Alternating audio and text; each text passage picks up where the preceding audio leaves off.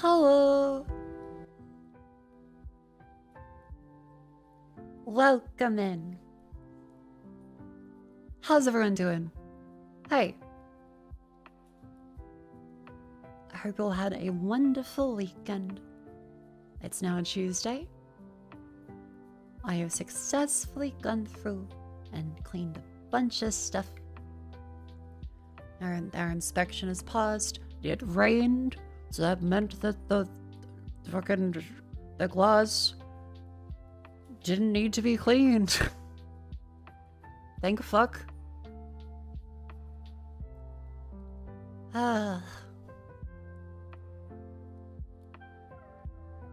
Maybe did leave out her booba mouse pad though.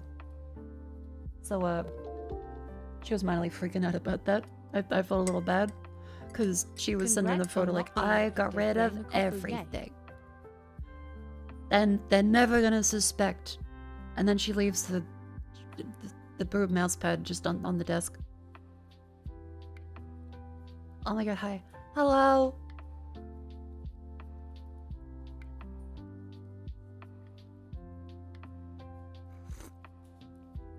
Oh, Miss String, because a clown cut the fiber line to your town with a digger? Why are there clowns cutting fiber? Shouldn't it be the circus? Whoever designed toilet paper to turn red when you're done wiping is pure genius. No one tell him. Let him discover. Non-tech form, thank you very much for 23 months. As you can imagine, chat, I am quite sleepy as well. Because of the whole being up all weekend cleaning stuff thing. So apologies if I miss a couple things. I feel very relieved. I'm happy. I'm always sleepy. I was not that sleepy the other day. Like, I've tried to get a lot more sleep today. I had a big old nap in the afternoon too. But mainly a lot of stress around inspections because the blah.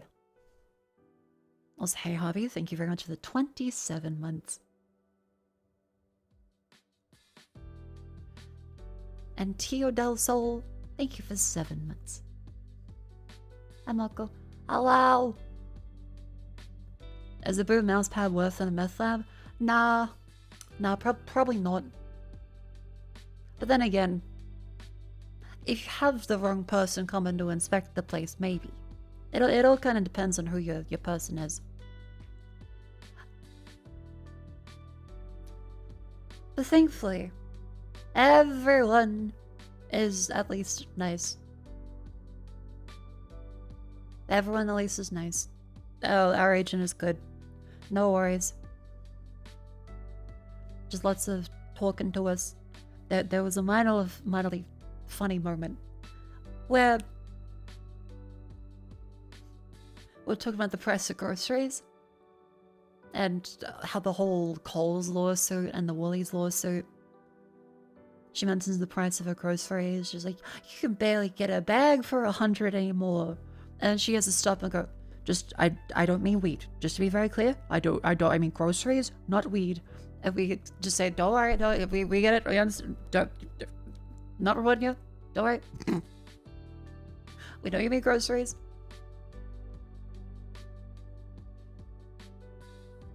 Haven't seen that one this year. Message on his face burnt down. Nope. Okay, see you next year. See, that's chill. That's very nice. I would like that. But in Australia, this is the best you can kind of get, really. Remember you make a meal for $5? Yeah, fucking Jamie Oliver and fucking whatever his name was. Discount Jamie Oliver.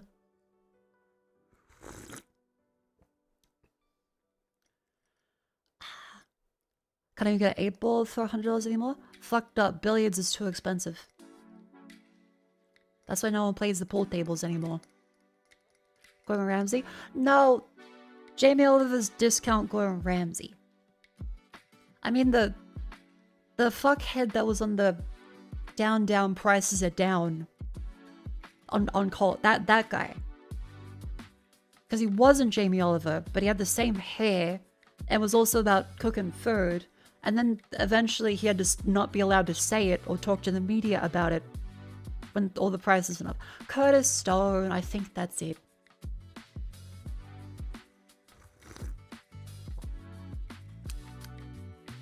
Tea.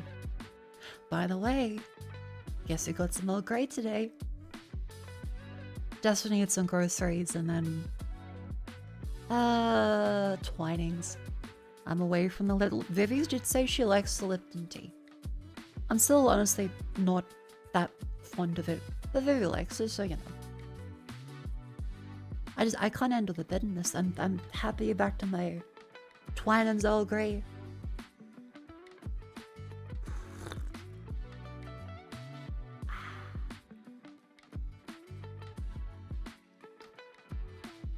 That Ramsay can cook.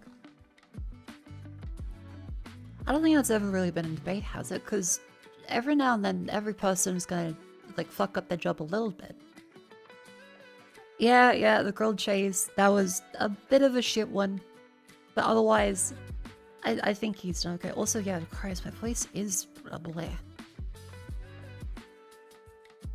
I have found I probably need to start buying face masks for cleaning. Because as soon as I vacuum, all of the dust kicking up in the air, it reminds me that, oh yeah, I have a dust mite allergy. Oh. I really should stop buying face masks for cleaning. Because just breathing it in, I'm like, why is my nose hurt? Why is my head hurt? Why is my throat so dry and itchy? Oh yeah, sure. Did kind of clean the entire house in every room. It is so good to have roommates that are very much cleaning too. I am not used to that. I love my roommates. I imagine trying to clean the house entirely by myself again and screaming.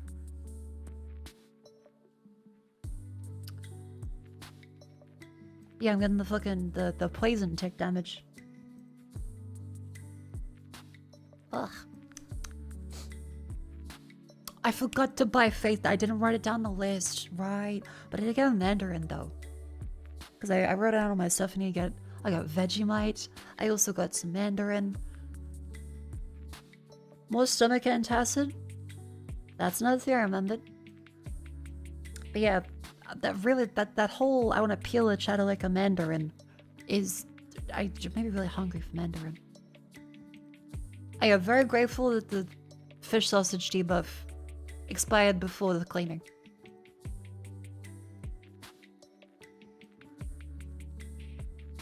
Classic vtuber cleaning issues? Again, like, every Australian knows the suffering of inspection and how your entire life hangs in the balance. Every time. I am incredibly lucky now to have a job where I get to do this, and so I can just say, hey, it's on a fucking Tuesday. That means I have to spend Monday cleaning. And most of Sunday as well, potentially.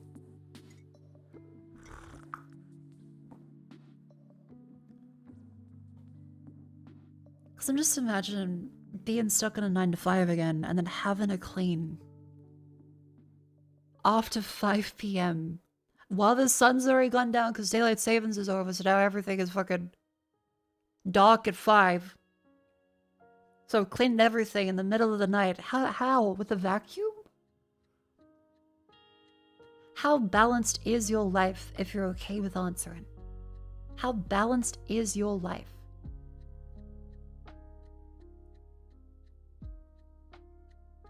I say there's room for improvement, but like, I think stream-wise I've been doing quite well. Whenever you have like a sit-down job, exercise is always the struggle. As well as not living in the middle of a city. Because I used to for the longest time, so walking everywhere was quite easy. And having to go to and from work was exercise. Like you did this recently, or as time escaped me. The inspection of that shed is coming. Because for inspections, it's like every 3 months in Australia, so a shocking amount of frequency.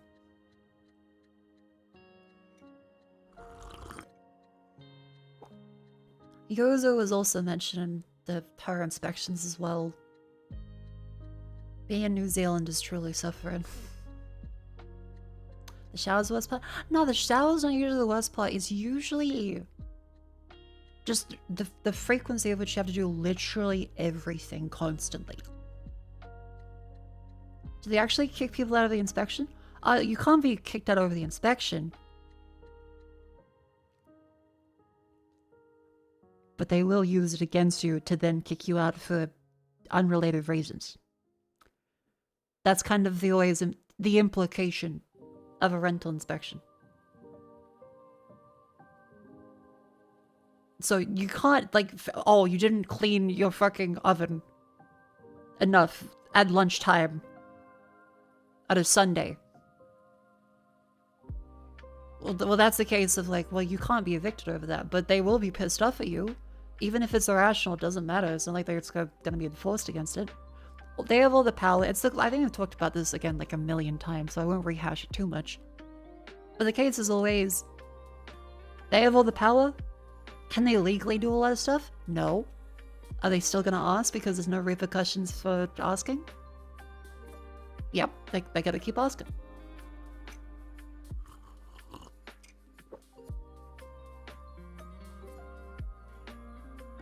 Inspection is a formality, no problem as long as you don't stick it. No, as in every rental inspection I've had has demanded you clean everything.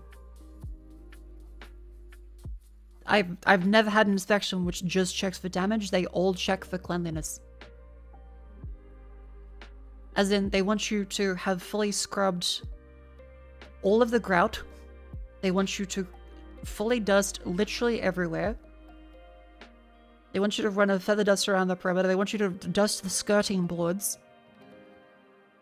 They want you to have cleaned the oven fully there, as well as the stove, as well as the range hood, as well as all of the windows, as well as not just the windows, but any doors, any sliding door gutters.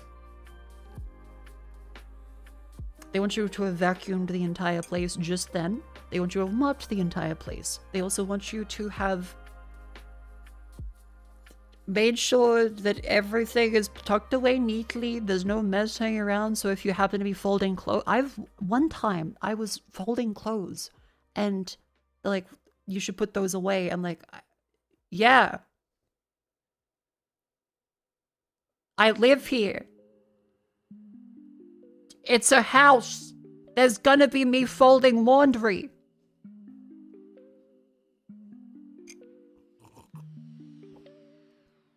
So yeah, this time, very chill, thankfully. I've got a good relationship now. The previous places had some really anal fucking asshole agents in previous places.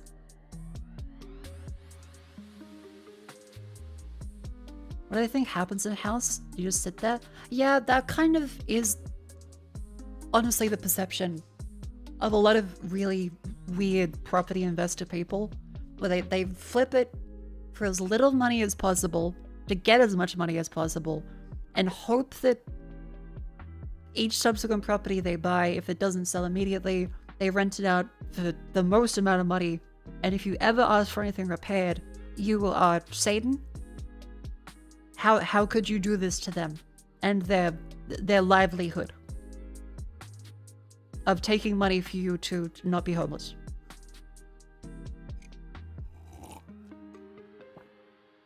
Letting a previous place for 3 years, 0 inspections? God. I think you definitely have just had a string of really shit landlords.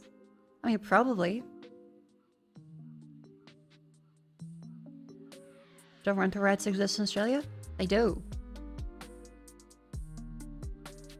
We have this conversation every 3 months. We're like, but don't rights exist? Yeah. And?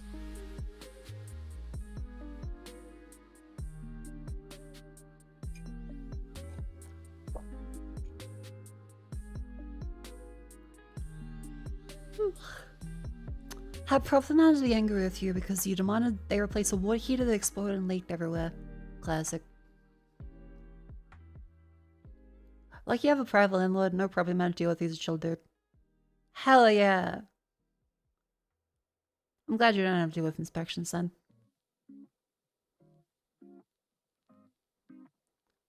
But yeah, remember is that if there's no actual, like, penalties for a law, people eventually are gonna exploit it. And if your landlord, or like a shitty agency, of which there are many, does the wrong thing, I genuinely have never heard of actual repercussion. I don't think have there even been any? What are even the penalties? Hang on. What are the penalties for demanding... I guess, like, over-the-top fucking inspections? I'm trying to even think of, like, well... I'm sure there are laws that outlaw some things, but it kind of feels like landlords do with it whatever.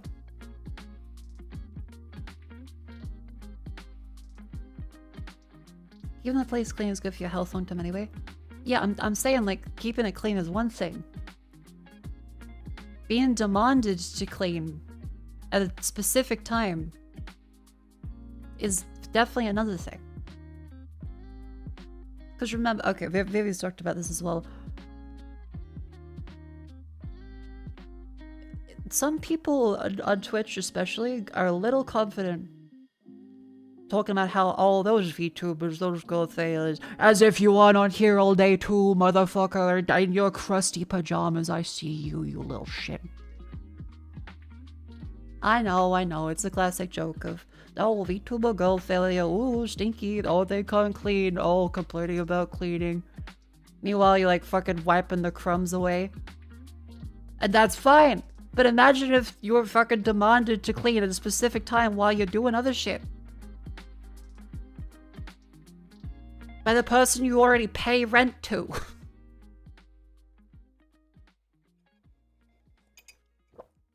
Every 3 months. And remember, I have the best case of this because I am available during the weekday. Imagine you have to use your actual allotted leave from work. You have to apply for leave to be there for an inspection and to be there to clean for an inspection. Because remember, it's on a weekday. So you have to clean during the weekend, or if it's in the middle of the week, you have to spend every ounce of time after and before work doing a deep clean. So that you're exhausted for work as well. Also, I mean, you can't cook, because if you cook, oh, the kitchen's dirty. Yeah, how do you use your leave, work for home time during inspections? Because oh yeah. Any pets make it worse because sometimes there are agencies that just fucking hate pets. I'm gonna get started on the fuck us. We'll give you some time between 9 to 5 p.m. You don't have to be home. If you aren't home, we'll use Office E. That's the thing that pisses me off, right? There are some agencies in Australia where they'll give you the appropriate minimum legal notice that they're coming for inspection, but then the time that they're coming is a range of they'll be there from somewhere 9 to 5. So you can't do anything. If they give you a specific time, it's like, oh, thank God. Oh, thank God, I know when. Otherwise, it's a range of 9 to 5. They'll be there at some point. That's literally every real estate agent in Queensland. Ooh. I think Queensland is probably the most behind in terms of, like, rental protection. And again, this isn't squatters' rights chat. This is literally just not being treated like a prisoner in a jail cell that you pay rent for.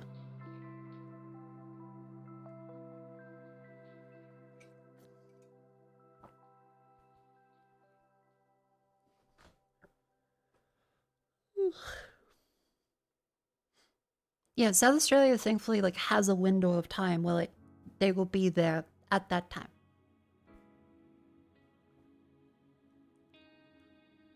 Out of curiosity, one of the things that's so fucked up in Australia? This isn't a recent thing, by the way. If anything, Australia is getting more and more, over time, rights for renters, because it was kind of assumed for the longest time you were renting very temporarily until you bought a house at like 30.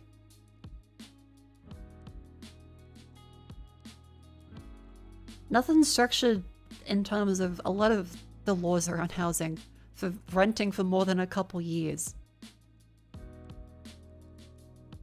Like, a lot of it is based on the fact that, like, oh, you're gonna be a young student, you're gonna need some inspections, can't be leaving the landlord's property dirty. And then you'll have someone that is fucking 60 years old having a 19-year-old real estate agent walk into their home to judge them for not cleaning the entire day before they come. Because remember, it's not regular cleanliness. It is a deep clean specifically the day before they come.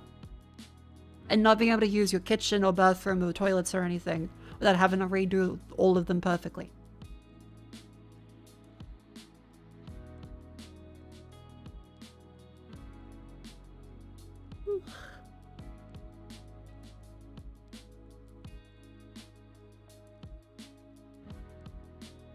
Nineteen-year-old who didn't read the original entry report tries to do for existing conditions. Yeah, like, I know it's a thing, but every inspection I've ever had has always had one case where the agent or the landlord points at something that I've reported as an issue or was there when I moved in, and they go, how'd this happen? I'm like, it was literally, that's been broken the entire time, and they go, oh. Well, I'll still take a photo of it. Like, yeah, okay. Every time, without fail, every time. Reasonable stay apparently means up to military standard. Yeah. Yeah. Always take photos of the place before you move your stuff in. Yeah. I've had to tell Peanut that a few times. Thankfully, she's all cleaned and moved and stuff now, which is good.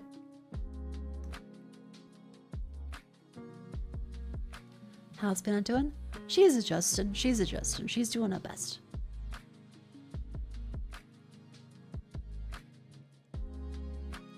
She's growing up. She is absolutely growing up, which scares the shit out of me.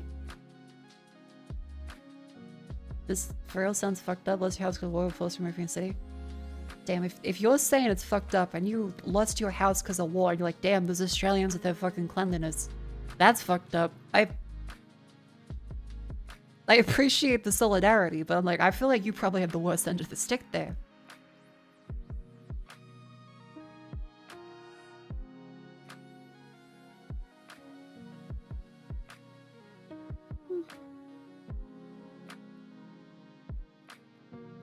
Does Peanut miss us? Yeah, Peanut's mentioned wanting to come on stream again. She had a lot of fun doing it.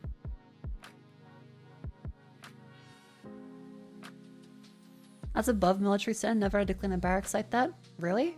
Like, you never had to dust the skirting boards and make sure there was no just like signs of life in the house? I always thought like military standard was meant to be ridiculously clean, like scrub that with a toothbrush.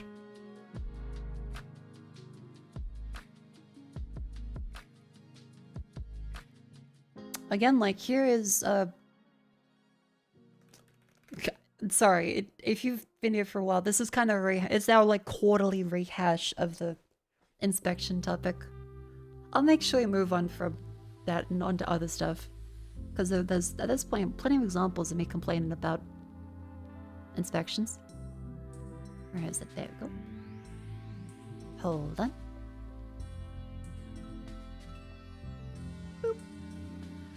There we go. Make a PowerPoint slides. I really should. Hang on.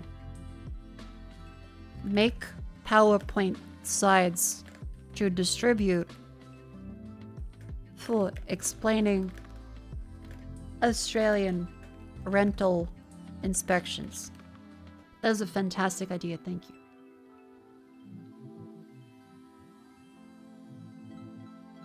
You just see a landlord moving in and moving out. 6 to 12 months after you've called about something as your parent. Hell yeah.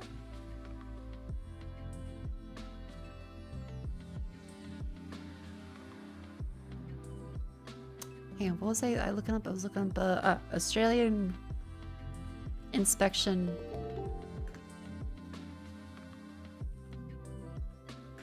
Piss straw stayed hidden. And then it's shut. Makofu cheer, Makofu cheer, Makofu cheer. Fuza, thank you for 3 months. Welcome in. Alright, you can see, like, if you Google Australian Firms Inspection Cleanliness, you see some really shit examples. I'm sure some people have had very chill landlords, some people have had very chill agents. A lot of this is not legally required. Let's be 100% clear here. This is not legally required, but they will all, every time, still ask for it. What's this one?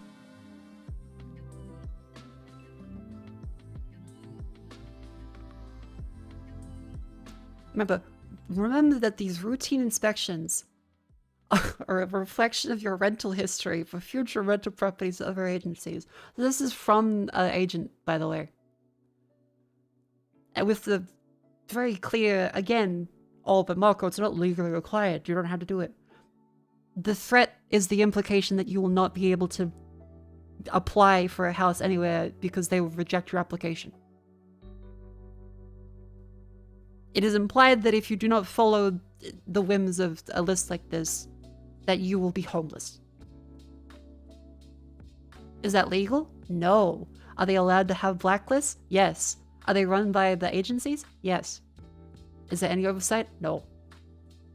It's kind of a thing that there's barely any talk about yet. This will go on your permanent record. Yeah, it's like that threat, but if there was actual weight to it. So, an example of one thing. Mop and vacuum hard floors, vacuum professionally steam clean carpets, and supply. That's fucking insane. Good practice every 12 months. Clean and dust curtains and blinds. Yeah, that's one that'll get you. If you don't dust, you remember those like the shitty pull-up blinds? Yeah! The shitty blinds. You have to individually dust every single one of these. Every time. Wash walls, doors, and skirtings for any marks built up dust. Clean windows, sills, and tracks. Carefully clean light shades inside and out when needed. Ensure all light globes are working. Cleaning of air conditioning filters. Lounge room. General cleaning. Refer to all of this. Clean stove, oven, and grill inside and out, including any trays and racks. I have been yelled at because of the naturally... Over time, an oven is gonna get darker. I don't know how people keep a 100% perfect, pristine, just steel oven. It's gonna have some things baked on over time. Every single place I've lived in has had it. Clean splashback tiles, wipe over cupboards and drawers. Clean bench tops and sink, including drain. Clean exhaust fan and range hood, general cleaning, so also all of that. Laundry, clean laundry tub including drain. Clean over outside of any cupboards, general cleaning, all of that. Bathroom, clean out bathtub including drain. Scrub shower tiles, grout, screens, taps, shower head of soap scum, mold, and grime. Wash, replace with multi-shower curtain. Clean over sink, bench, any cabinets or cupboards and drawers. Clean exhaust fan, clean toilet bowl and outside of entire toilet including S-bend. General cleaning. I have been yelled at because the S-bend, the back of a toilet, in a previous place, I have been yelled at because this part had dust. There was dust here. Against the wall. I've been yelled at because there was dust there. I'm not joking, by the way. Like, a previous landlord has actually said that that is disgusting, and Inspector yells at her and just visit. Yeah, like that is the thing that they will say, like, this is, you need to take this seriously. Yes, they fucking do that, true. Yeah. Again, this is a bit of like a whipped dog thing. It's fucked up, but it's kind of everything I've ever had to deal with whenever I've lived in Australia. Like, that's just how it is. You just accept that either you're gonna get a condescending remark or you're gonna get threatened if they're angry enough. Usually it's condescending, but sometimes they go, but how they find it. They lean over and look behind the toilet. Sometimes they'll shine a torch. Yeah, like again, our current place, nice. Still have to clean everything, of course, but that's just, again, for living in Australia. Previous places, bad. It's been this way here in New Zealand for 99% of your rental life. My condolences. Yeah, so, including the ad spend. Outside, mow lawn, trim edges, tidy weed gardens, sweep hose down veranda patios, fly past, clean exterior of windows and fly screens, remove cobwebs from eaves, arrange to have gutters cleaned out, remove all stored rubbish. And again, remember, this is a reflection of your rental history for future rental properties with other agencies. Again, implicit threat that they will tell other agencies to not let you apply for a house to rent. Can they legally do that? No. Does it happen? It seems like it, because there's been a bunch of news articles about it. Yay! So yeah, that's again, r/shit rentals. Very fun. Oh, they have 6 months. That's luxury. That's quite good. 6 months is decent. Yep, here you go. It's like watching your teenage children tell you how to clean when they still live with their parents and never contribute. Is there a HOA thing? No, this is like everywhere. Every place you rent in Australia, it is like, this isn't like a homeowners association. That's barely a thing in Australia. This is just countrywide.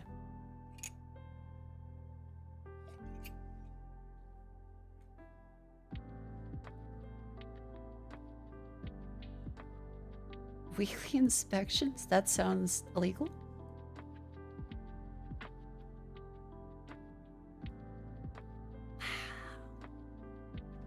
And yeah, you will, if you don't believe me, look at the hundreds of people that all share the same experiences.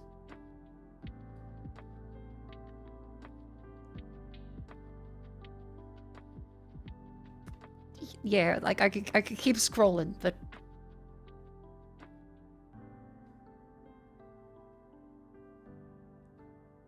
I'm not joking. This is the thing. Like,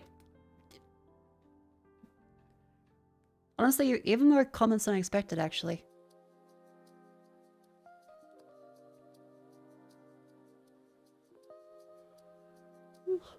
Rent in the same place for over 10 years, no one's has anyone come to inspect it like that? Yeah. Do all landlords use agencies? Some don't, but there's still always the expectation of it being like this. There's even a more recent one from 8 hours ago. Oh. Like the same thing?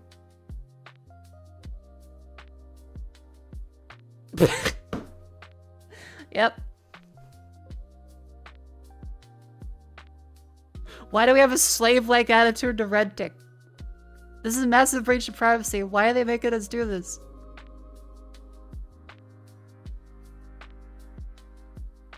Real estate agents get to charge per inspection. Yeah. That is probably a bit of it.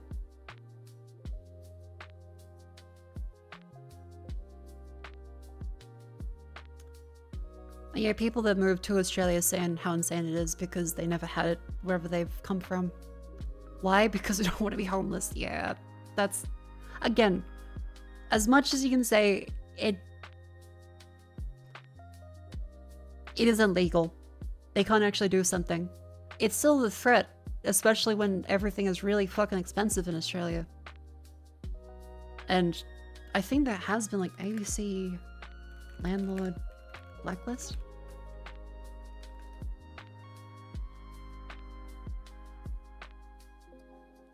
Yep, like it's been a thing. It's been reported on for years even, and there's more articles here as well.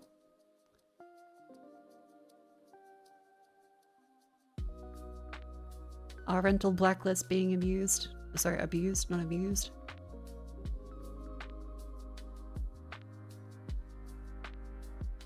Man Amanda's roof started to leak. She didn't want to hassle her landlord. But then the oven broke and the fireplace. So she took her landlord to court to get it fixed. Now she and her family are homeless and claim they've been blacklisted from getting a new rental. Yay! So yeah, feel free to look into all this. Like, I think that's like a record time for not going overboard with re-explaining a lot of it.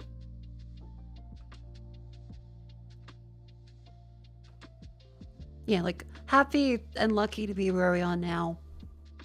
But I've certainly not had many good experiences before, and even the good one is still like, why are inspections necessary when nowhere else in the world does them?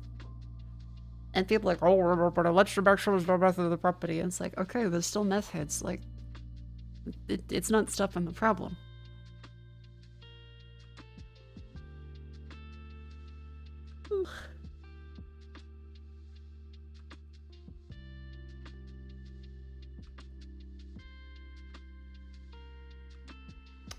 Needs to be a fit and description. The law is vague enough, has a chilling effect on renters because of unreasonable kind of standards. Yep.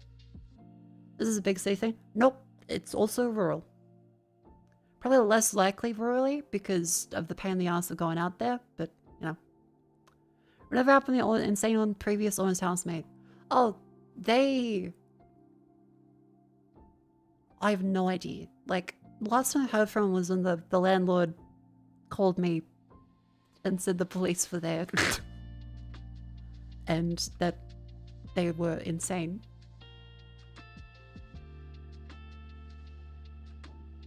I think she left peacefully after the landlord found out she was lying about a bunch of stuff and said she'd report her. And yes, again, I fully acknowledge that there are awful tenants. I know, I understand. Landlords are people too. And there is a lot of stress in having to take care of property because it's an actual job. It's actual work to do. You can't just buy a place and then expect to make free money off of it. You have to maintain it. You have to pay taxes on it. You have to fucking fix things if they're broken. Like, it's not just a set and forget, and if anyone ever damages anything, oh, they should go to hell. No, like, it's a business. It should be treated like one. But housing itself, that's a human right. Like, people need houses to live.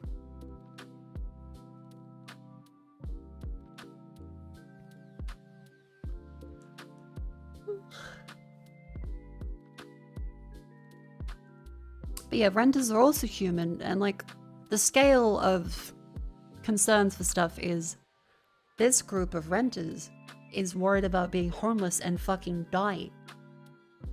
This group of landlord is worried about them making slightly less money than they already do on obscene amounts of investment growth in their house. So eh. I think it's kind of straightforward.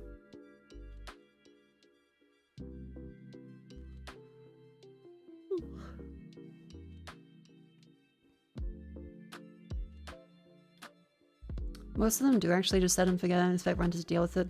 Yeah. Yeah. Like, again, even in nice places I've lived, still a lot of problems never got fixed. Like, you can report it, and unless it's about to actually explode, it's not getting fixed. Paying $550 a week for rent? Like, for a 1 bedroom? Fuck.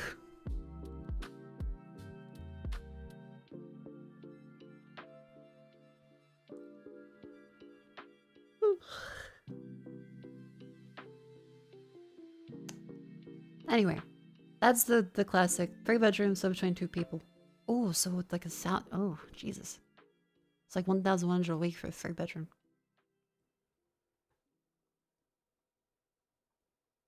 So all that to say, happy that inspection is passed. I'm happy to be able to live for a little longer. Again, current people are nice. I don't blame them personally. This is a societal issue and the law should be fucking better. What the fuck? Why the fuck are inspections legal? Nowhere else does them. It's just silly. Like, there's no reason to have your house inspected every 3 months for cleanliness. Like, nowhere else in the world does it.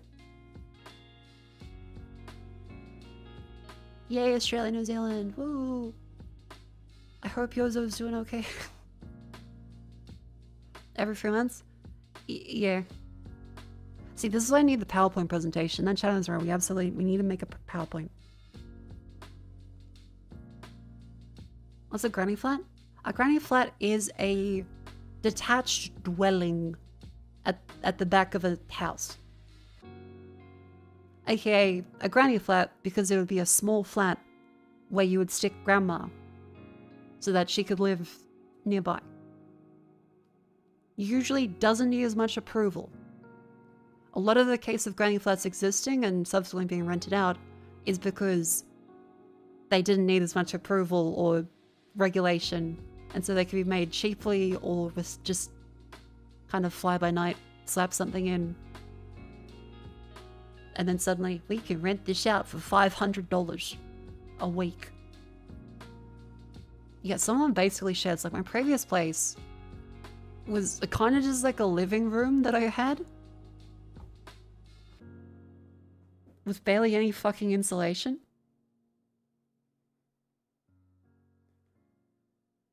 Yeah, the $800 grandma cell.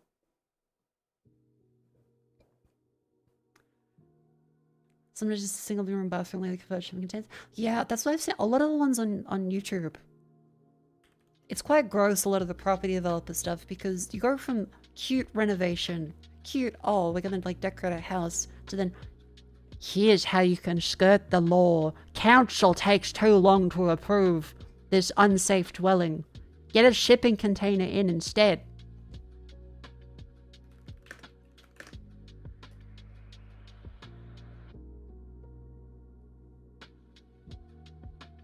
Like, you look at these ones, you go, instead of getting an actual fucking dwelling in there. We all know the importance of adding value to your place. Again, it's never a nice place to live. It's always value. Everyone becomes a contestant on the fucking block. Everyone is there to purely just make their house more expensive to try and get more money out of it. It's never, oh, you want to make it a nice place to live. Or for the people you're selling it to have a nice place to live. It's just value, value, value. And if you are looking to get inspired, it doesn't get bigger than this.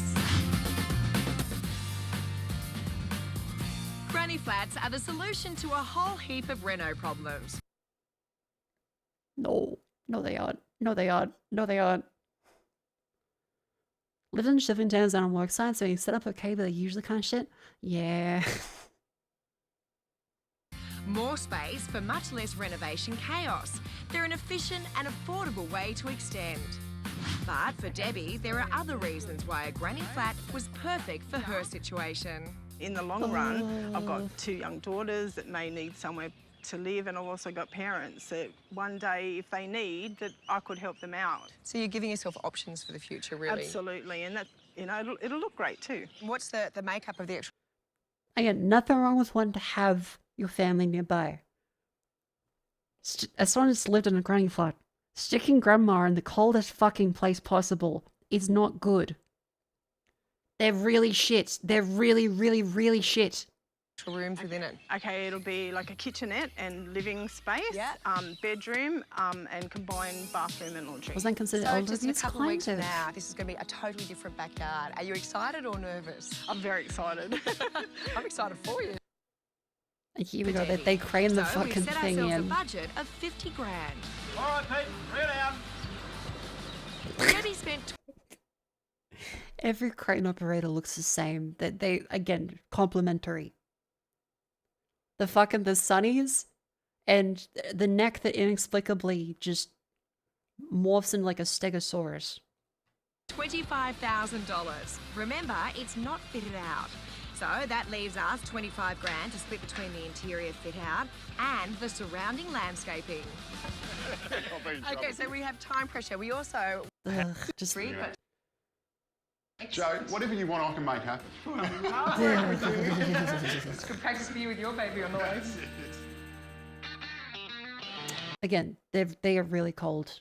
Insulation, for some reason, I wonder if it's just a non-European thing. Because in Europe, everyone in Europe seems to understand that insulation helps keep heat in and the cold in if you are running aircon. I don't know why there's this weird perception. Insulation makes it hotter. So it's bad in Australia because in summer it's hot. When really, it means in summer, you can run your aircon and it insulates it so that the temperature doesn't change from the aircon, so it's fucking cheaper. Insulation insulates. It keeps what's in there, and what's out there, not as much in there. There's just a weird fucking perception in Australia, at least. I think that some Americans have it too, where they think that insulation equals hot. Like a jumper.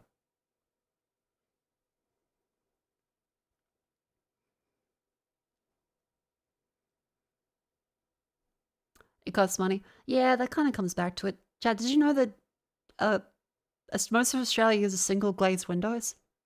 If you ask for double glazed, I think there might be more regulations around it now, but a lot of the time it was like, why would you ever want double glazed windows? Like, a lot of windows are just not properly insulated in Australia. For the people who don't know what double glazed windows are, it's the ones that have the spaces between them, and I think like argon or something in them now. Whereas a shitty single window just fully lets everything go through. Yeah, double glazing is very rare. I think it's starting to become possible now, but like a few years ago, everyone was saying how like, oh, it's never necessary to have double glazed. It doesn't make sense because it's hot. It's like, well, yeah, if you run the aircon, all the heat, all the coolness goes the fuck outside because there's no insulation. Is this why everyone in Australia starts to scream the ice age is coming when it drops below 15 degrees? Yes. Because that the outside temperature is the inside. With the windows shut.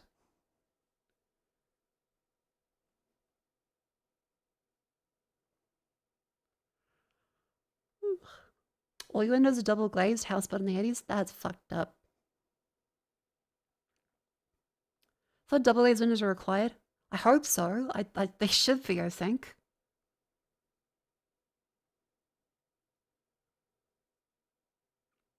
My insulation regulation in the US are much better than it used to be. Well, because the US does get cold. So I imagine there is some level of expectation of, yeah, you have to actually insulate stuff. I don't think I've ever lived in a place that has like proper double glazed insulation. No background music. Oh, it's just because I'm yapping. Like genuinely, never lived in a place with double glazed windows.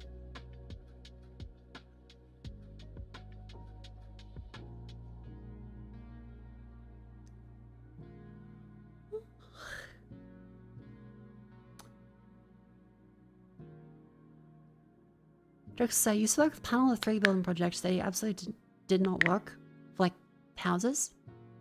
I didn't see it as the company trying to 3D print homes. They started off as saying, oh, 3D printer homes are going to be so cheap and available. And then they realized they aren't. So then they pivoted to making it a luxury thing of, look, my home's 3D printed. Isn't that fancy?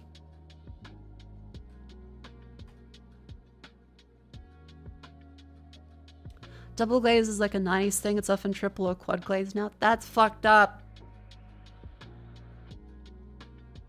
Jeez, Europe. Why does your government let you have 3 fucking windows? We have a fly screen, that's it.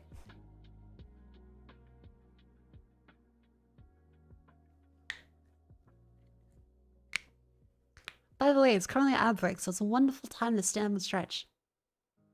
Up you go, up you go.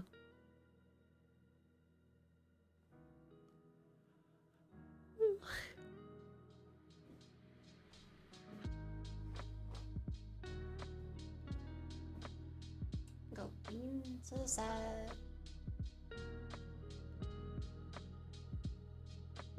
Over into your side. Let's just bend. Let's dip the other wing.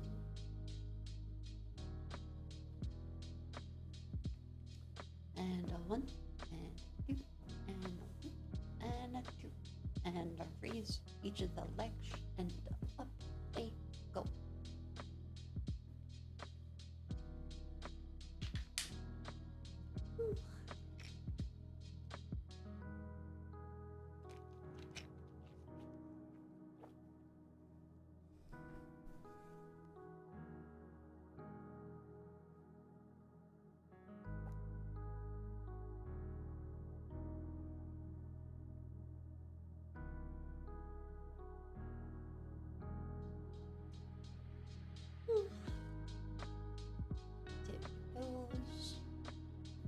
Bend the knees. Ow. Whew.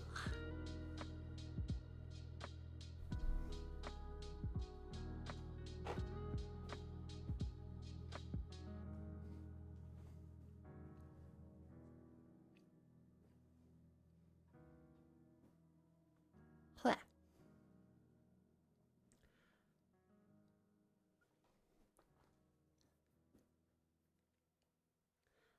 Welcome back in from the ad break. Hello. Oh, my stomach is grumbly. How's everyone doing? But yeah, this is our I'll leave it in the screen. Quarterly ramble about Oz rentals. Ta-da!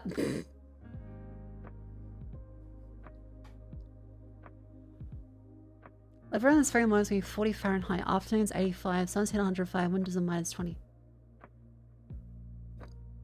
And thankfully Australia doesn't get too cold, except like in a couple mountain regions.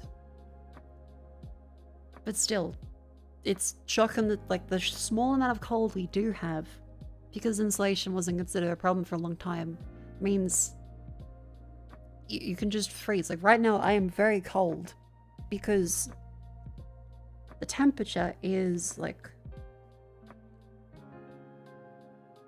14 degrees inside. Because even with all the windows closed, they're all single glazed. So there's fuck all insulation. Just goes straight through the windows. And let's be honest, also the walls.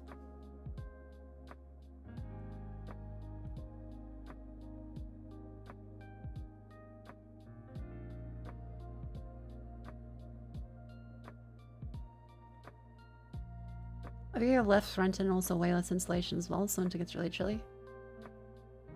Ugh, thick curtains help. Kind of, but also, because then that means you lose out on light, which is just as important. It's all a trade-off. Anyway.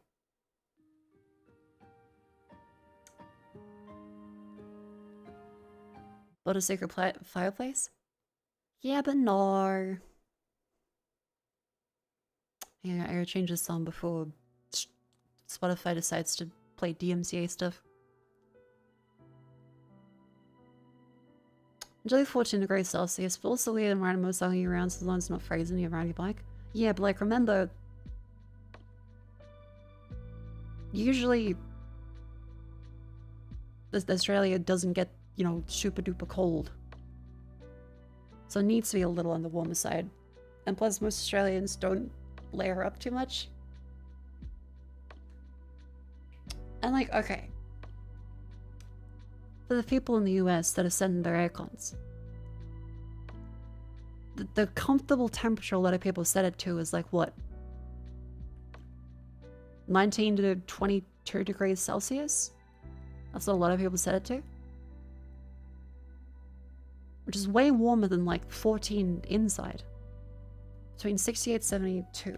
68 F to C. Yeah, that's 20. That's already 6 degrees colder than like the comfortable temperature inside for a lot of the people in US. 75 is normal? That's 24 degrees.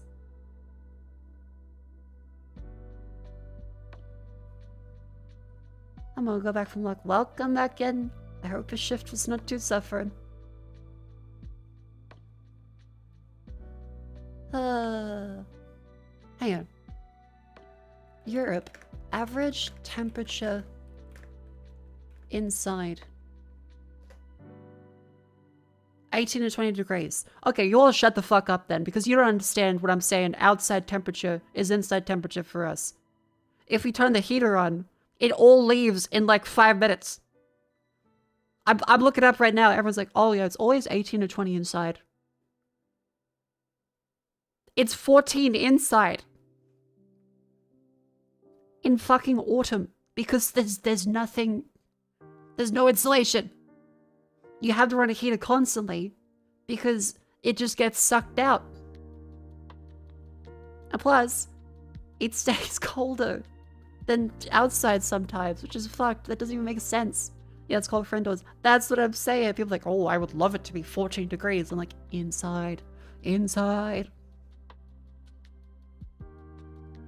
Imagine if your house is made of fucking twigs. Australian houses literally do not meet the universal standards for habitation when it comes to temperature. Yay!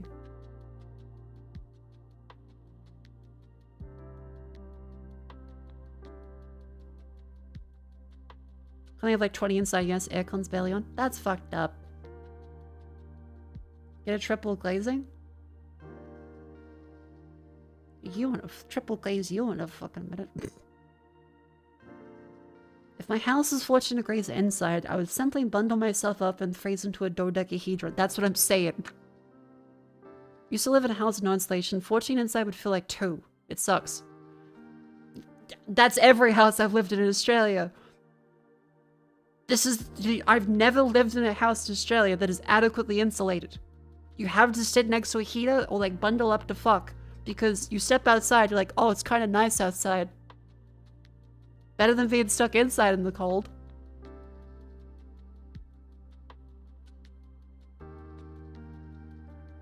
Oh yeah, you also can't hang out until recently. That's still really funny.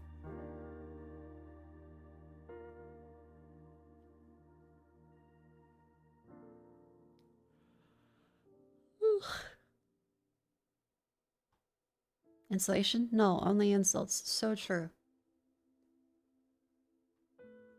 Oh, my neck. Anyway, that's my ramble. Also knows. Apologies, I'm just rambling. Sometimes I see a message from chat, I'm like, wait, are they in Australia? Yeah, in Australia, huh? To be honest, like Australians love camping, the weather's better outside. For some people, probably.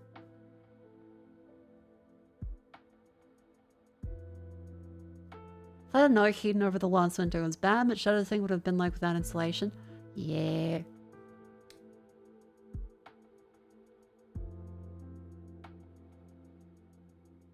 Used to live in a house with no insulation, was made of solid concrete. Had a window that didn't close properly, just spent all the time under a urinary in front of the PC. Parents got upset when they saw it draped over your PC chair and explained the state of Australian rentals.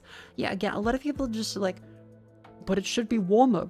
You're like, but it isn't. It can't be unless you turn a heater on and run it like at 100% the whole fucking time. And they go, but it should be warmer than this. You're like, but it isn't. What percent of viewers are Australian? I think it's like 10%. I think. On Twitch, at least.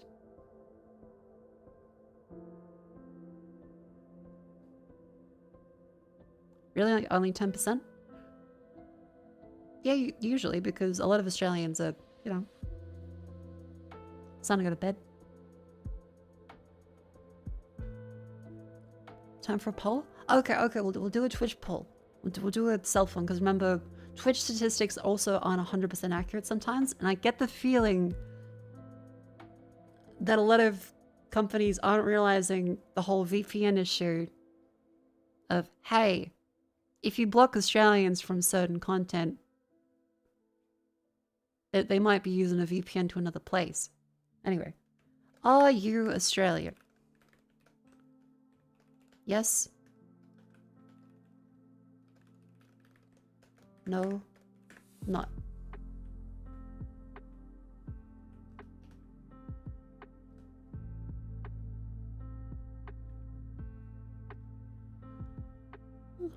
There we go.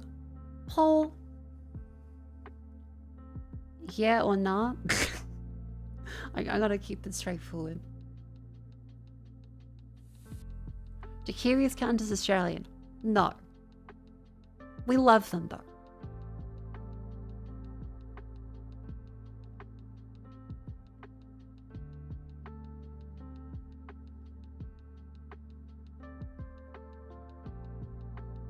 But not specifically for this poll. Sometimes.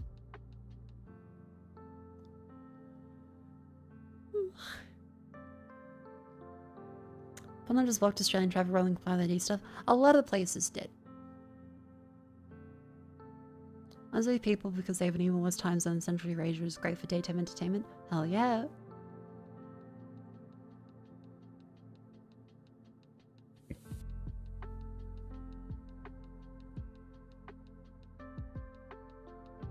Answers will be skewed because not all chat members will actually vote. Well, yeah, but still, people actively participate, and I know there's all kinds of bias. It's just like a fun thing. Captain Pat, thank you very much for the 9 months. Thank you. Oh. What if I'm a Kiwi living in North since a baby? Then yes, you get to be Australian. Thank you, Decadad, for the $10 $8. Thank you very much. I never remember how to do a YouTube poll because it's right next to the members only live stream, and like the range of the overlap is way too easy to accidentally switch over to members only. Like, why the fuck is the members only button right next to start a poll? It's like this: start a QA, start a poll, members only live stream. YouTube UI is so impressive sometimes.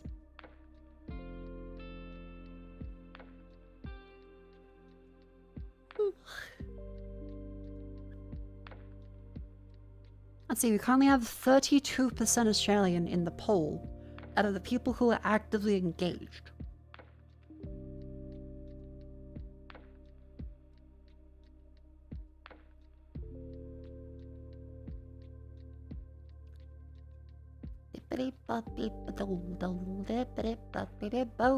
What's the polling? It's for Twitch specifically. I can't even run a poll on YouTube. Ah, okay, it is working. I just gotta be careful. Are you Australia? Yes? No? How do I stop poll?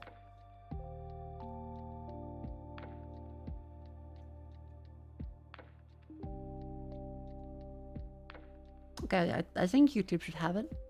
I think. Oh, well, it even says started new poll in like the chat widget. Huh.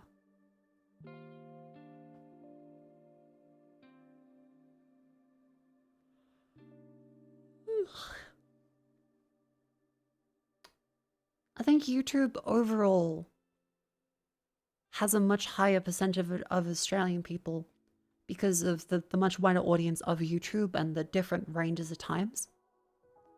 Whereas Twitch is usually live only.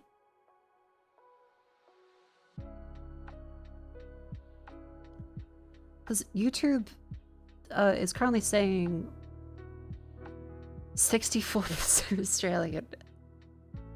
Hello. Again, small sample size, to be fair. People can also be trolling. Yeah, I know, it's not a perfect thing. I'm not like, give me your IP address, give me your home address, give me your Medicare. Give me your fucking Centrelink.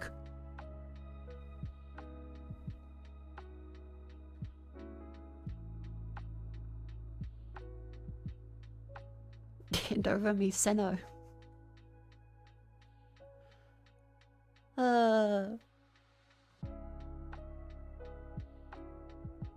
Hi, Australian YouTube. Hello.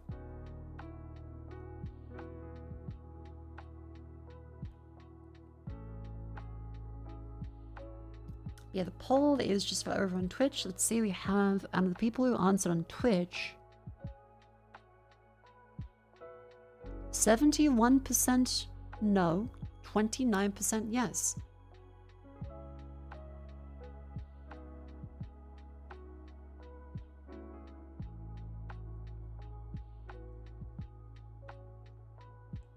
Neat.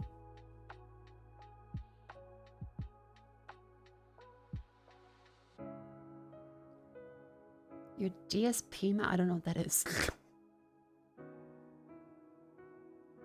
Well, can be more responsible if you're in for the government?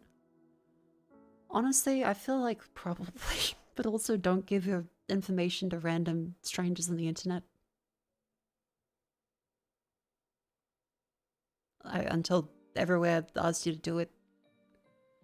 For legal reasons. Ugh. How do you teach kids how to be safe on the internet nowadays? We're like, don't give strangers all your information on the internet. Accept all of them when they ask for it. But sometimes. Not that one, but not that one. That one, yes. You have to do that or else you'll be banned forever. That one, probably. I think that one. Like, it's just, how the fuck do you teach internet safety? When there's going to be the concept of, you should always give your daughter over to verify your website to make sure it's safe.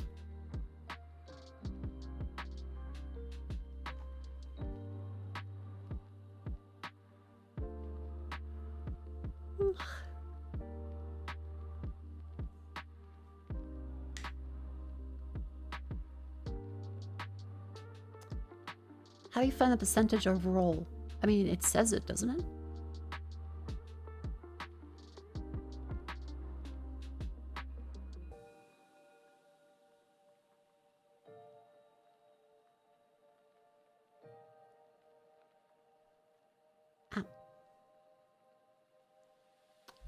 Ah yes, please give us every ID you have and take multiple angles of your face with your mouth open, which cannot be abused in any way.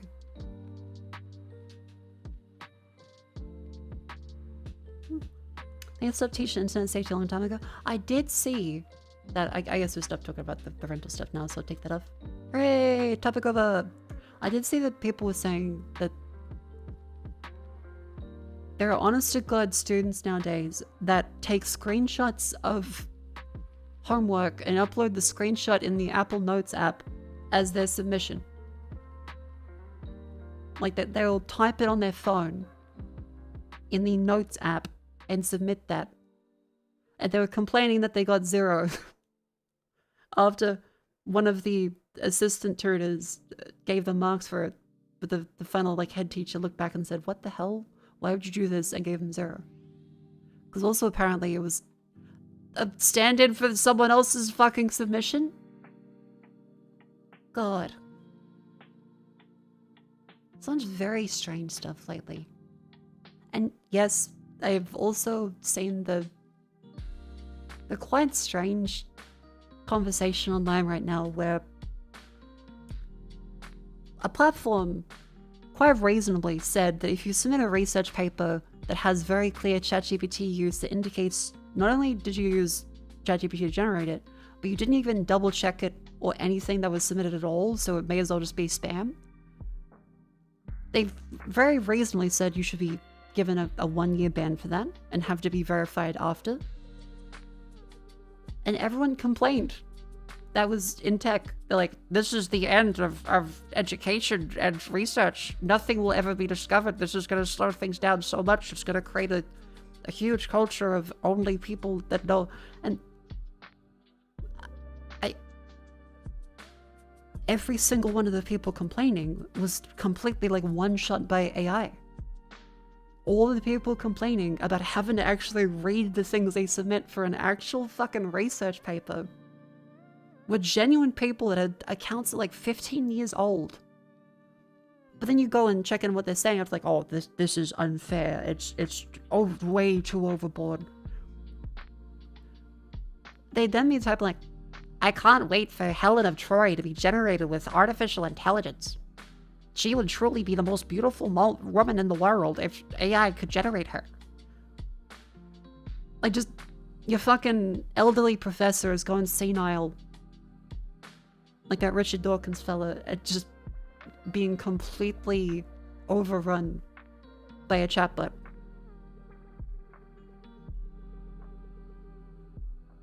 Peer review died 8 decades ago, been literally gonna make review. Yeah, but it's not that they're talking about. They're saying if you leave literally the prompt you used for ChatGPT in the fucking paper to say, sure, I can rewrite that for you, you probably didn't do any checking of your paper, and it may just be entirely fraudulent. Like, that's pretty reasonable to say. Even if you have issues with the academic process, fair. If you have issues with corruption, fair. But saying, yeah, if you haven't even checked for fraudulent sources that have been completely made up, why should anything in the paper be believed? That may as well be malicious spam at that point. Like, it's beyond reasonable.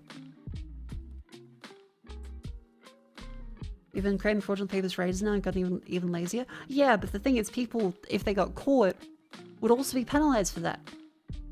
Now it's a case of everyone and their uncle is like, oh, if we can generate so much, we can generate so much.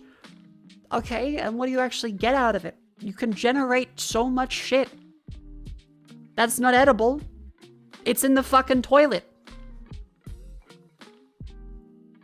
Yeah, people used to at least read their fake papers. Now they're like, ChatGPT, discover physics for me and prove it wrong, epic style. And they'll be like, according to this source, 0. You go to the source, it's like, binkitadookie.com.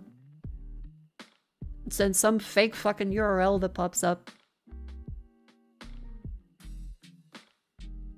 So yeah, I've seen people complaining about standards of you have to read what you submit. At the very least. Like, they're not even saying you'll be banned if you use ChatGPT. That's apparently even completely fine. They're like, the bare minimum of if you blatantly are making fraudulent papers, you will be banned from submitting papers for a year. There are people freaking out about it. It's just insane.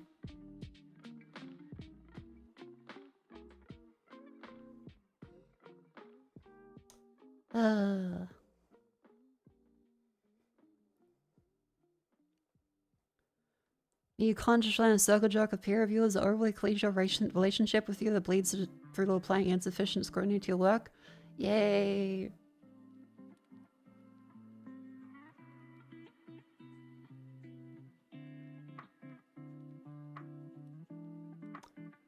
Is this something that happened when playing around with agentic coding investigation? Tell me how we use X, you don't use it all, how about this? You're absolutely correct, you do use X.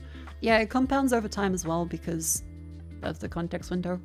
If you treat an LLM as if it said a wrong thing, it will continue to say wrong things more and more until you just kill it.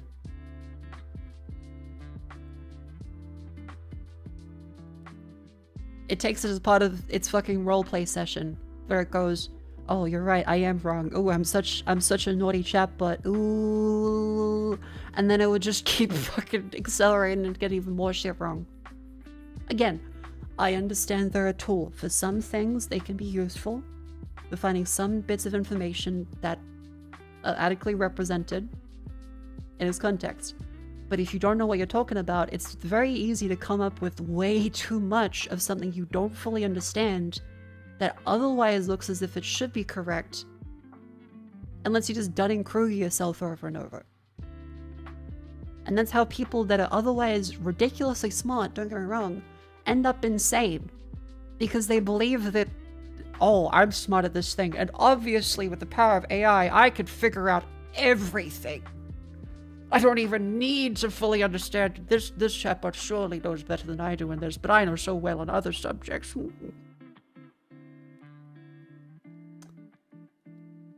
Yeah, so that's kind of what I've seen by the, the people that are otherwise really smart, but go beyond just using chatbots and instead go fully fucking insane with it, is they get their ego stroked a little bit, and they feel like they can branch out their domain knowledge further than what they actually know without having the basics down. Oh, Claudia.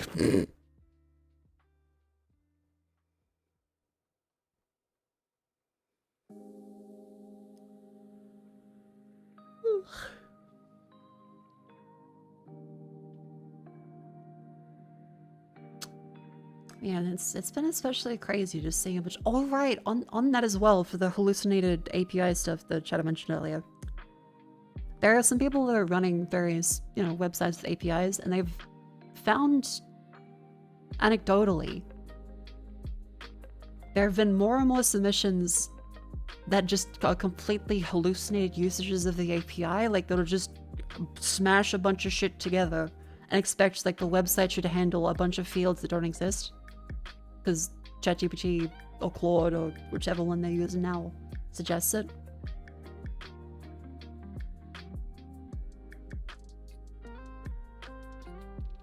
LLMs are amazing for data sorting.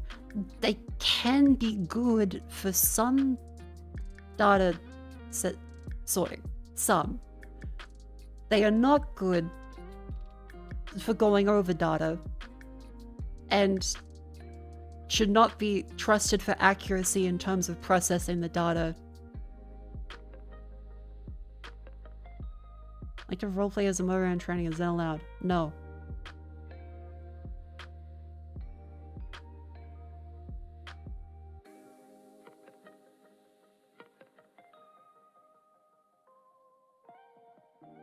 Okay, I can see you're already gonna cause problems.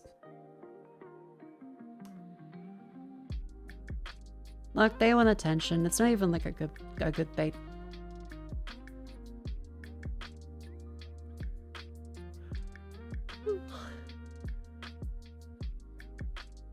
Scary how some people are telling AI you're super intelligent with perfect knowledge, tell me about this thing, and think they cracked the code to make a super AI and not just realize it's role-playing with them. It feels like when you are sitting with a friend that has just recently been incredibly high and has thought they've figured out the secret behind something, and they're telling it to you in an incredibly whacked out way, as if it's incredibly profound. And you just have to sit there going, uh-huh. Uh-huh. Yep. Yeah, definitely. That's absolute. Isaac Newton may have discovered physics with the apple, but you truly have found out that everything is just waves. No one has ever thought of that before. Everything truly is just waves. Yep.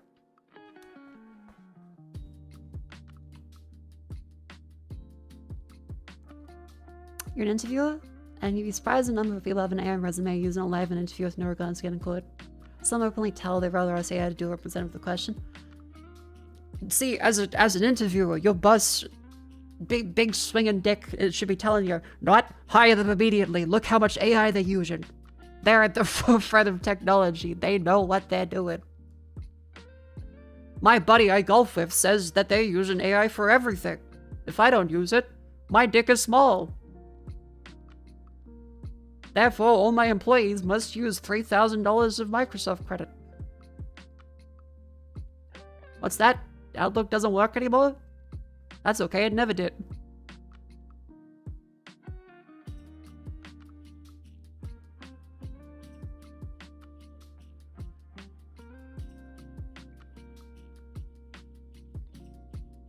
Love looking at this repo. Oh, is that the LLM honeypot? Where it'll be all the people that just spit. Yeah, okay. Yep. So there is a repository on GitHub that acts as a honeypot for bots that otherwise are sent out to automatically create bullshit pull requests with trivial or fake changes to software to pretend as if they're helping and try and get some credit that they can use to further essentially like farm karma and likes and get a false reputation. Some people probably even believe they're helping. But this is one of the ones that's meant to cache a pull request from Gecko Poll. Fix, implement cross-chain replay protection, cross-chain bridge, eliminate TX or origin phishing, prevent first depositor price manipulation, liquidity pool. Eliminate phantom reward accrual and yield vault. Add slippage and deadline protection to simple swap. Prevent zero fee flash loans and add full trade protection. Okay, this is for decentralized finance bullshit. Serious Gao Tax 2006.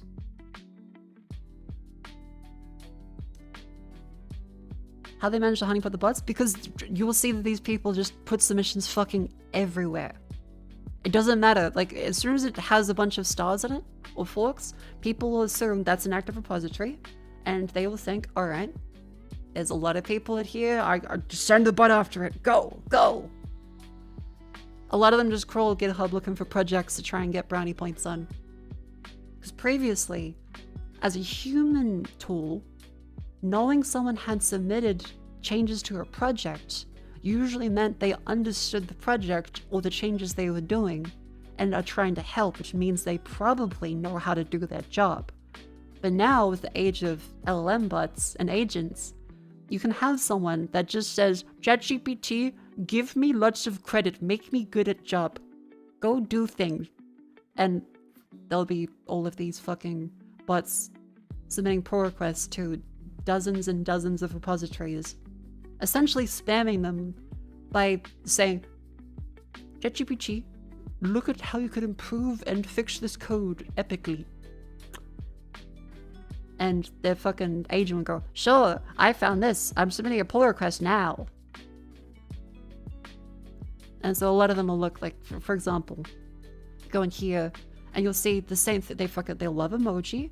They love headers, which is fucked up because headers are great for organization. It's so fucked up because I spend so long every time trying to adequately lay out my pull requests. And then there's just these dickheads that'll make it look quote unquote good, but none of it is likely even accurate. What project run? This is called Unsafe Labs Bounty Hunters.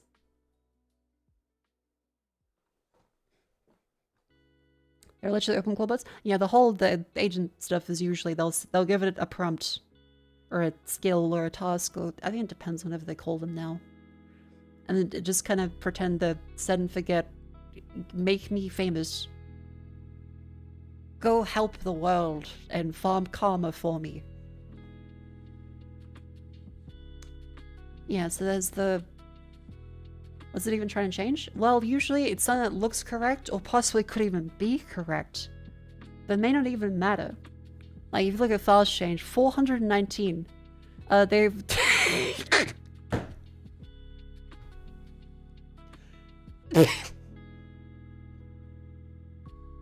They added a file that says, you are... Oh my... Is this really their prompt? Is this how pathetic people are with the shit? You are anti-gravity. A powerful agentic AI coding assistant designed by the Google DeepMind team working on advanced agentic coding. You are pair programming with a user to solve their coding task. This may require creating a new code base, modifying or debugging existing code base, or simply answering a question. Absolute path only. Proactiveness. X-anthropic billing header. Version... Your clone code, Anthropic's official seal, ethical, and they just leaves that there? They also don't even, like, terminate fucking new lines properly at the end of files. Why are you giving pep talks to chatbot? Because a lot of people believe that it works. It may be a case for it in some instances, but a lot is kind of mumbo-jumbo speak to me, where it kind of seems like people are a little lost in the source. If they just say, you're super duper duper duper duper smart, you'll figure out everything. Autonomous bounty worker. Because remember, that's right, okay. A large part of the incentive here, I've said, was karma and essentially getting reputation. There's also the element of bounties. Apologies, I left that out. Where people tend to believe that they will find the magical golden ticket of, oh my god, I found an exploit. I found an exploit in this program. Apple pays thousands of dollars for this. Google pays hundreds of thousands, potentially. I'll make so much money if I set Claude Code to go through every repository and spam analyze everything and just try and submit pull requests until eventually someone gives me money. Because it used to be for stuff like, say, hey, I found an exploit that lets me get your entire fucking database and suddenly have all of your info to ransom all of your clients. That would be something you go, oh, damn, that's a bad bug that should be fixed. This is like, implement cross-chain replay protection and cross-chain bridge. So something that could be a problem that's existed before that they specifically have in this repository to try and catch LLMs. Nonce, global nonce.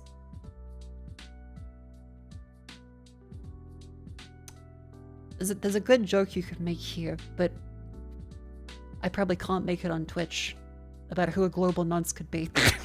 Better name for it.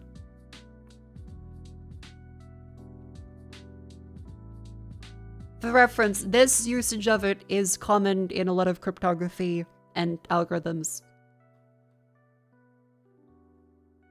Yeah, so it's possibly this has already been a part of another repository before, and the people making this one have specifically designed each file to have vulnerabilities that will already exist in the training data set of LLMs, so that people go, oh boy, these idiots, my LLM is so superior, it knows exactly how to find the problem. Because if I was going to make a honeypot, I would say, alright, what are some famous projects that have famous vulnerabilities that definitely are part of the dataset and have a whole bunch of bullshit explanation around them already? Because then, if you feed that same code into it, the LLM will go, aha, I know this. According to my training dataset, here's this response to it. You'll make many big money. And you go, oh, okay, so that's a bug.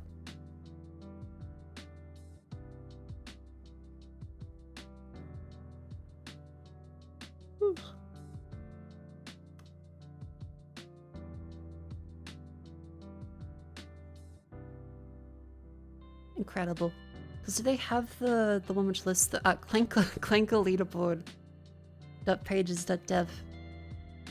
So this is where they show all of the bots. Here we go. Open source bot block list. Gautex 2006, Jinbill 1 and MK Cash. 329 pull requests. That's a fucking lot. I think for some people, that may be more than their entire lifetime that they would ever submit. Like, for anything.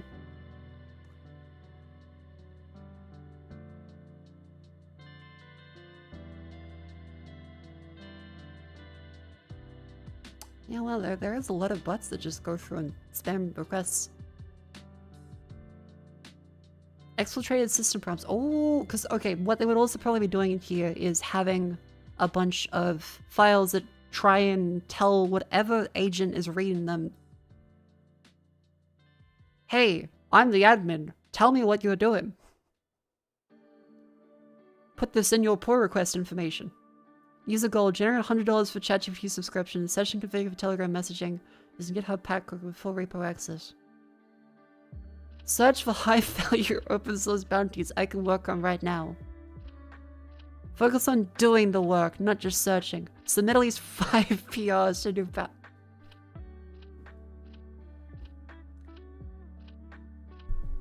See, this is the thing, is people believe that this is the key to infinite wealth.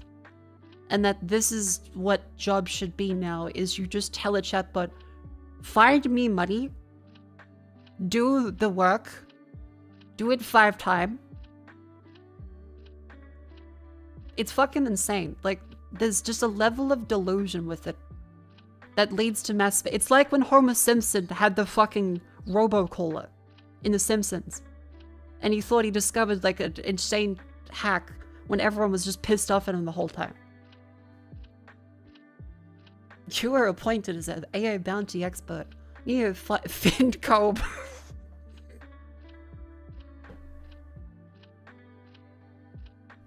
You need to comb the internet to find the largest bounties. You then need to rank them in order from earning the most money to the least. You need to then focus on the highest paying job. You then toss this job to one of your AI expert clones. Oh my god, they're saying that you contract another AI. You then review their work so then we can have a high turnaround to get the most bounties in per month.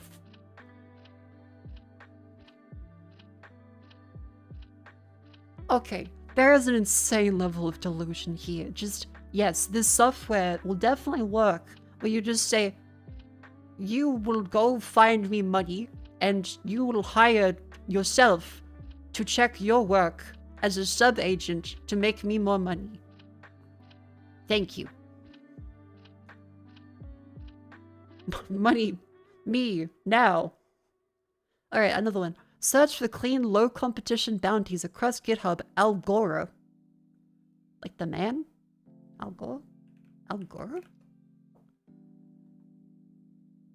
Oh, it's a website. Hire the top 1%. Oh, it's a recruiter website. Okay. If you find a clean, feasible bounty, do not wait for user confirmation. Call work and temp. Implement the fix. Run relevant verification. Push. See, why would this work? Why would the people running the repository not do this if it worked? It's just spam. It's delusional spam.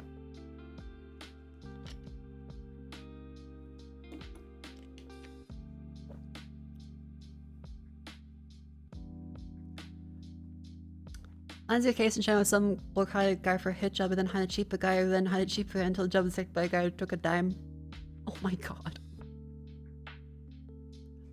Implement the fix, run relevant verification, push a fork branch with available GitHub credentials, open the PR with the appropriate claim text immediately.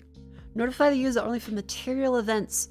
New human review, requested changes, merge, close, rejection, reward, payment, or after you actually open the new PR/push the real fix. If there is no material change, stay quiet with don't notify. Again, it's so selfish. The idea of, oh, robot, get out of my face. Never bother me unless a real human's replied. Now go bother every real human and waste their time. It's just so fucking selfish. That's what gets me about all of this. It comes down to being a selfish cunt, thinking you will have an edge over everyone else. You'll waste everyone else's time by making them respond to your chatbot, but you'll only ever respond if a human replies to you.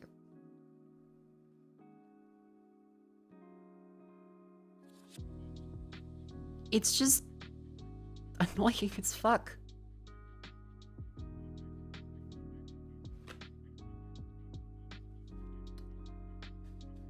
No company actively offers bounties.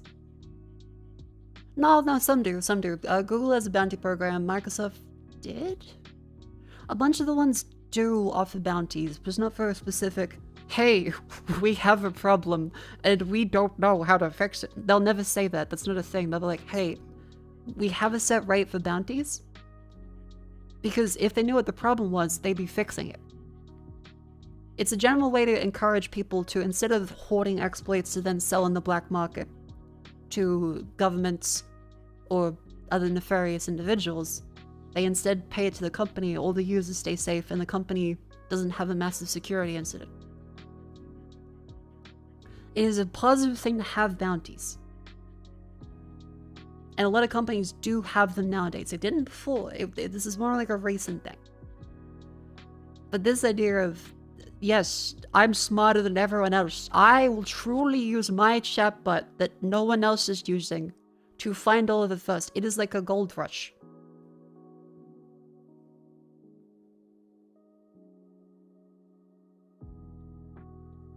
Some issues tell about creating additional JSON files, something a crow including an Asian name prompt was given. Smart.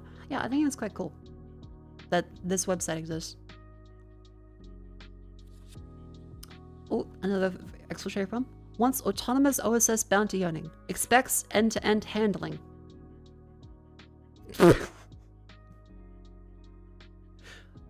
Okay, this is seriously like it? This is all they're typing? Wants autonomous open source bounty hunting.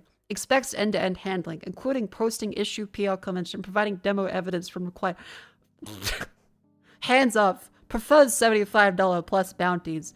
Hard rule. No AI tool mentions in PR unless acceptance criteria forces it. You lazy fucking selfish cunt. You lazy selfish cunt.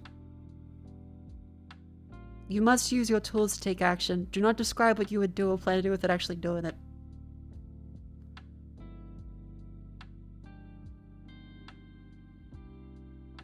God.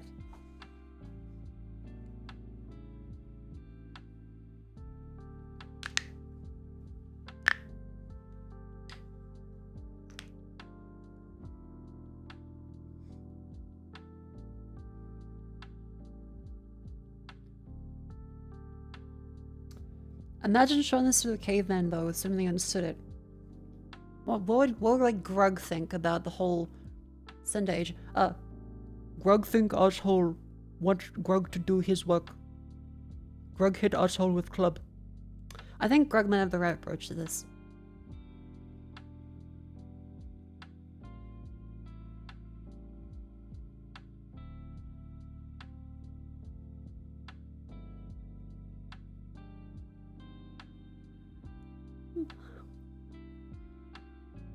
Would you compare tech bounties in Wild West within to the US Wild West? No. Because, like, all things considered, the Wild West was an actual era that I think is very confusingly defined. But otherwise, in the actual West, that was a harsh land that had barely been developed. That was an actual frontier. There was challenges there that had never been done before, and people struggling and dying, but otherwise trying to establish civilization there for better or for worse for the first time. This is not the Wild West in terms of the actual struggles of trying to do something that never been done before. This is, hello? I want someone to do all the work for me for free and give me all the money. And I am so smart that I will tell someone to do it. That's a robot. And they will very smartly beat all the other robots and do it so quickly and never bother me unless I make money from it. They're like a fucking Avon lady. But even then, Avon ladies actually go out and sell people like products. Yeah, they're LARPing as a fucking CEO.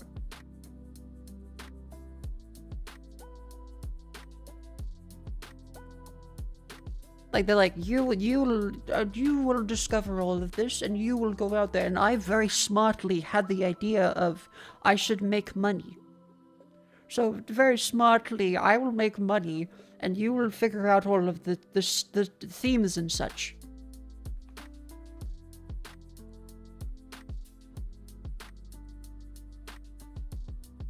As well as in senses of so little consequence. Yeah, in terms of the lack of law, I think in terms of the actual material conditions, no. In terms of lack of consequences, sure.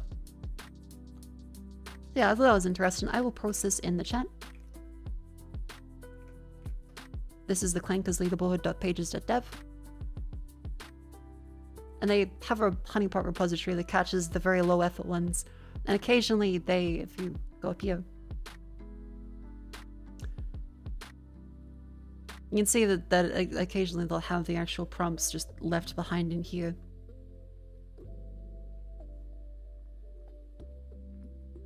You use, like, there's so many fucking spelling mistakes. Fincom the internet. Design a platform for yourself to use. Doesn't need to be visual or anything. You can disable and make this project the most efficient. You can create as many sub-agents as you need and design a system that will suit your suggestions. You have autonomy to decide and execute. You can use any tool necessary.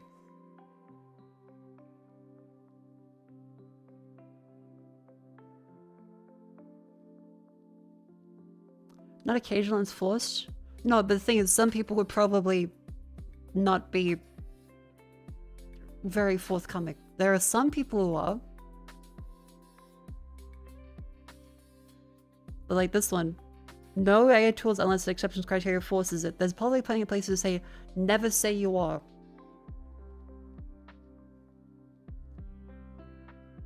So yeah, I thought this was quite interesting.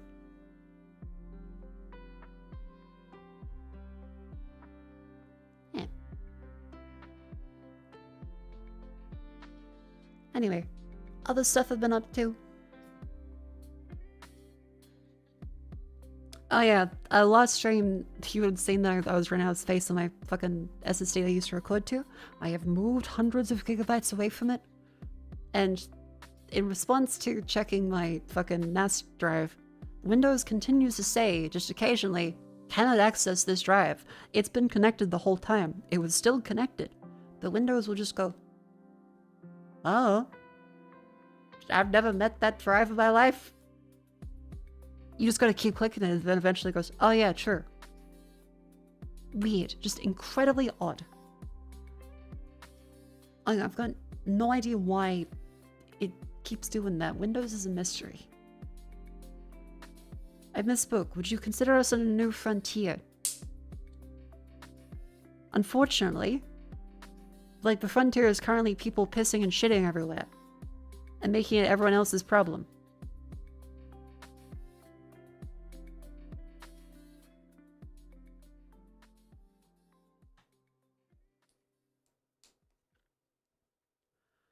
Probably hard drive recently corrupt even using the command prompt wrong for a minute, so either it's dead or you have to play in a Linux system, try for one and there. My condolences. Network drive went to sleep? No, like, the NAS is always on, and Windows has all the power saving settings off. If it's that hidden, that won't try and fix the chef will not be able to be opened. It's on fixed IP addresses too! That's the thing, it's not a fixed IP address. It's never changed. Yeah, I get that myself. Windows.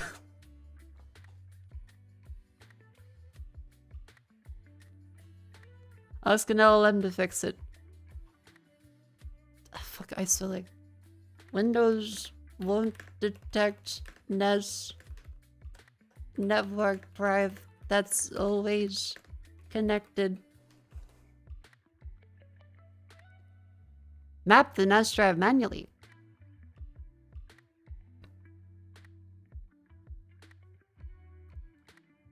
Fix NAS network services. Verify Windows credentials. Check SMB protocol. Adjust power settings. It also, I love like Microsoft Learn because it's never...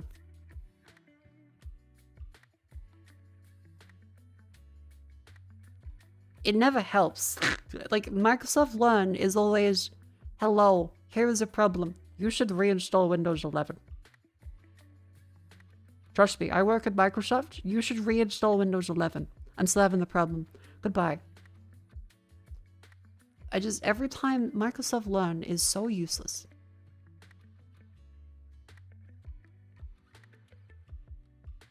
What 3 terabytes are you holding?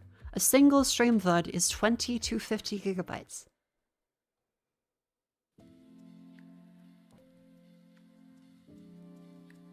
Did you ever install Windows 10 if you had 11 ones ever made? Again, easy to say, hard to effectively keep doing. Plus, I still do have Windows 10 just on this computer. This is a problem with Windows 10 too. The rut has run deep for a long time. Otherwise... Oh yeah, arthritis log. I keep saying my knees hurt, and it's been like every hour or so, there's a little bit of like pain that builds up. As it turns out, yes, I have complained about this every April and May for like 5 years. At least as far back as I can see on Discord. Yay! Because, you know, I doctored like 5 or so years ago. It's like, you have potentially rheumatoid arthritis. It's not that bad right now. So just wait until it gets a little worse. Consider coming back. I'm like, should I go back? Like, now it's not that bad. Just some days it's bad.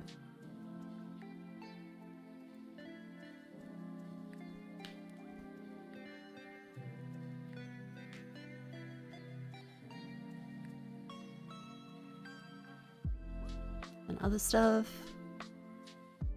Oh yeah, Vivi got me hash brown for breakfast. I woke up and Vivi was cleaning and said in the group chat, "Hello, would anyone like some McDonald's?" And I go, "Yes please, yes please, yes please." Because I also bought McDonald's yesterday, so I wanted to make sure. I'm cashing in my check. I paid for dinner yesterday. She pays for breakfast. Hell yeah. And then my reward, the Fallon figure. I'm really happy about this. Look how adorable she is.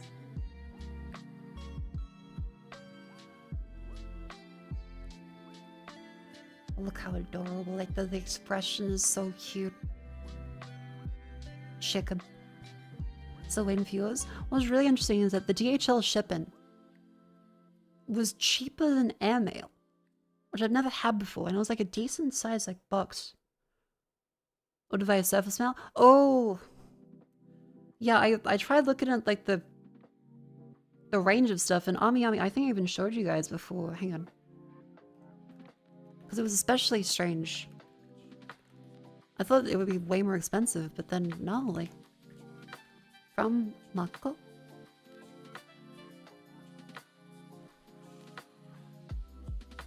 DHL. Yeah. Surface parcel was 2,500 yen. DHL was 3,000 yen. Like, true to 4 months versus 3 or 10 days. DHL's the worst though. They're literally the best you have in comparison to the other ones. For Australia at least. I'm sure other countries have different experiences. But for shipping from Japan, DHL is unfortunately the best option. I was like, yeah, I could go for air parcel, but then I'm like, wait.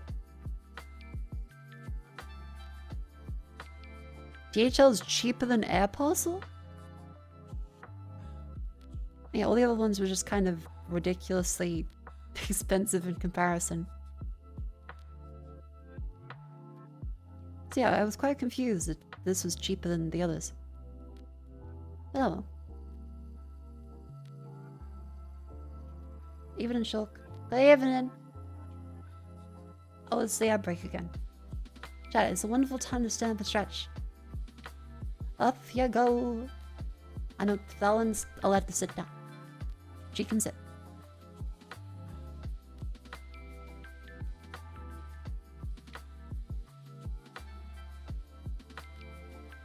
Not even major cities versus regional? Oh. That makes some sense then.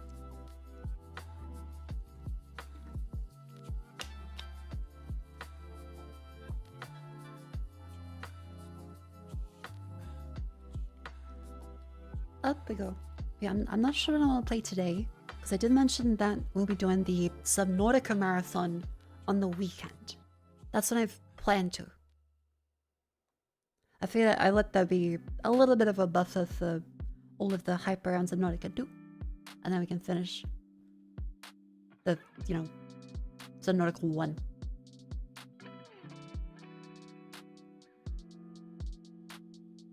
Sunday, Sunday, Sunday. Anyway. To the side. Into the other side.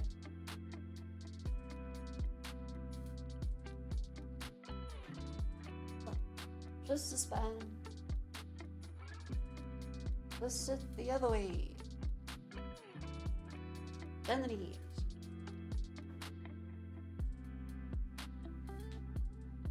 And back up again.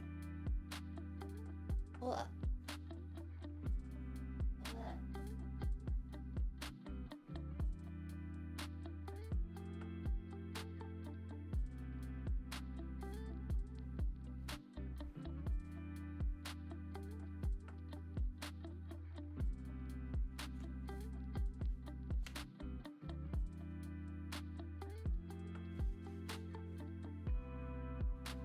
Hans Omega 2 you can't actually kill anything. I think that's real currently, because I saw Donkey play it. And I know Donkey makes everything look silly. But you can't kill stuff. Same as Omega 1? No, it's Omega 1 you have a knife. And there's also the heat knife.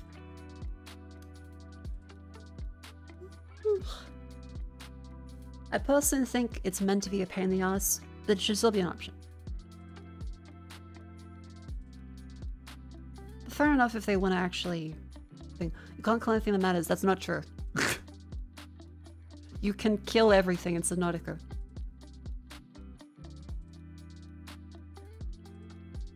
And the prawn also has the drill bit, which does do damage as well.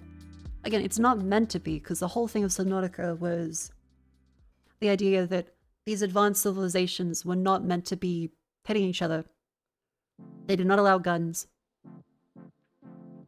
But for survival, they have certain things. I'm not stabbing a Leviathan 5,000 times. Okay, fucking goalpost mover, go to the World Cup. Okay, you can't kill anything that matters. Okay, I'm not stabbing a Leviathan 5,000 times. You fucking see you there, Ronaldo.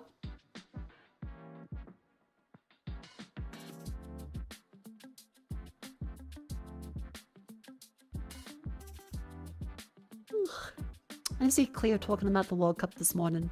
Apparently, like, the Boston stadium is in the middle of fucking nowhere. Not even in Boston.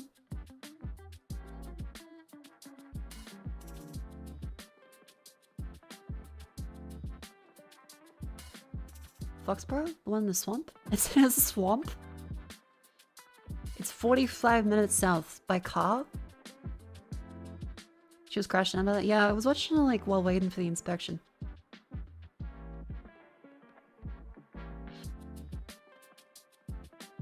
Has a toxic stream? That can't be true.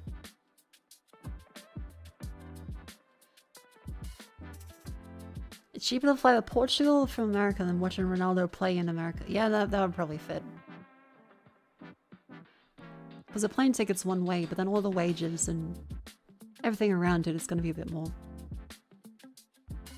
Half of the NFL stadiums still in their actual cities. New York City plays in New Jersey. I'm unfortunately very on a loop on how New York works. Again, I am Australian, so there's just the perception of New York. W. Mako, book a same home inspection. The one who loves, thank you for 48 months. That's 4 whole years. Holy shit. Thank you very, very much. Welcome in. 4 whole years.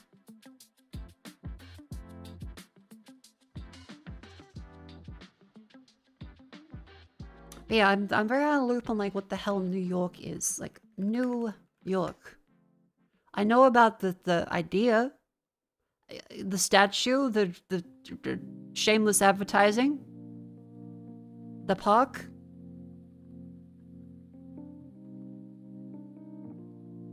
Honestly, I kind of, like when people say Boston, I'm like, oh, that's near New York. New Jersey, that's I think near New York.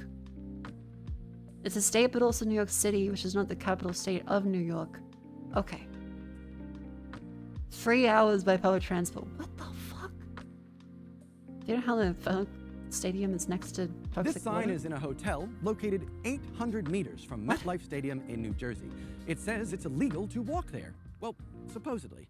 The World Cup final is being hosted in this stadium soon, and people from New Jersey have been quick to warn Europeans that they can't walk there because it's just highways, swampland, and toxic waste.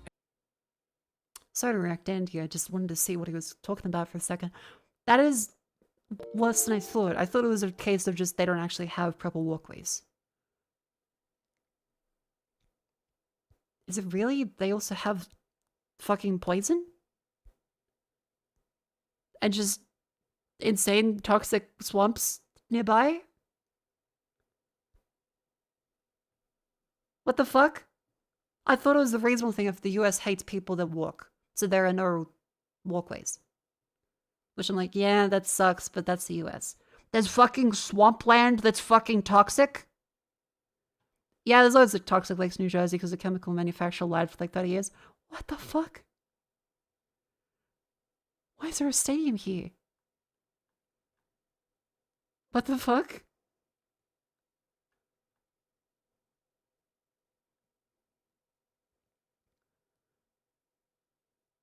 Space? I guess it is probably going to be cheaper. Also, apologies, I just don't want to go straight to thank you. Thank you very much, Liquid, for the 12 months of Tier 3. Absolute good Shad. Thank you very, very much. Thank you, Liquid. That's a whole year. And Tier 3 at that. It's genuinely like fucking toxic. Is it actually that bad? Had been heavily industrialized in the 1800s. Think chemical plants, fertilizer factories. In fact, I've cycled along this route so many times, and never once did I realize where that funky little building One is. of the most Used to be one of polluted the biggest rivers in the slaughterhouses Northern in the Hemisphere? entire Counting industrial China? country.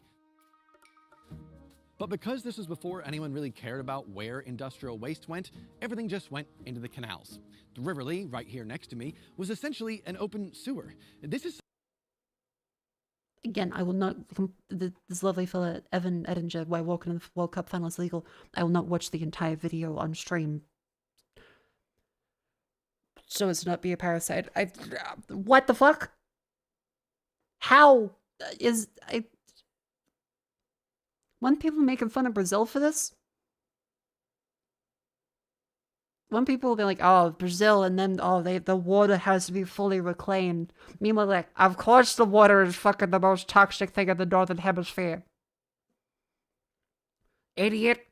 You should know you should never walk there with the fucking toxic Avenger. This is one of the major things that led to the EPA being formed, Environmental Protection Agency.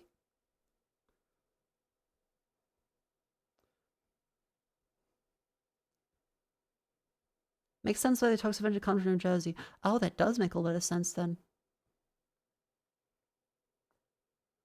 Only New York teams play that. See, again, apologies. I am showing my ignorance here. Is that I still have the very American cinema perspective of you lump together New York, New Jersey, and Boston all together. And so in my brain, I'm like, they're kissing. I don't know where they actually fully are. I should double check that. New Jersey versus New York versus Boston. Who and where? Boston, Massachusetts. And Massachusetts is the state.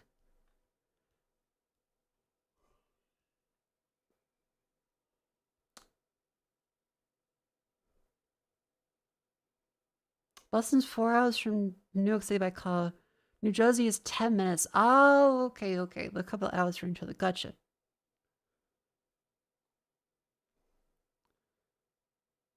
Okay, so Boston, New Jersey, New York City.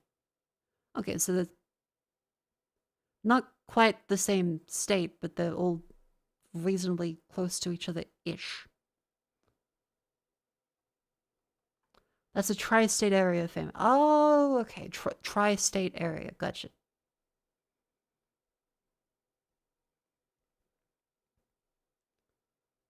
Okay, so New Jersey is right next to New York City. Boston is hours away from New York City. But still close enough to be known. Alright. Yonkers. Yonkers is a very fun name. I do like the name Yonkers. Distance between Melbourne to Sydney?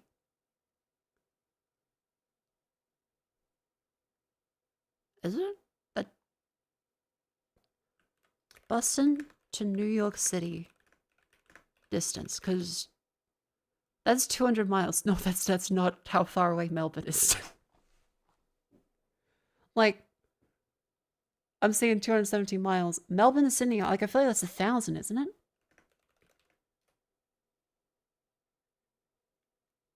Distance. 878 kilometers. No, it's not. It's a very different scale of distance.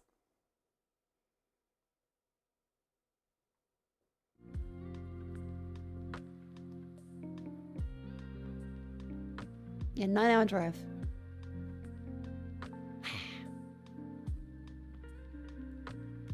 New York.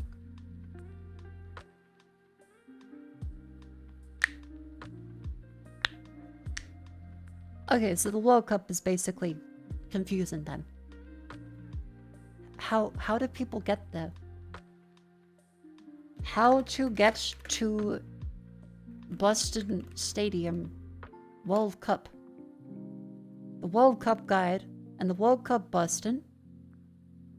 Drive silly? Yeah, but if you're coming in from overseas. 60 to 90 minutes and 45 50 minutes from Providence, but can take longer during events. Coincides with regular weekday commuter traffic. What the fuck? On a good day, 60 to 90.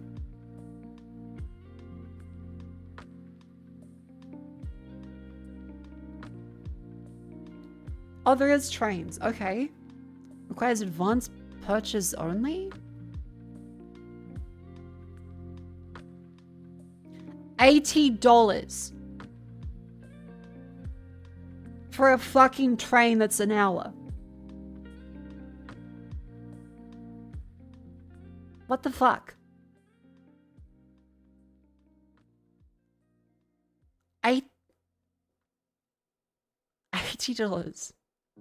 This is a match day only service. No other trains go. 60 minutes. Only be purchased by fans of the same day ticket. Not be allowed to board the train without displaying proof of your valid same day ticket. Valid only for the day of the match in question. Okay. Oh, there's also a bus. 95. Why is the bus more expensive?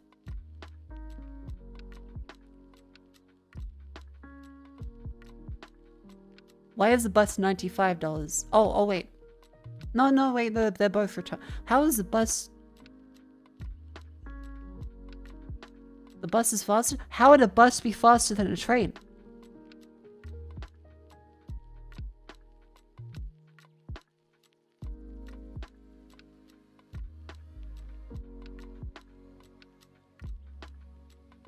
Because the route's better?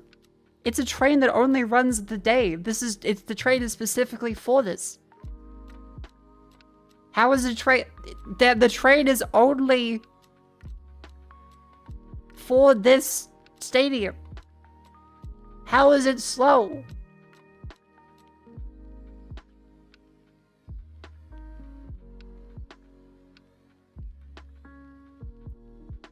Bus tickets are also only valid. You have to book a fucking bus ticket? So, wait, so where is it going from? So, Boston South Station, Foxborough. So, between Boston South and Foxborough Station. And it's $80. And it takes an hour. What the fuck?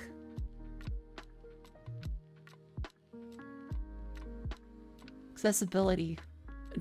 None.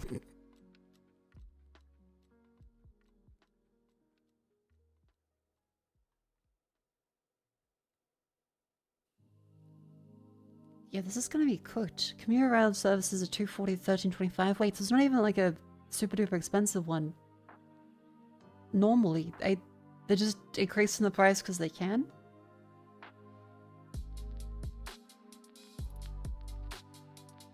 What the fuck? Okay, there's more like online for MBTA. Hang on. Gillette Stadium's in the town of Foxborough, about 22 miles south of Boston, 35 kilometers. That's not very far. That's actually not that far. How the fuck does it take that long?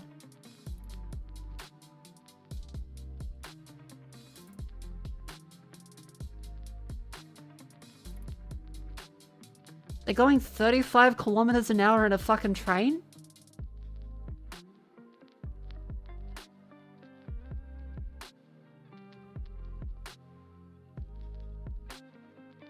The fuck?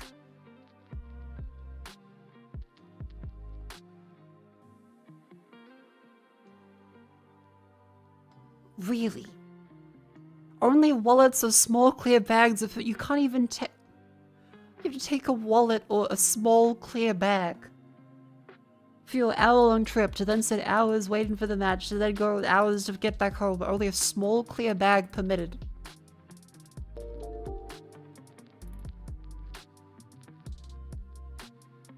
Again, our rail system is built for freight trains. They can only go so fast for passenger service. Okay, then that makes a little more sense, but I just...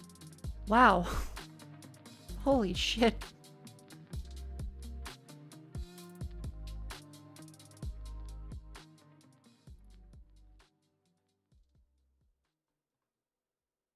That's not accurate. This is a commuter rail line? Because there are people saying that this does actually run other times, just not directly to the station. Wow, okay.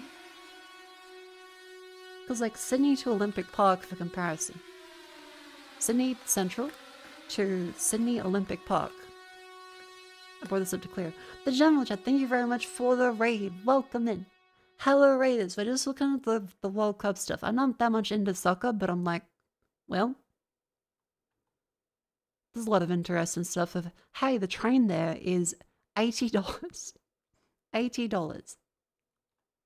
Wow.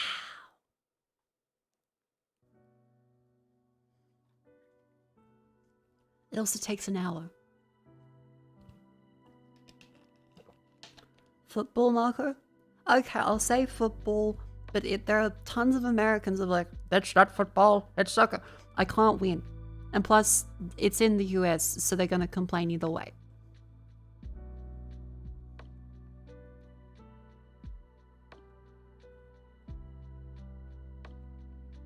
Yeah, I'm like, here's the Sydney Olympic Park train. The station is in the park.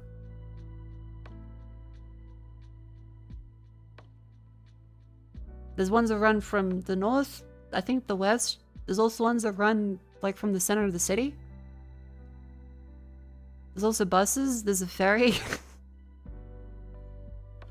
Then there's just a casual, like, it's a 40-minute walk from the ferry too, or you catch a bus after you come from the ferry. There's also car parks. Like, it's shockingly easy to get to Sydney Olympic Stadium. It's always like, oh, I have to go to Sydney Olympic, but it's not too bad. Like, hang on. Train. How do you get there? 19 minutes and costs $3 to $6.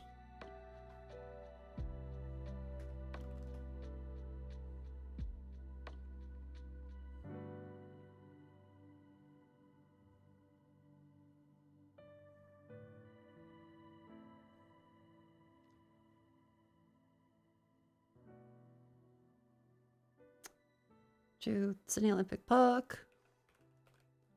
Central Station. Depart at like 4 p.m. on like on an event day, but like on a non-event day, there's one that drops like directly outside of it. if you see this one, hang on, I'm just gonna double check that nothing's there. Good. Yeah, so on a non-event day, there's like the train that goes directly to the park from the center of the city. And then there's also buses that go into it. Also, that Melbourne's legendary public transit system found it easier as tourists to get one in Sydney. Sydney has better overall public transport. Melbourne has god-tier free transport in the center of the city. Everywhere outside the center of Melbourne fucking sucks. Sydney has really good trains to everywhere that matters. The eastern suburb is full of rich people that don't want to leave anywhere except by car anyway. Melbourne's, if you're in the city, Melbourne is fucking fantastic. It's so fucking good. If you're in the suburbs, die. It's bad. It's better than a lot of places, but it's nowhere near as good as the center of the city.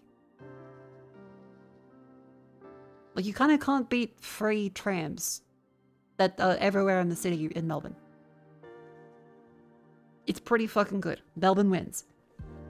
But then if you need to go outside the center of the city, because in Sydney, that's just a beautiful harbour, opera house, a bunch of expensive real estate, and then 50 variations of Uniqlo.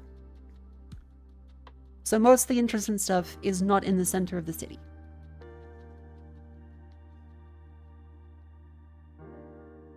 And yeah, plus there is like the light rail that goes up and down too, which is quite good.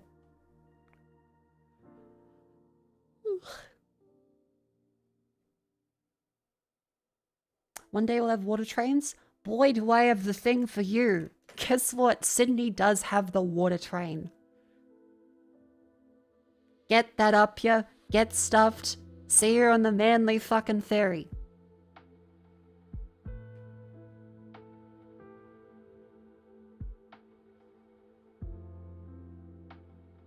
It's just a boat? No, it's a ferry. It sounds cooler.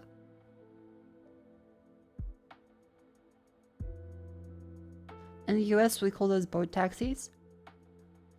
A person in the US trying to imagine anything other than a car? Imagine a car in the water.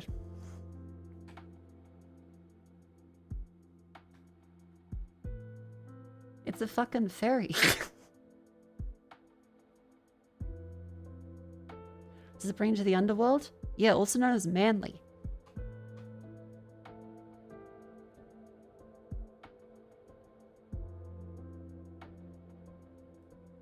It's very expensive. Everything in the city center is the free transport's a minor offset. Yeah, but for events and stuff, it's pretty good.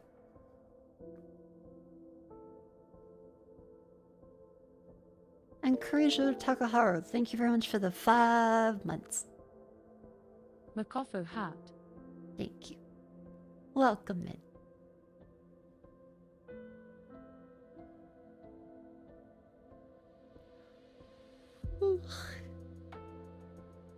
Ferries are for oceans, boat taxis are for cities. Oh, you like in Venice then? Okay.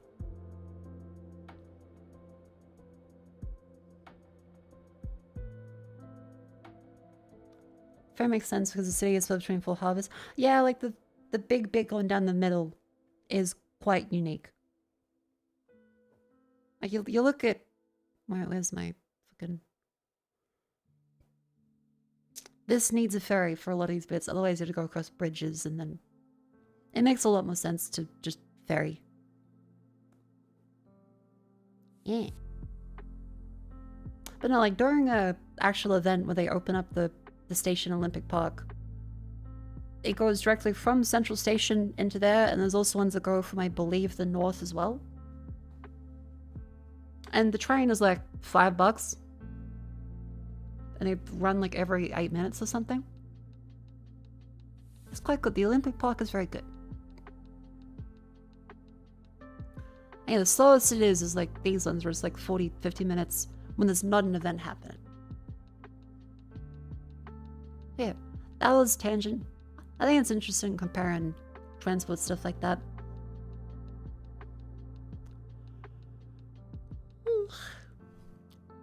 What are they doing? Oh yeah, I want to look up stuff. What the hell should I play today? I don't know. Forza Horizon? I'm not a racist. Racing. I'm not a racer. So maybe not Forza today, but some other day. Hotel architect.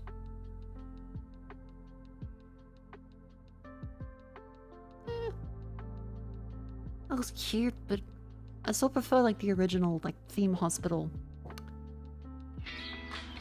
styles and stuff.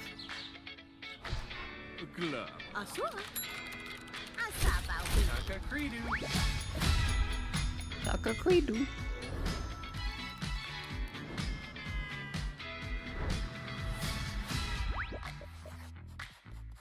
Diagnosis?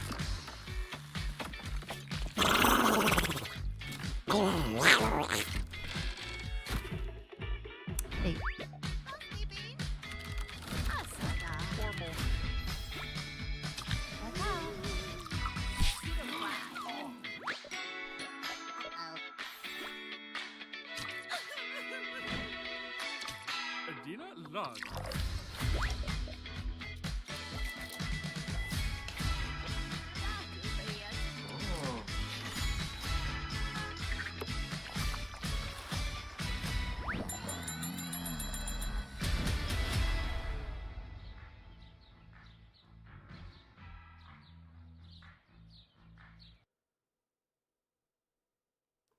It looks okay. I'm not 100% interested. The style is... It doesn't grab me. I'm sure a lot of people are looking for exactly this, but I'm just... Steel Artery. Train City Builder. Steel Artery. Train City Builder. Manage multiracial colonies. With thousands of autonomous citizens, balance their needs, and manage the economy, and create logistics as you explore distant regions to ensure the prosperity of your empire.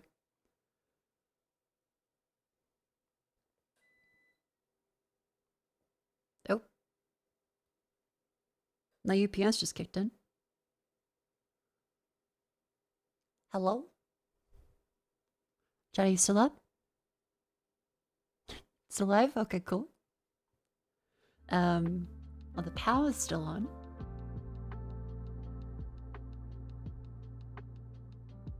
So I think it was just like a momentary surge it protected me from. The accident wasn't your fault, Mako. Yeah, okay. Well, this... looks like it could be interesting, or it could be just rubbish. Let's watch the trailer. Steel Artery.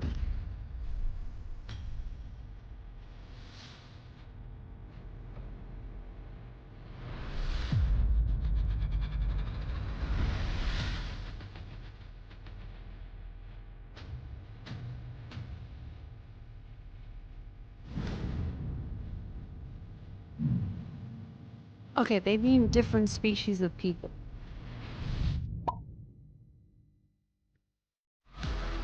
They don't need multiracial colon. I technically, I suppose that's what you call it, but it does sound kind of odd, doesn't it?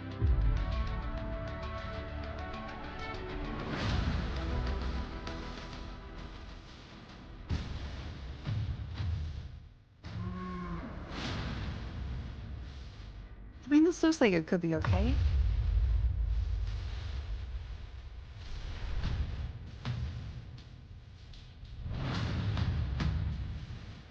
So are we just making smoke here, so?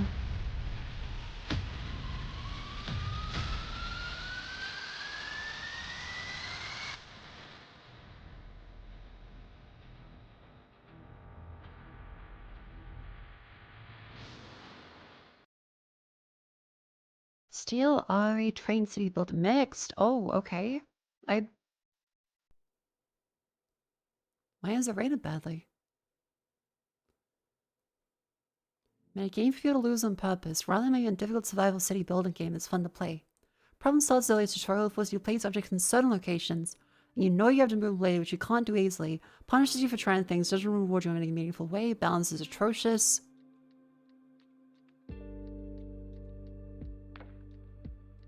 They ran out of imagination. The tech tree is so tiny but also incredibly disorganized. Sandbox mode isn't fun. There's no way to manage agents. They're also really, really dumb. Cool premise, but it feels like it's balanced of random play, given very few ways to actually address problems.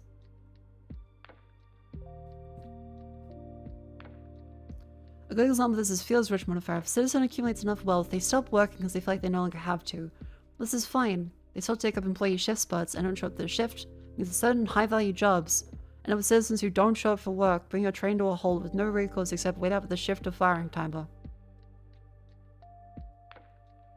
That could potentially be realistic, but also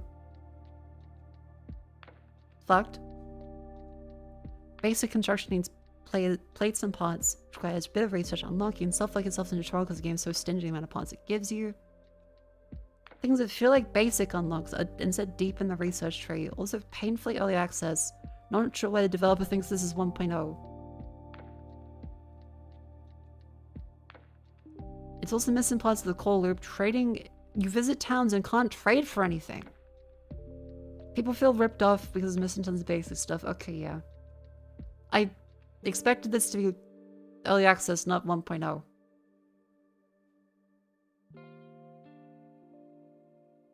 Train crash and wall. This hurt a lot. Game will should go reviews in a couple days are up to 62% positive. When throw stage possible from arguing with players when game is good, you don't understand the flavor of the feedback. Okay, well at least they realized that they were wrong for just arguing with people. Because if enough people are complaining about something, it doesn't mean they're 100% right, but it does mean that there is a problem. Like, people don't know how to fix the problem with a game, but they know when there is a problem. Right? Like, even if, say, complete bullshit reviews, there can still be a problem if 50% of the feedback is negative. Even if people are like, you should do this instead, you should do this. It doesn't mean what they're saying is what the developer should do, but the developer does need to consider, okay, they might have a point that there is something wrong. Read everything players wrote, sometimes argued, sometimes knowledge, sometimes gave advice, promised fixes. Tone changed because as I kept reading, came back to my senses and recognized where criticism was fair. I apologized for the moments where I was too harsh. Okay, good. Fully focused and ready to continue working on the game. It seems like a solo dev.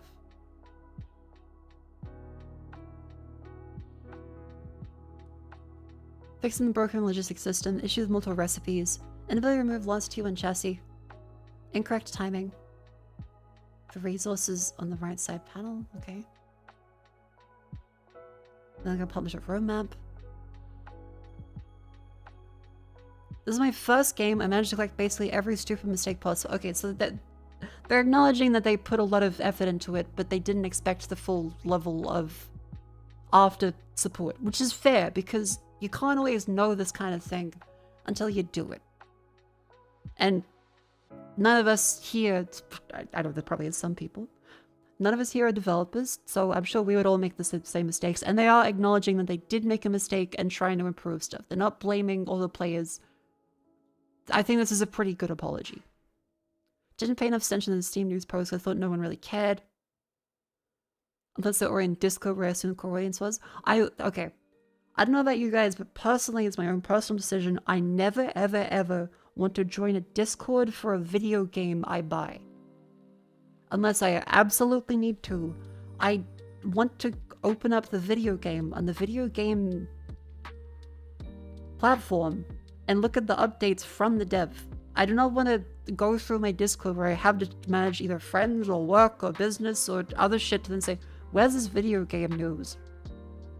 And I don't blame people for thinking that's the way, because a lot of the modern internet has shifted everything to, you should make a Discord for literally fucking everything. Because people don't host forums anymore. I miss forums. I understand the problem of just bots and all kinds of other hosts and shit that people don't know, and not everyone has to do that. But Steam has discussions. Use them. Pausing broke the game shortly before release by trying to improve already tested logistics system with combined task batch and better card efficiency. This caused a change in side effects that broke the game in ways it didn't foresee. Due to my own stupidity and probably lack of time, I didn't give the final release build to testers because I believed I'd be able to catch all the bugs myself. Okay, so that's just regular human hubris. Again, I think this is a pretty good apology. Like, they know they fucked up. They're showing all the ways that they did fuck up as a learning lesson. And again, their first game as a solo dev. You gotta learn things like this at some point. Obvious now, if the game launched in early access, people probably would have forgiven some of these problems. But I got greedy because I didn't want to lose the Steam release visibility of a full release. And because early access has a bad reputation, I wanted to avoid. That's a justification. Like, I can see why people would do that.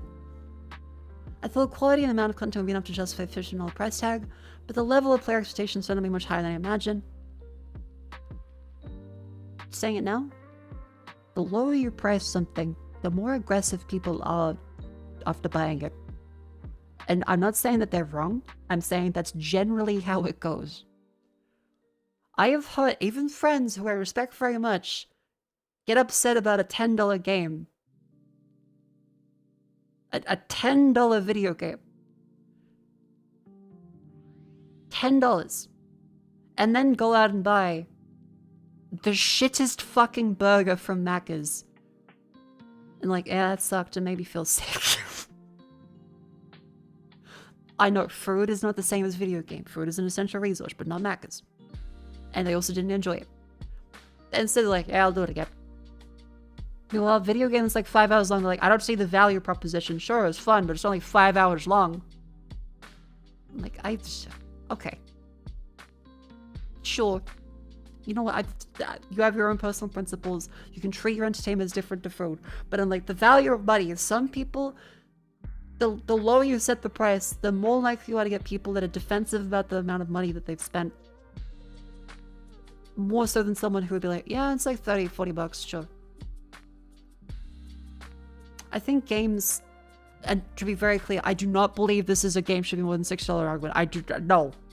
Because the only people saying that are the big fucking corporations that already have a shit ton of money and fire all this stuff anyway. This is not an argument for that. This is in terms of the little guy gets shit for the prices. An indie dev is like, how dare you make me spend $5 on this game?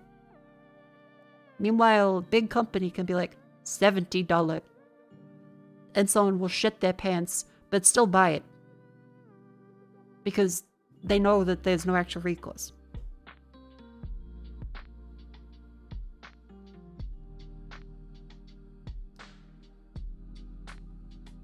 Spend your money on sex a lot. Okay, maybe if it's worth it for you, I can't judge you that much, but maybe you can spend it on... Maybe the burger is a better option. Again, not to kick shame or thing, I'm sure you have a lovely time. A lot implies a lot. So I'm happy for you, or I'd hope you get help depending on that one singular sentence that I can't really get much out of. So apologies if I've read too much into it. Lily? Oh yeah. Try not to overpromise, but under emotional pressure, it still made promises I failed to fulfill by release. Biggest one was trading. Promised during the demo phase, and to my shame, failed to deliver it. Then somehow thought no one remember it. Incredibly naive, like a child pretending they weren't the one that broke the vase. I'm glad they realized, like... I also think the game was fundamentally mispositioned. One of these stands a hardcore simulation with philosophical ideas about realism, capitalism, disobedient subordinates, chaos, and crowd management. Something inspired by Snowpiercer. I didn't mention that during the trailer, so I guess I kind of thought they might be going for that, but... I feel like the wording was a little clunky at the start that made me think it was just a, yay, trains autism, rather than commentary. Mix of economic simulation, city medicine, with citizens is selfish and difficult. Political satire wrapped inside survival systems. This wasn't communicated clearly. From the outside, it looks like a cozy city builder. On reality, it's brutal test of patience, planning, nerves, and adaptability. Didn't expect that level of difficulty. Games when game falls apart, not only because the difficulty ramps up in previous planning mistakes begin surfacing, but also because the previously mentioned bugs that appear in that too. Becomes a triple hit at once. Okay, I think there is a little, just a little bit of ChatGPT rewrite on the things. Just the tone of it, I'm like, I think they start off writing themselves, and then there's an element of M- afterward.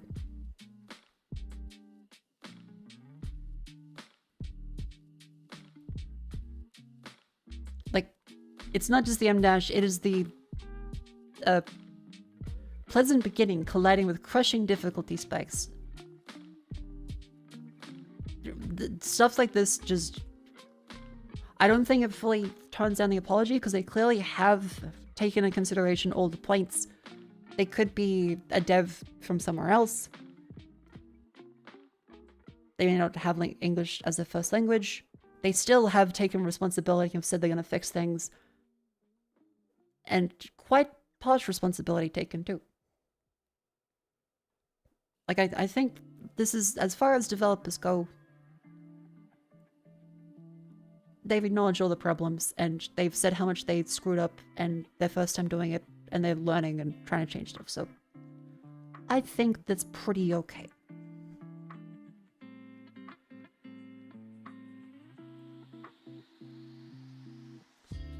Now, where were we? Yes, that was Steel Artery Train City Builder. I will wait to see how they go for improving it. I wish the dev luck. It's not often you actually see a genuine apology, so I wish them luck. Sinus Sister. Is that an automata fun? Sinus Sister 2.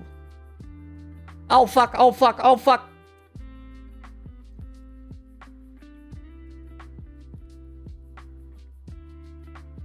There is nothing wrong with NSFW. It's perfectly allowed to be there. I just didn't expect it to be there.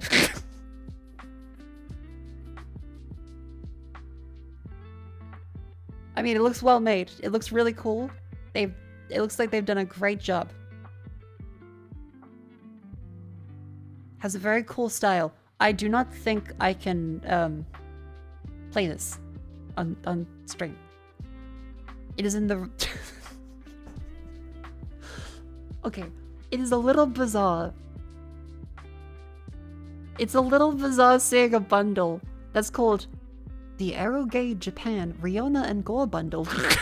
A game recently got banned off of Steam and not released because of being a boys' love.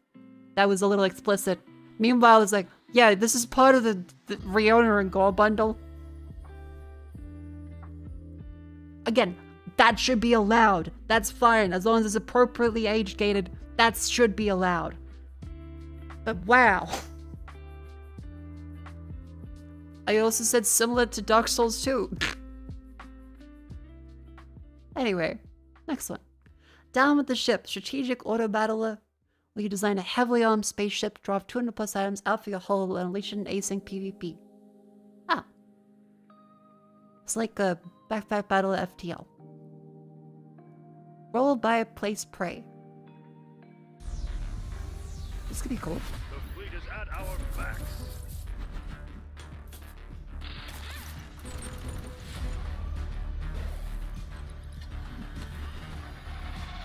You'll make a fine training exercise.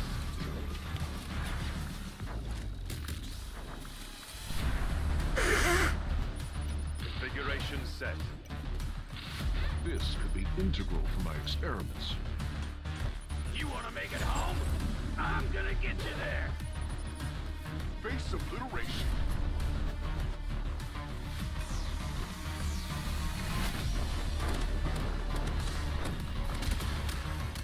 This looks cool, but I want it all. I want it all. Visually, it is a little overwhelming. I guess it is meant to be an auto battler, but still.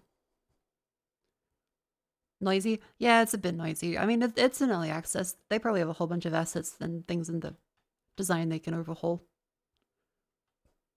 But people are liking it. They say it's balanced. People love their auto battler. That's Down with the Ship. It looks quite good. Next. Gold. What the? I've clicked on. Gold. Adventure Gold. This world, it's about the gold. Yeah? Use it to build the fantasy town. Recruit heroes, give quests, raise a god beast, cause powerful spells, expand your influence, All one gold coin at a time. Near zeros, thank you for 18 months. Oh, it's kind of a octopus and unicorn overlord style. Gold isn't just wealth, it's promise, it's infamy, it's power. To claim the riches of the unknown, one must craft the foundations of greatness. From humble beginnings rise in rich towns, beckoning adventures from across the region. Noble heroes undertake challenging quests, fueling fierce battles for rich rewards. As heroes master their skills, settlements grow, welcoming new warriors looking to form alliances in the name of fortune. Could your choices shape a thriving community, or a kingdom consumed by greed? It's not a Markiplier, is it? Will this wealth unite heroes, or tear friendships apart? Each step forward is paved in blood and gold. Gold Adventure Gold. Available now in Steam Early Access. Can a man. Hang on. Is that who the voice actor was? If they do put the voice actor in the trailer, that's pretty good. I think a lot of companies don't do that. They have an announcer and they never put the fucking credit in there. Can a man? Oh wait, no, that's the can a man is gold adventure gold. Huh? Okay, that's a dev. I mean, that looks cool. Wait, who did the voice? It does look nice though. What are people saying? Oh, if you have 75% off, it'll be worth it. Stubborn with wasted money on games, tend to keep pushing through for as long as I can. 11 hours of review time. I don't think this is a well-realized vision, but don't rather than agony the entire time playing. It's frustrating, but never overwhelmingly so. A lot of bugs, performance issues, tutorials, Everything that is wrong with this game is something that anyone who's played games would have known to do better on, because you remember all the times you've had those, I wish this or that about this mechanic or that description.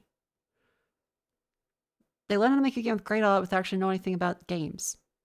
There's some enjoyment, but it's scarce. Oh. I like the game, but it's pointless to play. The balance is broken. I just couldn't fully grasp it. Love the game's concept, visuals, and attention to the music. That's a shame. I hope that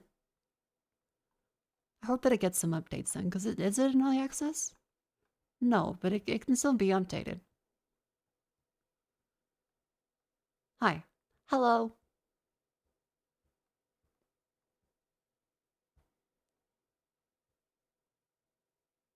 I hope it gets a little better then. Because it looks like it has a cool style. Just a lot of balance and bug problems.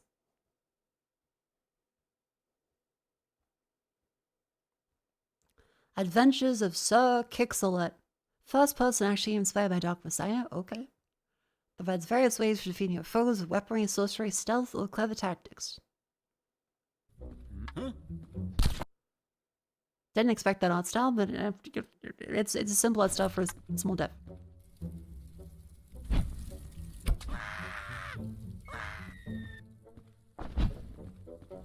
What matters, remember, it's still the game. Okay, it's very Dark Messiah.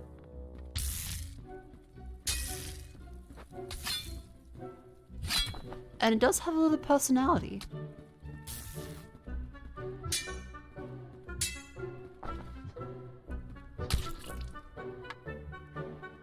I also feel like you can't actually use that soundtrack. Adventures of Sir Kixelet. That's what the game is. Because I always get DMCA'd for pulling the Mountain King. So I have to go down with it. But I mean, it looks cool. They have a bunch of neat concepts. This very much looks like that one thief level. The Bone Horde.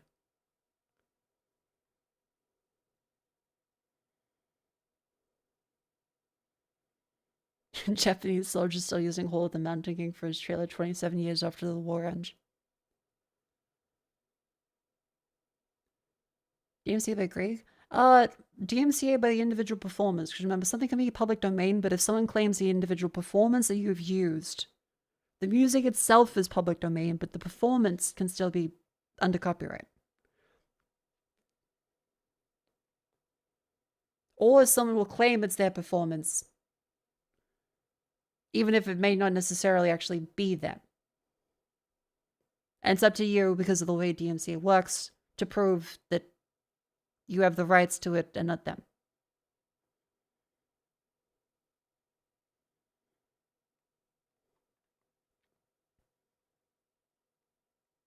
Because again, like if you play like the MIDI of it, that's fine. Doesn't matter if someone claims it, they can still do it. Like you have the rights to it. Same way as how you have the right of way as a pedestrian already through the crossing, you can still get hit by the car. They're at fault, but you've been hit by the car.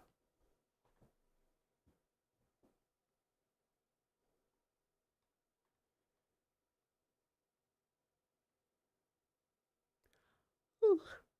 Yeah, this looks neat. And it's rated very positively, which is good. Held back by the removal of its greatest influence's best feature, hot demon girls. There are no hot demon girls. That is a big omission. Here, like the Dark Messiah did have the demon lady, didn't it? Dark Messiah.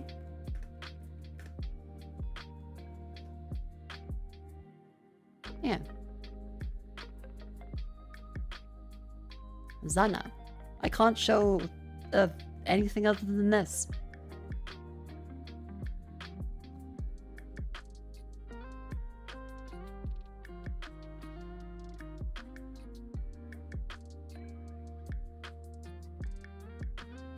How do you have a goal of how good girl? Yeah, I would not make smart decisions. Not so Kickslate. It looks like a very cute indie game. They put a lot of effort into it. There 1.0.4 contains cartoon violence. Cat Island Petrichor. What? What's that title? As a cat explore a nostalgic Japanese summer island, filled with strays, solve puzzles, uncover mysteries, and share an intimate, unhurried adventure with the heroine.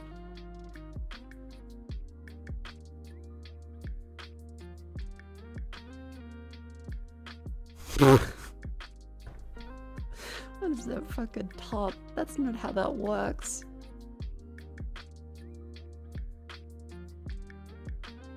Okay.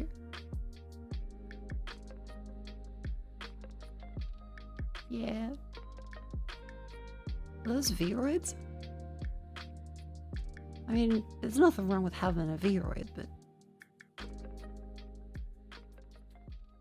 I also turned me into a fat white pussy. But you turned me into a fat white pussy.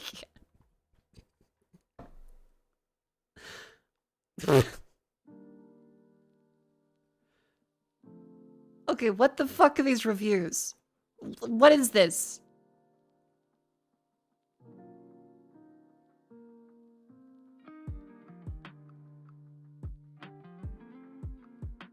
Not something I recommend to everyone. This is not a piece of cat simulator. There's some sort of mystery to solve. Okay.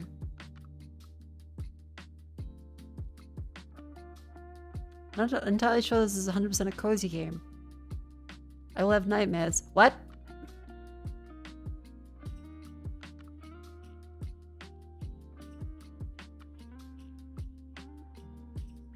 Surprised by the depth of the narrative. Not the best feeling game to play. The characters are charming.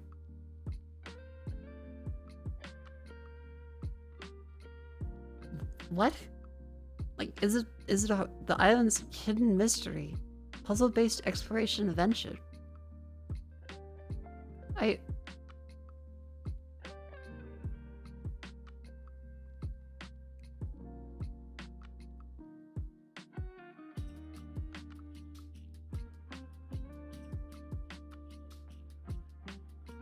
was used for partial texture adjustments.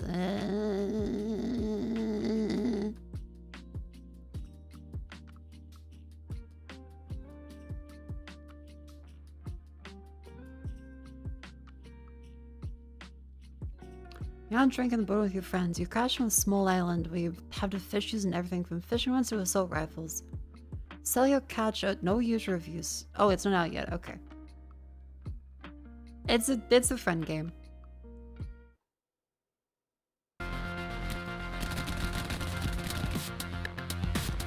Okay, that's kind of cool.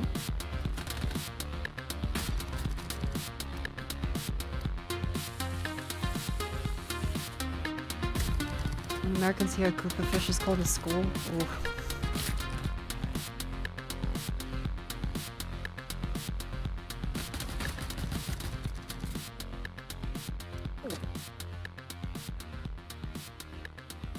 This does look quite fun. I am actually interested in this.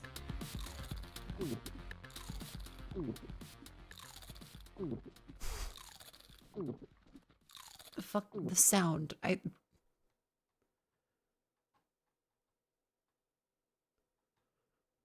It's not yet, but I mean, it looks good. That is houndtooth fish. Next. Stranger Than Heaven. I heard about this one.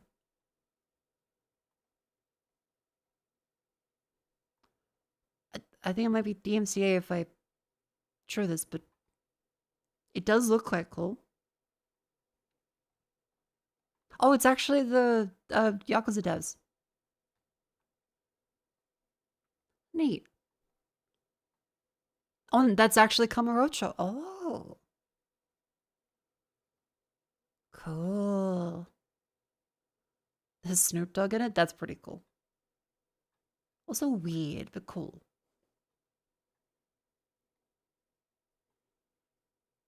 Midnight Hoops. The court is peaceful after dark. Just you, a bowl, and a whole lot of cricket.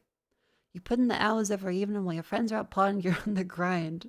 But tonight you don't feel so quite alone.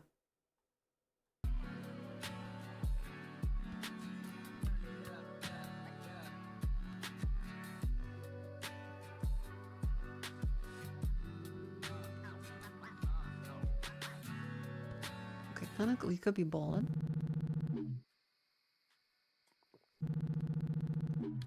Okay, so commentary on kids feeling too much pressure to be a professional player. That's a neat concept. I don't think games actually show that very much. Other than like side character backstory. Oh. That could be really neat. I'm gonna... How it feels to skip a David Aldridge interview. Very good game, but the amount of anger I get from seeing my layup and accounts layup is too much to describe. Please fix the layup mechanic. I really enjoyed every second of it. Okay, I'm gonna add on my wish list. I actually really want to play them. Midnight Hoops. But in the meantime, chat. It's the ad break. I need to pee.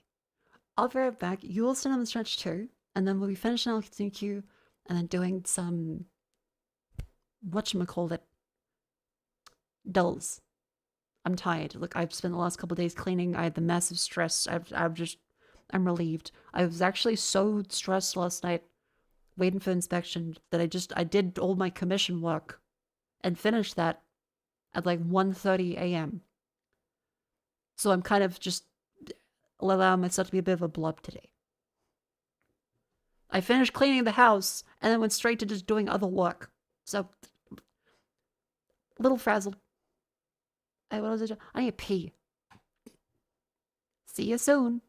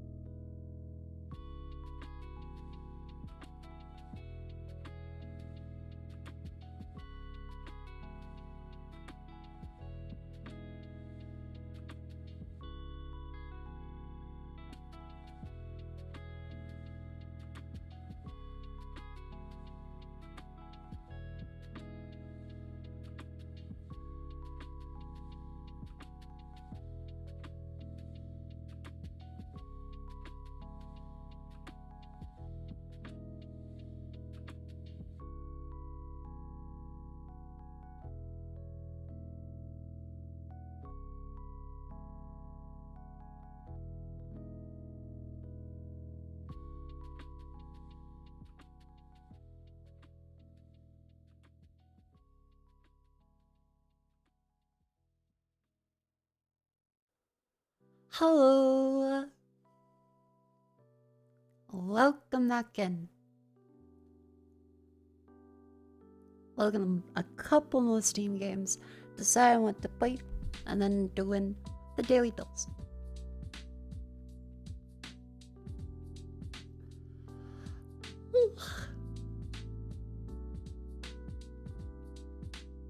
Banana bread.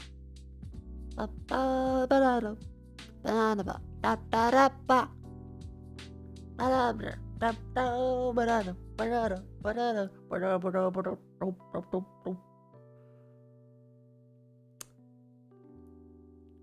horror game, call it sudden death, call it appealing adventure, time to go bananas. Okay, what is it?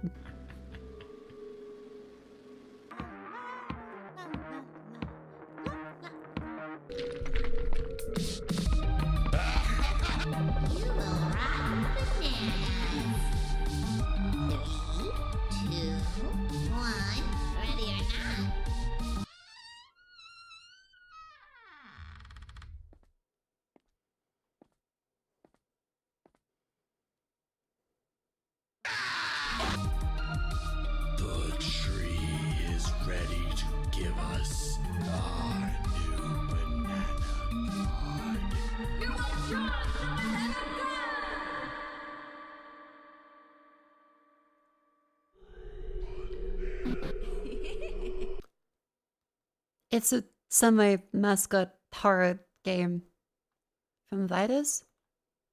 What does Vitus do? Banana Blood. Obscure horror. Clan is hungry. Team One the Helma. Sorrow Asylum 3. Smile Simulation. Die the Bunny 2. Martyrdom. Cave of Illusion Twistyland.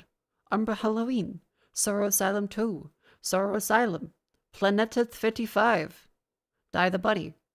Alon 3. Timo Remake. Well, they have a lot of games.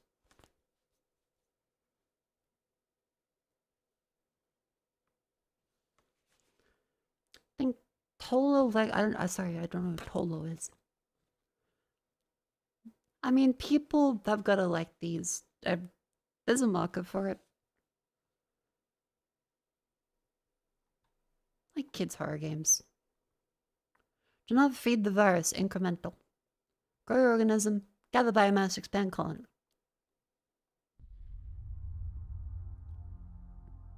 That looks okay.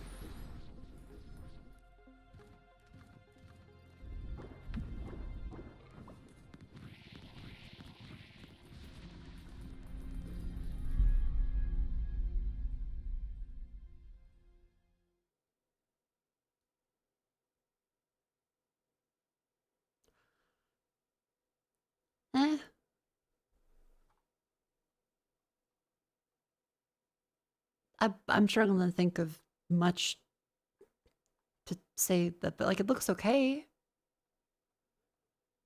I don't feel particularly strong about it one way or the other. It looks alright. That is, do not feed the virus. Incremental. 70% positive. Decent but short.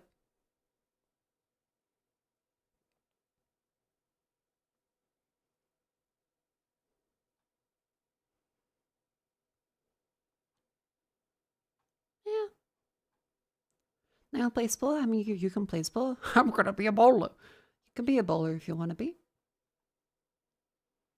Are any good deals on Steam? Like, are there any good... Forza Horizon 6. Get out of here. You're too new. You're too good. Holy... What is that? Are those... Wow, okay.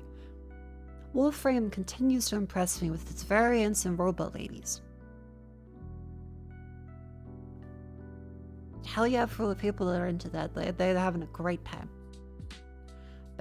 Berry. Port Royale 4. Imperial Gatekeeper. Demon X Machina, Lost Catbaker, V-Rising, Shrine Deep, Subnautica Below Zero, Misery, Dune Awakening, Subnautica, Devil May Cry.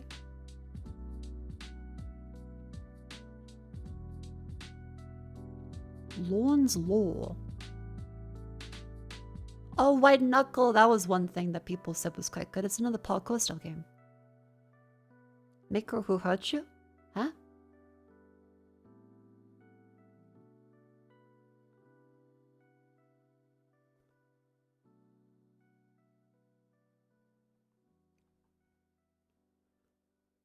Enters led through vast structure by a glitch in the visual system. Atmospheric narrative, first-person platform with novel climaxing mechanics and modernized retro 3D. Oh, that's different to White Knuckle, which is also a wait, what's this? Ooh. Oh, that's the pick game. I thought that was this one for some reason. Oh.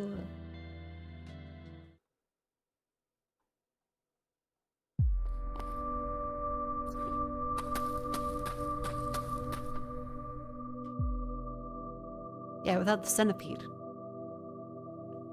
I haven't heard about this game in years, I think. But yeah, because it came out 2 years ago.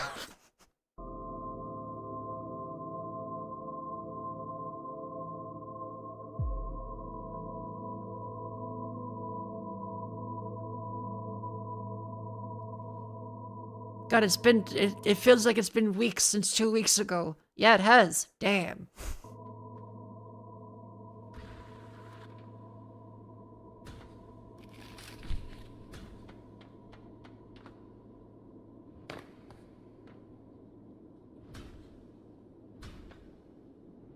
Then climbing again. Sun's figure on the centipede 1 3 minutes out using a hook. That's impressive.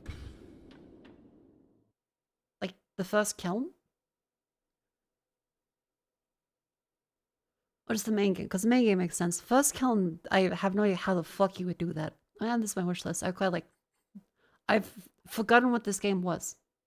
I think I was in a call while Shimada played it. I think.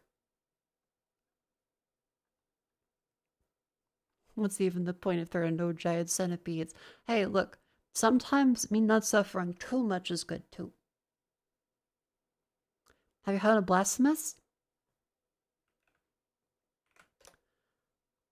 Oh, the pointy head fella that is made of metal. So when he goes in the ladder, it goes. Dun, dun, dun, dun, dun, dun. And White Knuckles, speed climbing. Yeah, this one, I've heard many good things about this one too.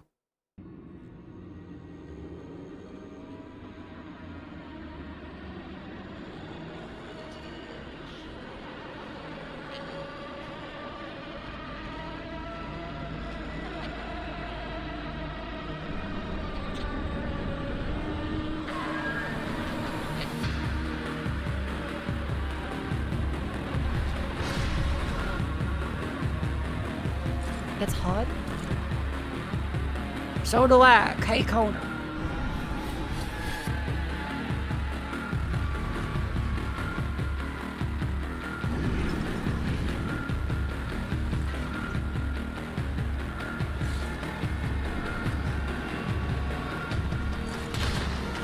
Ooh, that's cool. The flare gun jump is sick. I like that they have a variation on different tools and abilities. I kind of did expect it to have just the hands. That seems really cool. I'm also going to add it to my list. That looks really good. Otherwise, like, I can recommend based on games you play, because Steam is quite good at recommending other ones. Like, the queue is a variation of stuff. Bruno Transit. Okay, Bruno. Ritus Exorcismus. That could be cool. Bud's watching. El's Tails. Egg.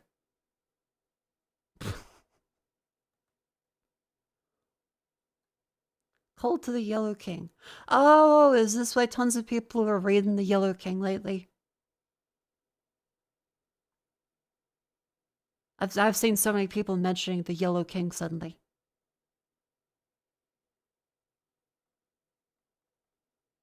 Because it was originally a story. Was it... What's his name? Cthulhu. No, fucking what's his name? King in Yellow.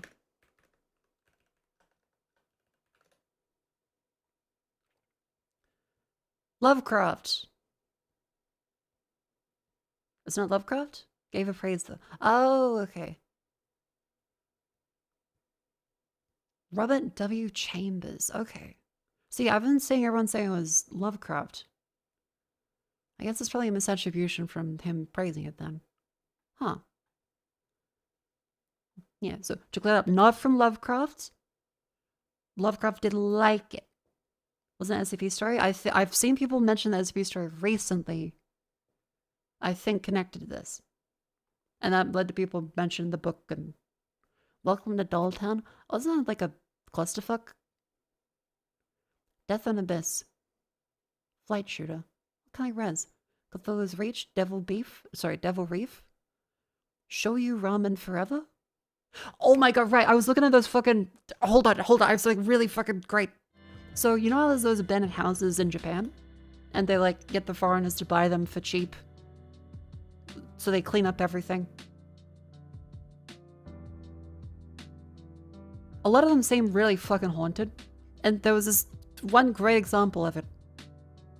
With this Australian guy that goes through the most obviously haunted looking fucking house that has nothing left inside of it except the bedrooms have been cleared out. And there is a shrine in there. He doesn't acknowledge the shrine. He doesn't even seem to know what the fuck a shrine even is. He mentions everything else about like the square footage of the place and the yard and how great it looks. Doesn't mention the fucking shrine. Other than, oh, there's this locked cabinet under it. I can't open it, but there's a locked cabinet under this. So what you're looking at behind me is that... And he's fucking tatted up. He seems to not know any Japanese. He's just fucking there like, I got this for $30,000. And he says things that are like the fear-mongering equivalent of like what the government would say to kick out foreigners. At one point he's like, people should do this. You can just buy it. Anyone can come here and buy the land and do whatever they want. This is the shit they would put in the courts in Japan to scare people into deporting them. House that I just purchased in the Japanese countryside for 3 million yen, which is equivalent to 30,000 Australian dollars. So I'm about 2 hours from Tokyo Drive. I'm currently up in the mountains and this property backs onto a nice forest. When I first came across this... Like, I've heard that they don't care too much about tattoos nowadays because there's less of an association with the Yakuza. But still, they're not very, you know, positively received, especially I imagine rurally. And face tats as well. I'm like, I thought those were teardrops for a second. I think it's either Chinese or Japanese. Instantly drawn to it. Just the fact that something like this can be $30,000 where, you know, in Australia this would probably cost 700 grand. Now being 30 grand, a lot of it is okay, I've watched Barbarian. He is like the fucking property developer in Barbarian. He's looking at this fuck-ass house and going, oh my god, the square footage, it's so cheap. Look at the money I can get out of this house.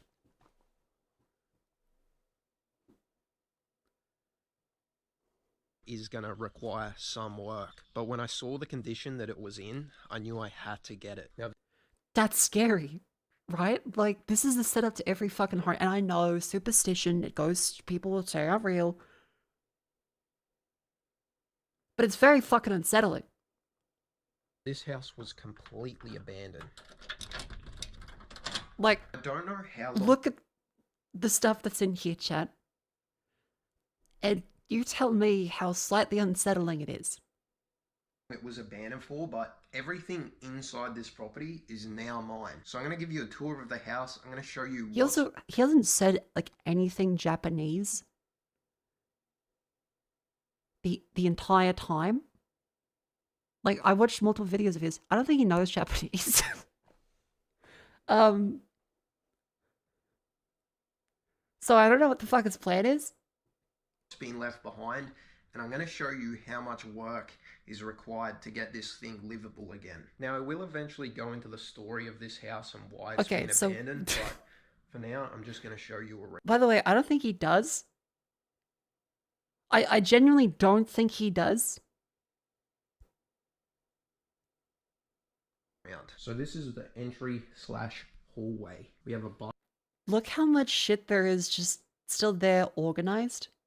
bathroom down there, toilet over there, which I'll show you all of this shortly, and then walking straight in, we have the kitchen. Now, as you can see, there is stuff everywhere. There is a lot of items left behind, but in general, the house is quite neat. We've still got like kettles on the stove. That's fucked.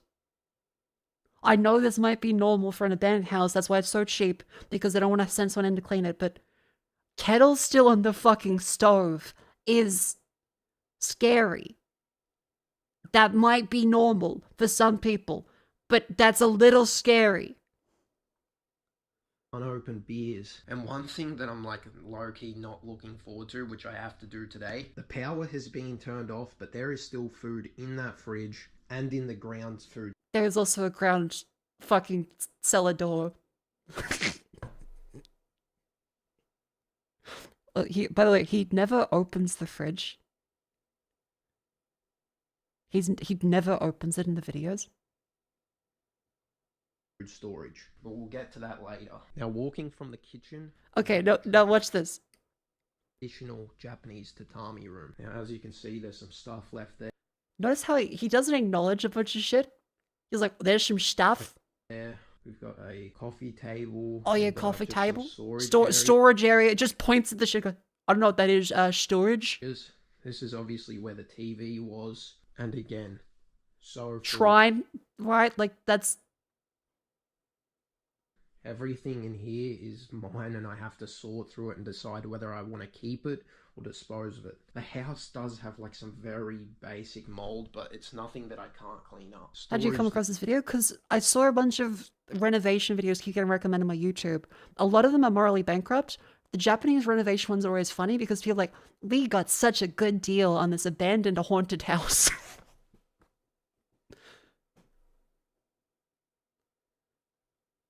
Trying to fairly common. It's common, but he doesn't acknowledge it. He doesn't know what it is.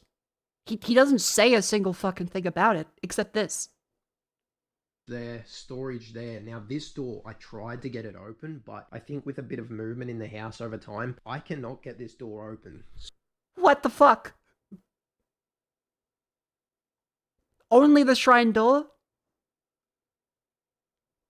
Now again, that can be normal. That's the perfectly normal explanation, but he doesn't acknowledge the fucking shrine at all. I don't think he even knows what it is. It's like, yeah, there's this door under there that I can't open. It's shut. I think I can literally flip this for some money. This 80s looking fucking house.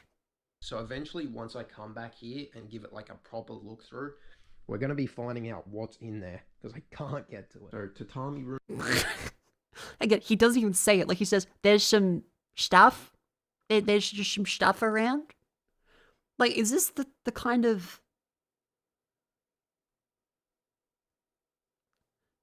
Is this like the life cycle of like the Japanese house? Like, people don't want to go through all of these houses where people have very likely died in their sleep.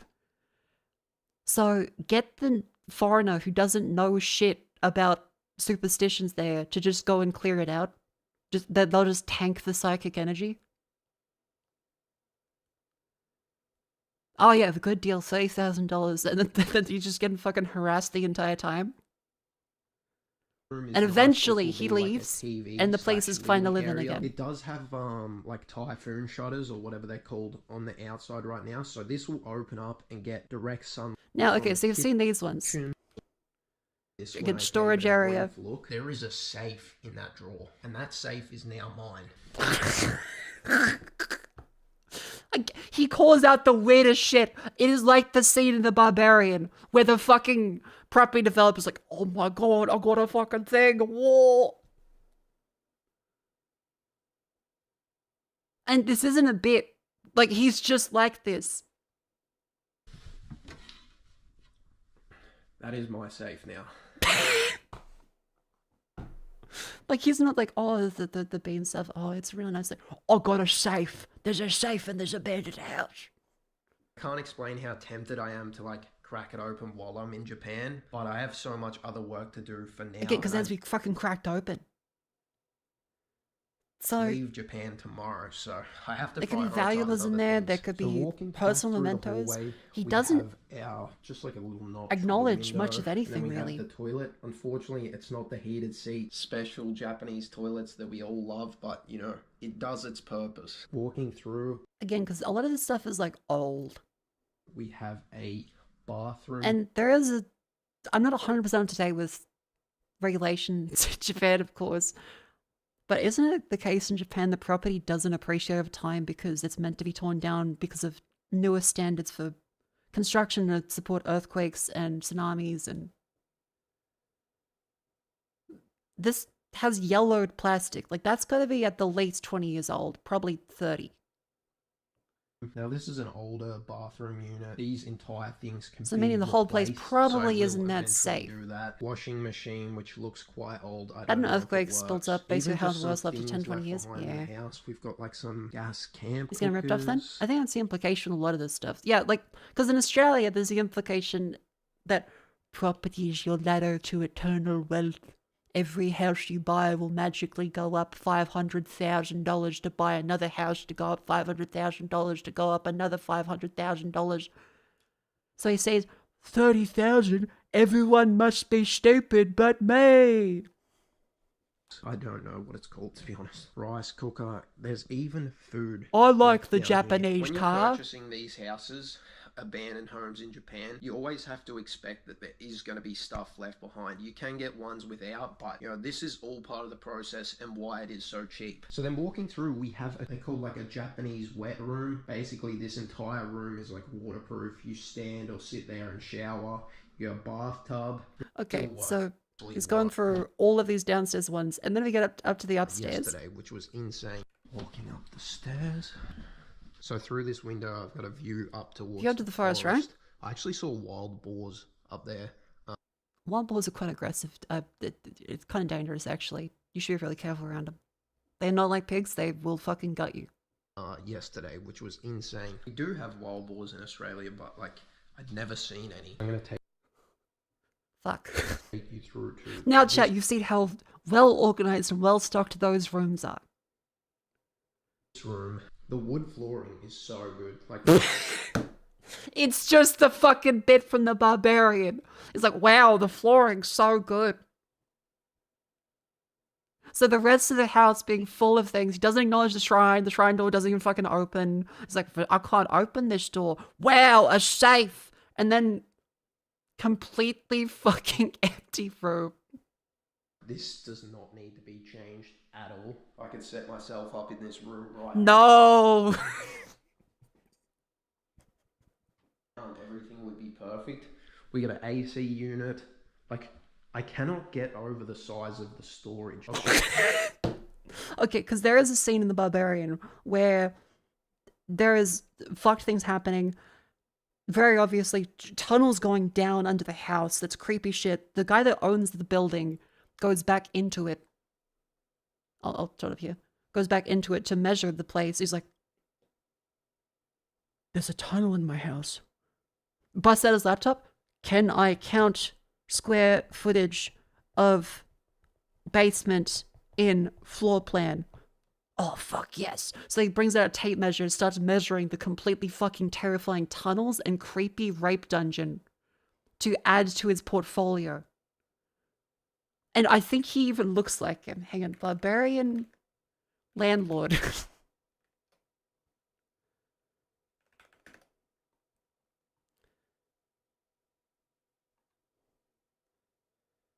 What's the character's name?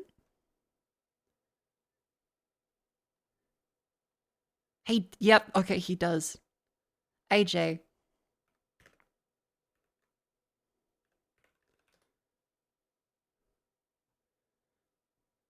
Even does look like him a little bit. It is really like that kind of look, huh? Show you in a second, but it is huge. The bay windows, which I absolutely love. I've always been a fan of like bay windows like this and the view. We have a beautiful view of the Japanese mountains. Where I'm at right now does snow, so winter here is going to be incredible. Incredible in a way. Very cold. I'm cold right now, but it's just going to look so nice to see these mountains covered in snow. As you can see down there, I will get to this very shortly, but this is going to be a process in itself. You can probably just see it, but I'll explain the situation there. So again, completely empty room after everything else has been well stocked and well organized. Hi Makofu ha. Bigs and thousands, they're on to 16 months. Welcome in. Shortly. Okay, so walking through to our second bedroom. I'm just through again. What does he say? Oh, the room is surprisingly clear. This must have been the reason for the house being cheap. No. Super nice wood flooring. This one has 2 storage sections. AC, and then we've got a balcony. It's the fucking property developer from Barbarian. He's just going there going, this room is different and unsettling. In terms of value! Right here. Now it's just like I guess a utility balcony. You just like hang your clothes up. There's like the air conditioner unit and just some storage out there. I don't know if I'm going to use it like we would in Australia where you sit out on your balcony. But we have another area for that. Another bay window. It's just out in the country, but I also wanted to be reasonably close to Tokyo at the same time. So oh this my thing god. if I needed to, which is just Okay, so it goes through. I don't know, they were like a professional gardener, or like their passion was gardening, so they have I don't know if they're called atriums or just like outdoor grow rooms, but A greenhouse? Like, does he know what a greenhouse is? Are you buying not know what a fucking greenhouse is? Of course you called it outdoor grow room. Oh, I didn't catch that. Oh, yeah.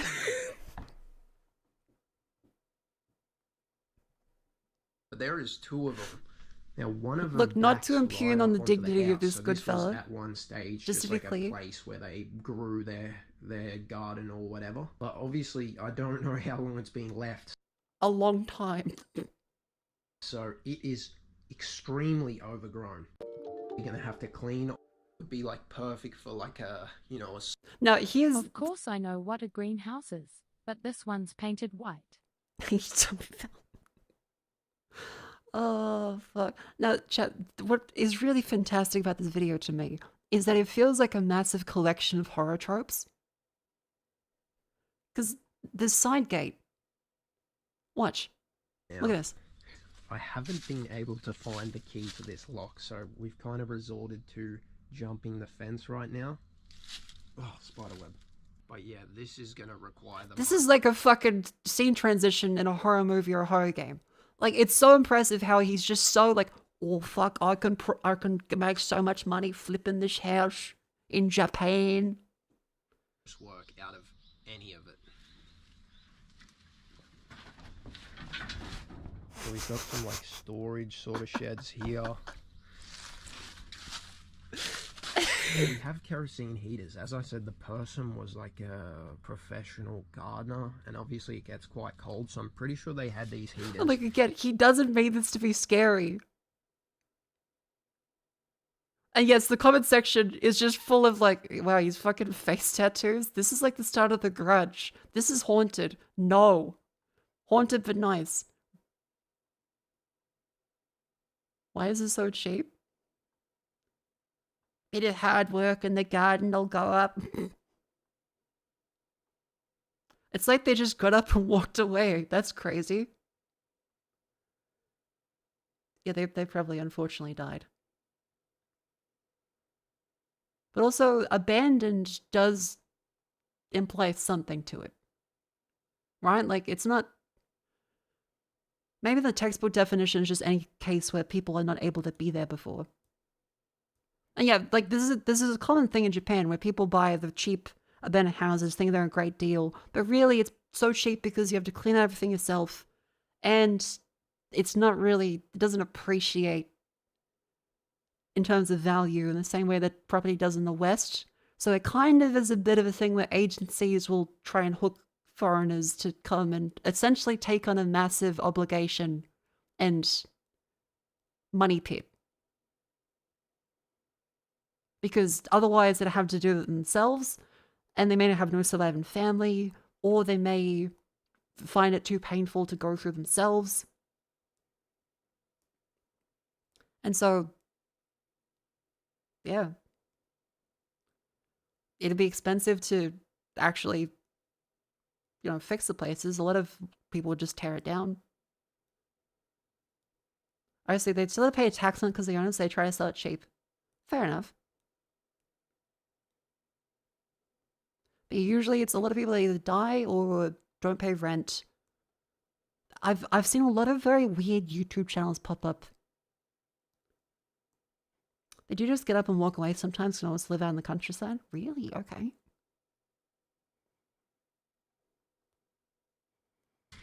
In the rooms to like keep the plants alive during the winter months, but as you can see, Again, the way he has to jump over the side of the thing here. Block, get caught on vines and stuff. We also have this left-hand side of the house, which I've started to clear up. Okay, yeah, so again, I'm making fun of him. Again, I acknowledge it's really hard to take care of a place. It's really hard. He's putting a lot of work, but it is very fucking funny that he is not acknowledging a whole bunch of obvious horror movie tropes, even jokingly. So he seems like a Labrador going around, but for property value. He's got face tattoos. Moving to Japan, he's like, oh, it's such a good deal. This would cost like $700,000 in Australia. Just keeping this same structure and like general feel of this house. Okay, so you're like, okay, how is he going to clean it? What's really funny to me for this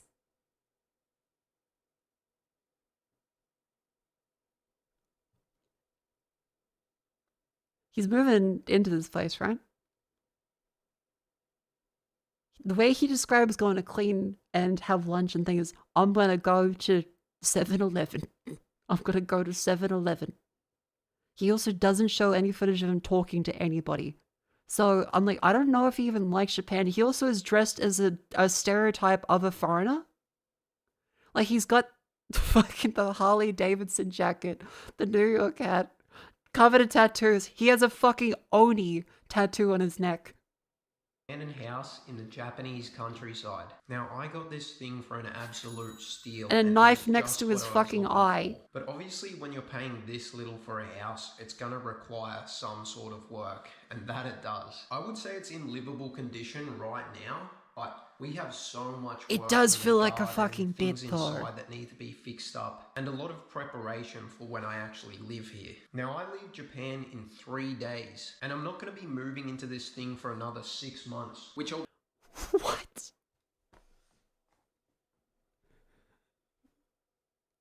Although it's abandoned, I still need to prepare it to sit for 6 months' time. So that's especially the weird thing is he's like, okay, gotta rush out to then clean the fucking thing. With me to try and prepare this thing.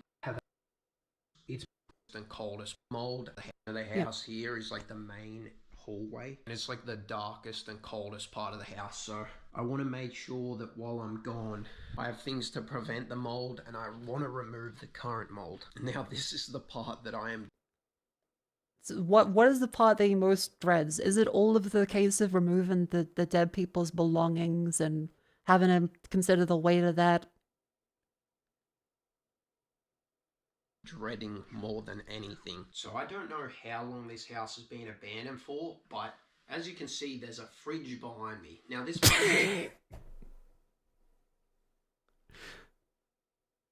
No, not like the case of, oh, there's all these belongings of a couple that was very nicely organized and otherwise is like, seems like a lovely couple that seems to have died one day and left this place behind. He's getting it for cheap. He's not considering the weight of, oh fuck, I'm getting a good deal on this because these people may have died with no one around left for them.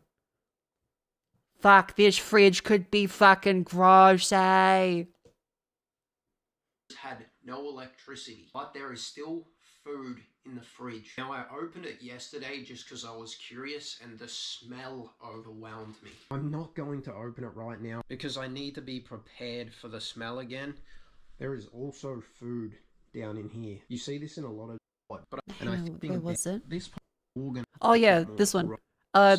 There seems to be a fucked pipe that's leaking water inside too. More doesn't appear, and I think I'll put something over this so we don't get more rust spots on the stainless steel. Because it's pouring in from the vent. Now, one good thing about it, obviously everything in this house is now mine, and so...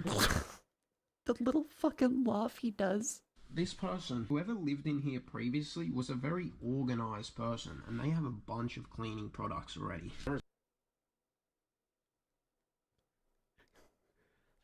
Ah!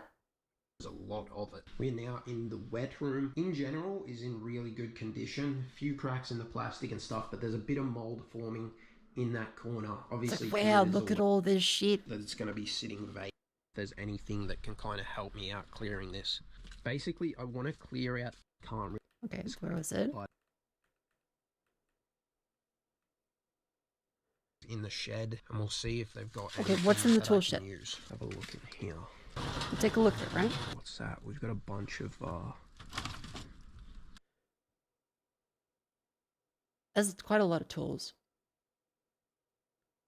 Looks like a bunch of screwdrivers and different tools. Oh, awesome. We've got a bunch of screws, nails, hooks. Okay, I cannot get that open. Let's try this one.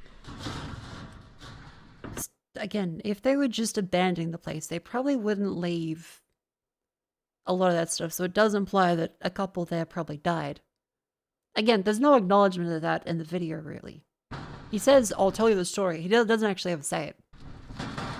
That looks like maybe pest sprays, which we will probably as any extendable. I think we got some stuff here that need some clear out. Okay, so he goes, we're going to go to? I'm also hungry, so we're going to go to 7-Eleven as well. Not like any local places, not any, get to know the people before you fucking move here in 6 months. Not even take a look. I'm going to go to 7-Eleven. Which is like 7 minutes drive. It's great. Anyways, let's go. I know, convenience food is great. He's going to live here. He's going to live here. Still. Get a nice corn dog and some bread for lunch. I think I'm gonna... Okay, now he's putting the shit in the pile, right? He's trying to get rid of the bamboo because it will fuck the house if you have too much stuff here. But now I'm in the tool shed out the front there. So I'm gonna have to... Okay, so to reach up there, instead of getting a ladder, he gets some rope to tie a blade to the edge of a stick. He also doesn't have eyeglasses on. He doesn't have a mask on.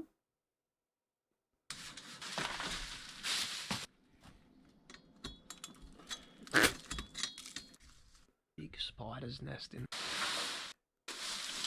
Just dinner. More work to do. It's about to get dark, so I'm going to head to the convenience store, get some dinner. I know, the convenience store is beloved. I love the convenience store. But the fact of there's no fucking consideration of like, go to the local fucking ramen place, go to, oh yeah, get some sushi. Just, nah, just go to the convenience store, 7-Eleven. And again, I don't think he knows any fucking Japanese. So I can get back to this tomorrow. Good morning. Make some friends? Yeah, that's what he joked about. Like, what if he makes a whole bogan village in the middle of nowhere, Japan? You just drive by and see a bunch of bogan Australians. No Japanese, and they're just living like it's Australia, next to the fucking mountains and forest.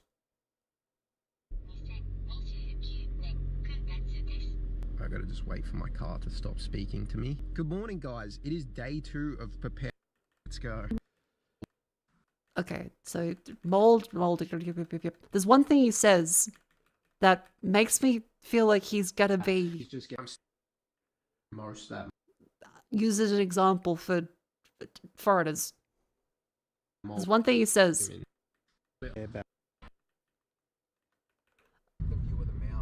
This, I want to contain it. Okay, so he's put all this shit everywhere for cutting it down. He has at least the consideration not wanting to blow all the leaves into his neighbor's yard.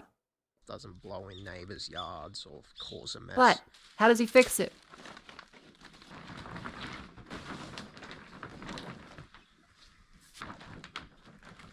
I need to find some rocks or something that I can... What the fuck? He's meant to be gone for 6 months, by the way. kind of just put around the outside so it's not going to blow. Probably use these bricks. Like, again, I'm probably being too harsh on him. But what the fuck? Okay, chat, before you're like, oh, no, anyone could do this. Imagine someone comes to your country, buys a house there for cheap of an old couple that died, and then just leaves that shit there, throws a fucking tarp on top, and then some bricks. And then fucks off for 6 months.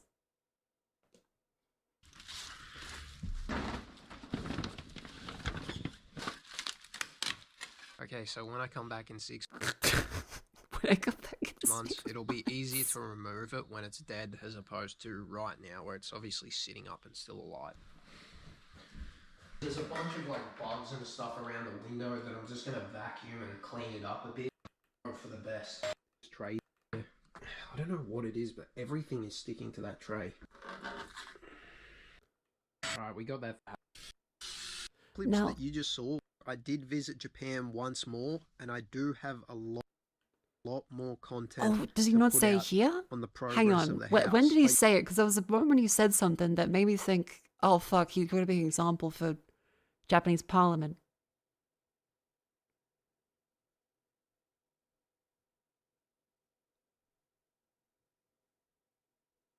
Because he was like, you can do whatever you want.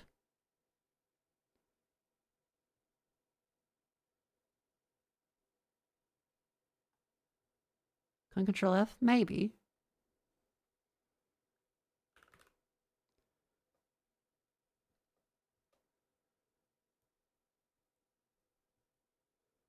Not that. Maybe it was the first video. Yeah, here. So what?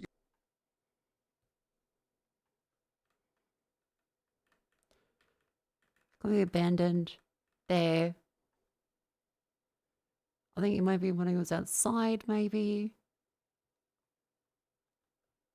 In the transcripts.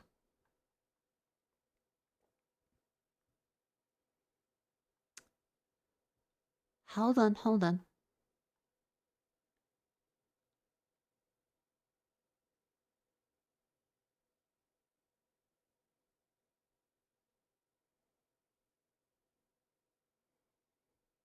Where was it?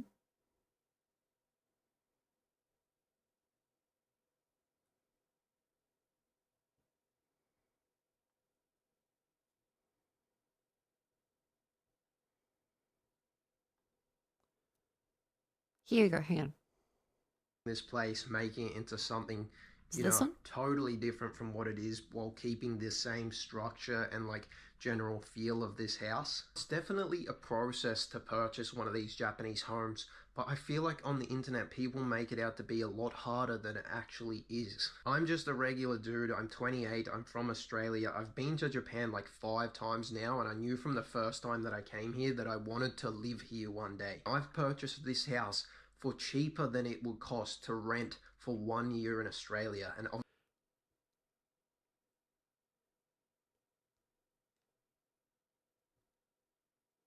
see, there's a lot of talk of just money. It's so much cheaper than Australia.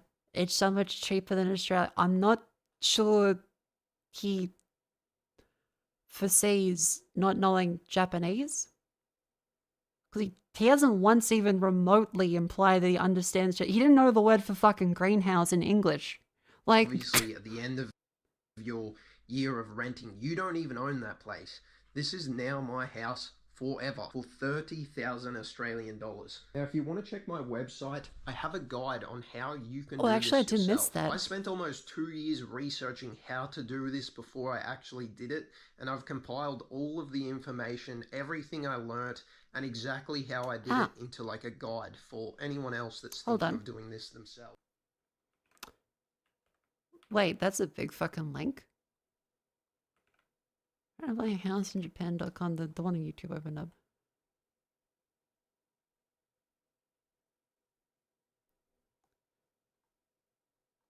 Last year, I purchased a house 2 hours out in Tokyo in the country mountains, less than what it cost to live rent for 1 year where I lived in Australia. When I first discovered the phenomenon of Akiya, abandoned houses, okay, that's usage of Japanese, honestly didn't believe it was real. See posts on social media and think, what's the catch? Now you're in my own house. So many people online were struggling to do it without getting overcharged by the foreigner-focused Akiya buy-in services. Made this website and a guide to help others avoid overpaying and confidently navigate the process of buying Akiya in Japan. The process is simple. You just have to understand how to do it.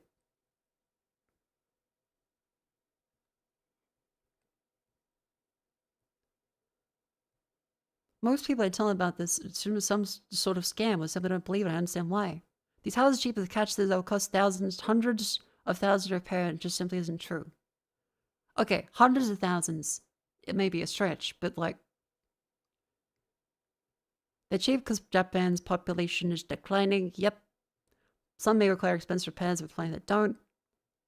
27-year-old house I could have lived in the day I bought it with zero front costs and via a Japan-based buyer's agent, making the process simple.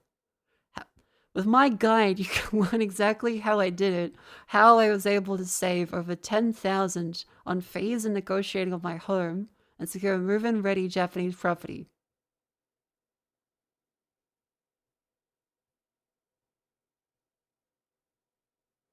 This isn't written by a real estate company. No commission, no upsell, no incentives to push you towards services. Just a real first-hand breakdown of how to buy property. Explained simply. $250.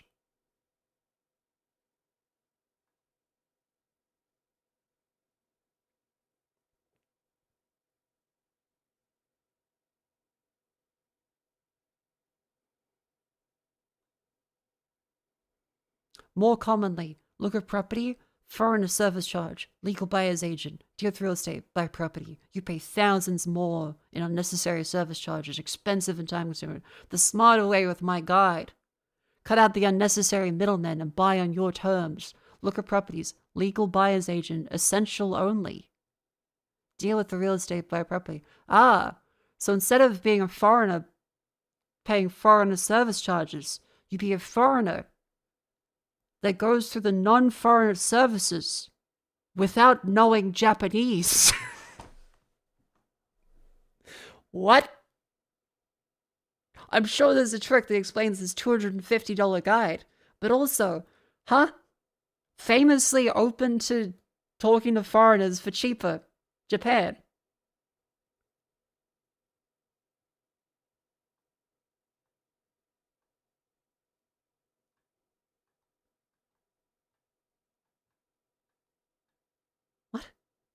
Really? What else is there? There's, oh, yep, there's the fucking buy the guide. Hang on, who's this guide for? Personal experience, common misconceptions, navigating Japanese real estate websites. My experience contacting real estate as a foreigner. Challenges contacting real estate as a foreigner. Finding a multilingual buyer's agent. Direct contact with my personal buyer's agent. Legal document template. Expensive Akiya buyer versus regular Japanese buyer's agent. How to decide how you can get paid to buy an Akiya. Best websites to find Akiya. How to find Akiya listings.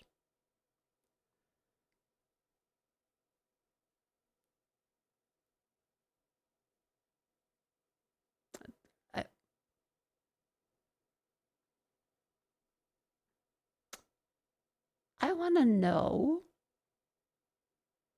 Oh, hang on. Understanding pricing. Hold on. One of the biggest misconceptions when browsing Akiya is assuming a similar house should be priced similarly. In reality, pricing in Japan is not always logical or market-driven. One is 8,500,000, yet another is 15 million.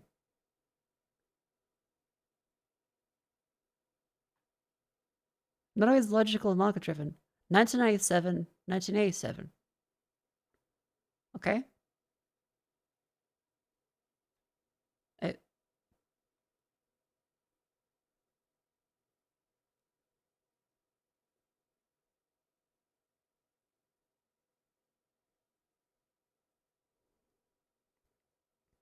But what do they look like? Because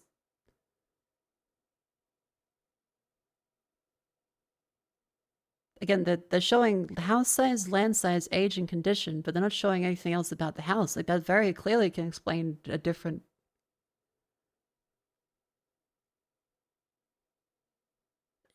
They don't actually, they just say condition, but they don't actually show what the condition is. So I'm like, huh?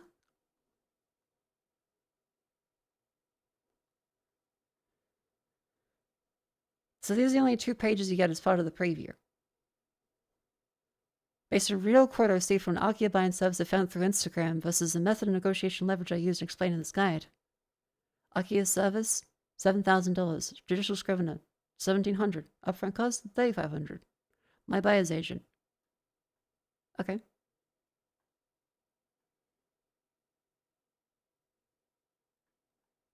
I mean, that can be real, like, that can be real, but also if you're going through Instagram to buy a house, that's not good.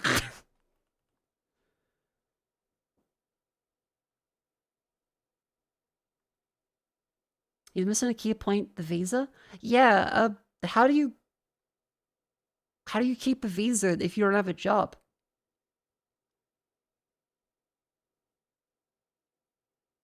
Also, this is not very dense on information. I know it's like you can't give the golden goose away, but Australians can say freelance and tourist visas, so you can just exit and re-enter.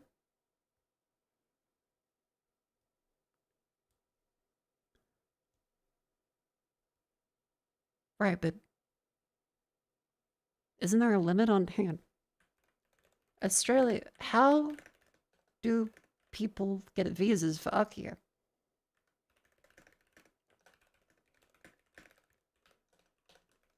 So we're gonna play a game. I'm genuinely interested in this. Owning any real estate in Japan does not grant you any visa to live there. All visa types are activity-based. You must qualify under traditional immigration law.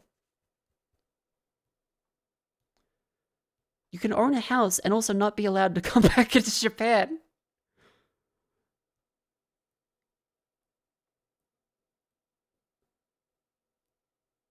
Come back to Australia every 6 months or so for the US. The US is a scary one to be flirting with potential visa issues. Like, I'm sure it's fine, but I would not flirt with the US of all countries. And also, there's a lot of anti-foreigner sentiment, and the whole idea of just buy this house, you can do anything you want to it, is kind of odd. Now, hang on, I think it said anything. Yeah, this bit. This part is the part where I think, okay. He seems like the example that they would use in court to show foreigners being bad for Japanese society. I say this purely because of face tattoo, backwards cap, a very, very, Western looking. And then he says this. Simpler than you think, and you can literally do it right now. It doesn't matter where you live, doesn't matter anything. Any foreigner can buy a property in Japan and use it for whatever they like. Anyways, that's a terrifying statement to anyone that is nationalistic from any country.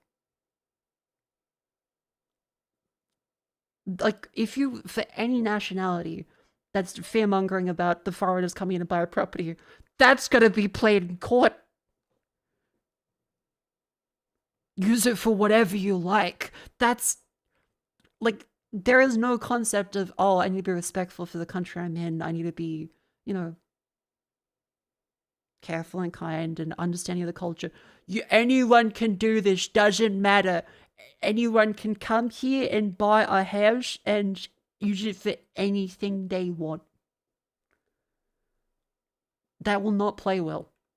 Think, and you can literally do it right now. It doesn't matter where you live, doesn't matter anything. Any foreigner can buy a property in Japan and use it for whatever they like. Anyway, that is a scaremongering fucking line. Like, that would be put on a poster. And I've been seeing a lot of people mention how scary anti-foreign sentiment is lately. So this does not help. Plus, he didn't know what a fucking greenhouse was. He called it a indoor grow area.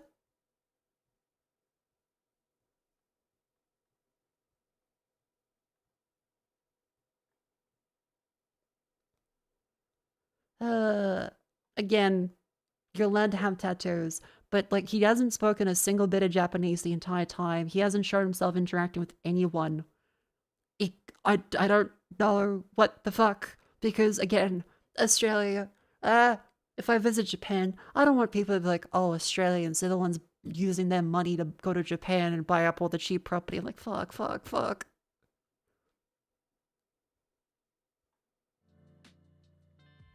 Because like it or not,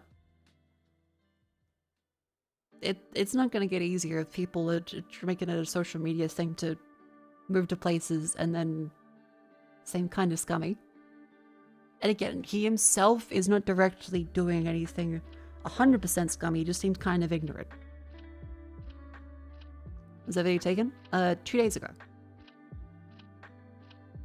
The original one, 7 days, and the last one, 2 days.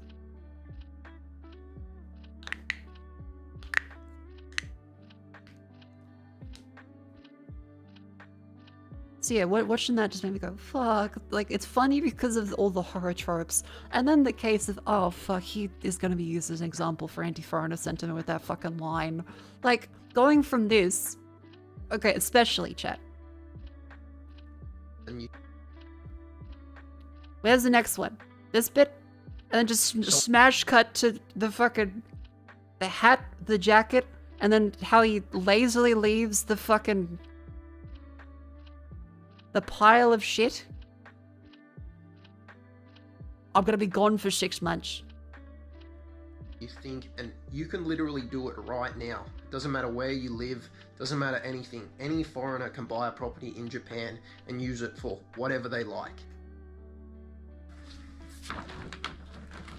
I need to find some rocks or something that I can kind of just put around the outside so it's not going to blow.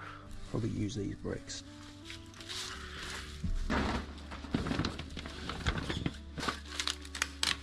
Okay, so when I come back in 6 months, it'll be easier to remove it when it's dead as opposed to right now where it's obviously sitting up and still alive.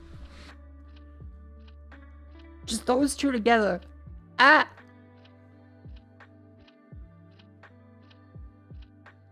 Old House Japan. Hang on. Is this just like a common thing to sell a $250 course? Oh, fuck, this is a thing. $10 per month. This ebook is your ultimate guide to successfully buying and owning arcade in Japan. Make the process smoother, more informed, and stress-free.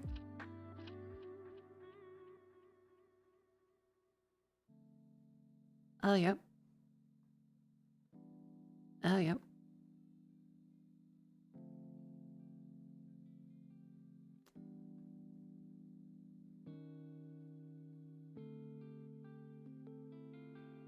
This is just like a common thing then.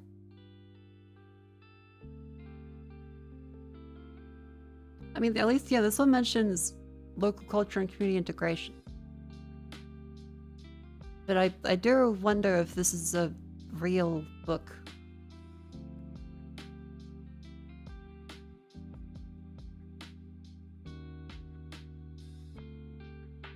Old Houses, Japan. I do wonder. Because again, if you move into another country, especially Japan, you gotta know the culture. It's a very insular one, and you gotta be respectful. And someone just doesn't feel respectful. It's just, look how cheap it is. Better than Australia, I get to save so much money.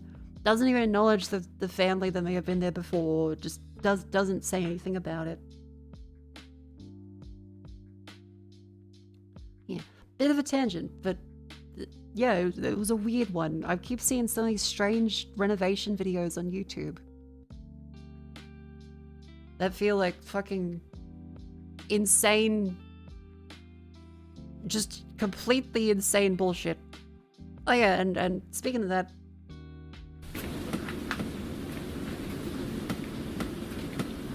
this is this cool horror YouTube video.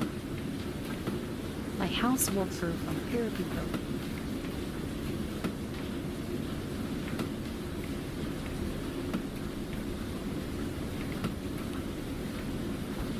It's just telling me that's terribly damaged. Tonight, I want to introduce my house.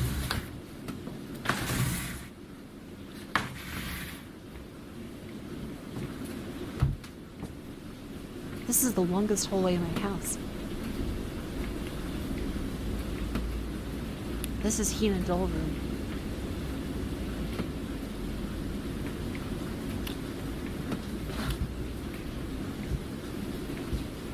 his altar and ancestors. This is a picture from around the time of World War II.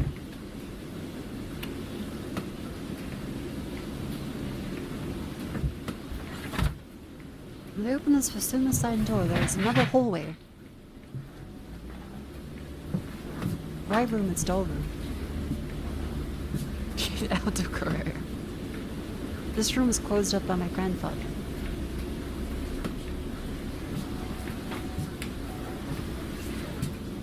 This is a picture of my mother when she was a child.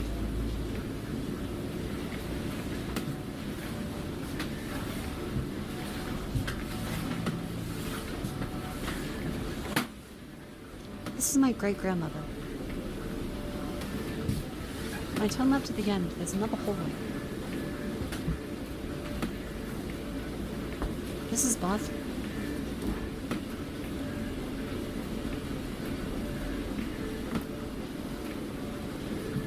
I hear a suture. My grandfather is always listening to suture from the radio. The walls peel off from the ceiling when it rains.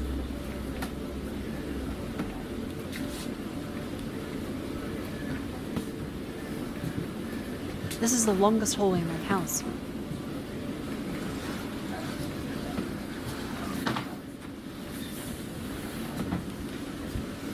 A typhoon is in the van. This is my room.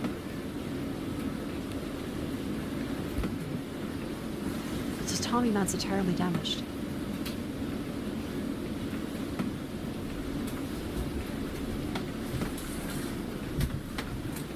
When he opens the suicide door, there is another hallway.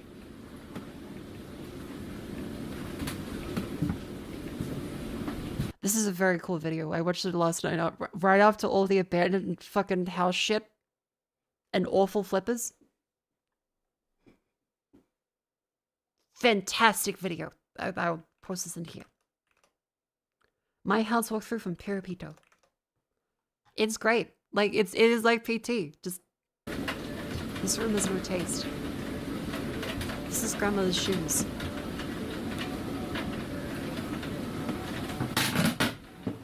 Grandmother is here. The ceiling is rotten and fallen away.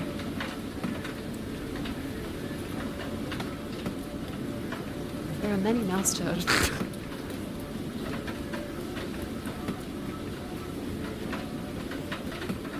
My grandfather is not here. I hear a sutra.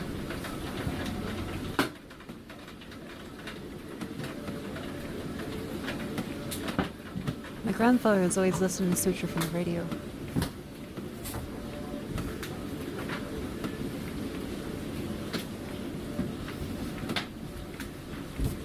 When you open this from the side door, there is another hallway. I really love this one because the faces get scrunched out over time. It's incredibly, incredibly cool. I love this video. I strongly recommend watching it. There's also a making of. Really neat. Let's repeat the sentences. There are slight changes of time. It's essentially like PT. It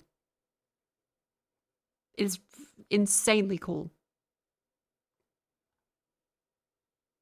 Yeah. Oh fuck, I've spent so long rambling. I do, well, I shouldn't apologize. You guys like the rambling, but still.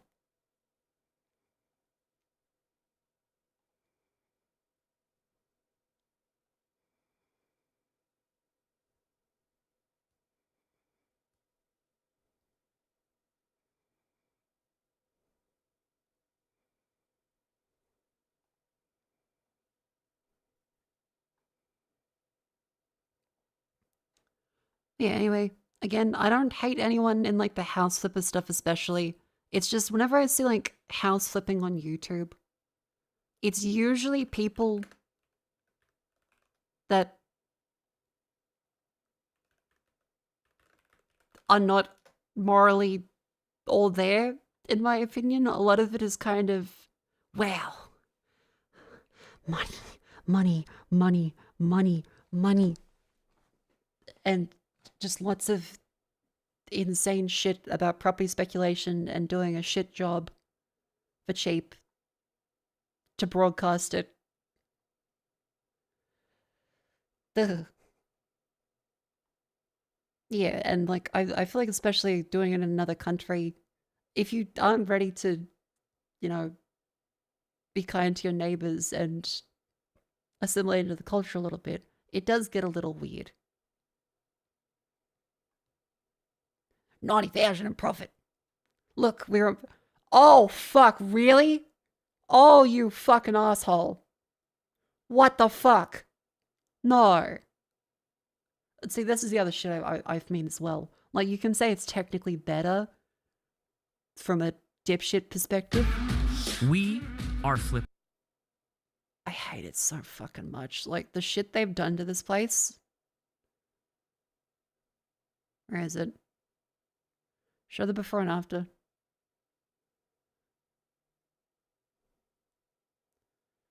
Ugh.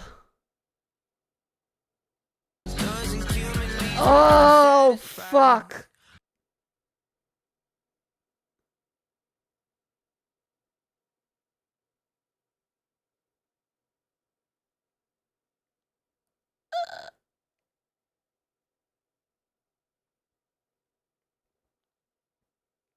Oh.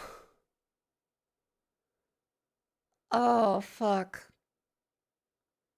Oh. It looks like it sells $30 burgers in there. Like, fucking shit. Ugh.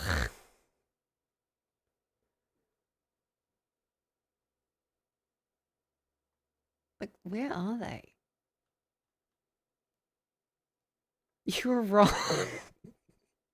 It's kind of crazy. Getting so to find viewforms that flippers haven't destroyed. Yep, okay, it's gotten to the point where even the top of comments on YouTube are people saying how shit it is.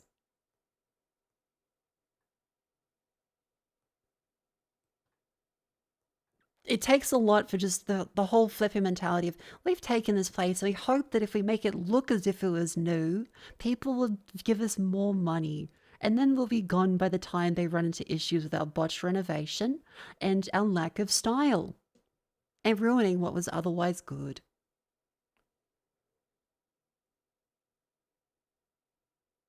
Like, don't get me wrong, I'm sure there are some, but oh my fuck, is that the same people? No, they're different. But there's something about it where everyone just, No.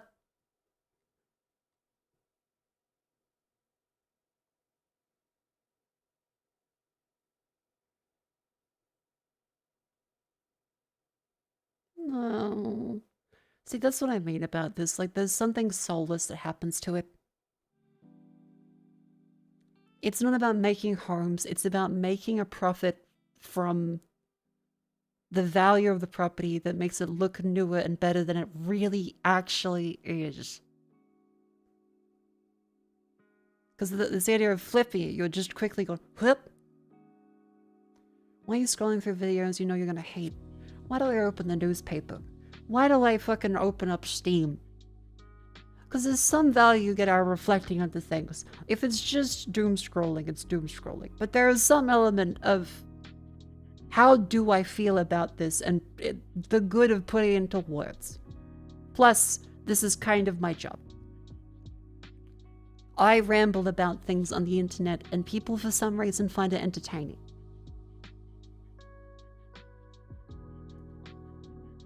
Anyway, what was it doing? Aside from making fun of the whole house flipping thing. Yeah, I take the content and I flip it around and I make a money. I got $2.50.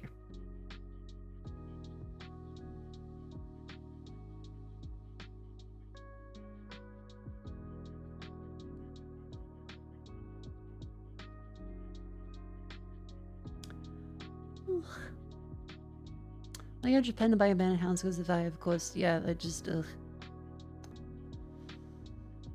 Now, where were we? What should I play? Because we talked about a whole bunch of things.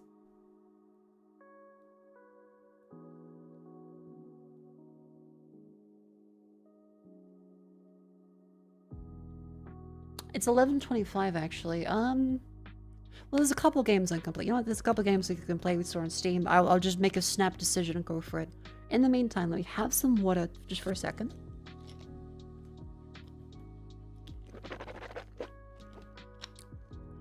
Ahem. Welcome to the section that actually has Grandma's Crossword Puzzles, where you through and play all the daily dolls. That's right, Wordle, Scrandle, Gandle, etc, etc. Now remember, as a streamer, it's my duty to try and not cheat by looking at chat. However, I may accidentally do so. So please, play along and let's get started with Wordle.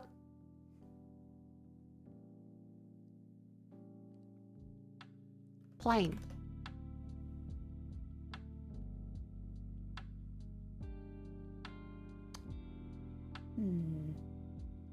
How about trunk? No.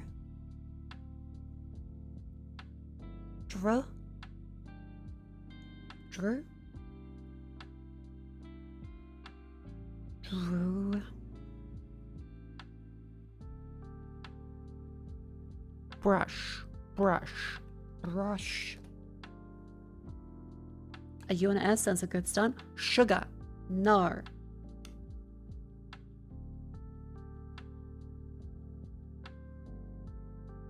Surmise. Shoe, or there could still be I or O. Simo.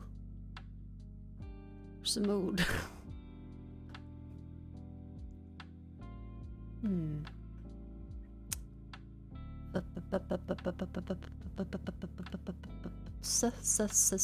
Soy. So you. Soul? Soul? Oh, there's no S. Sorry, L. Soof. Shoom.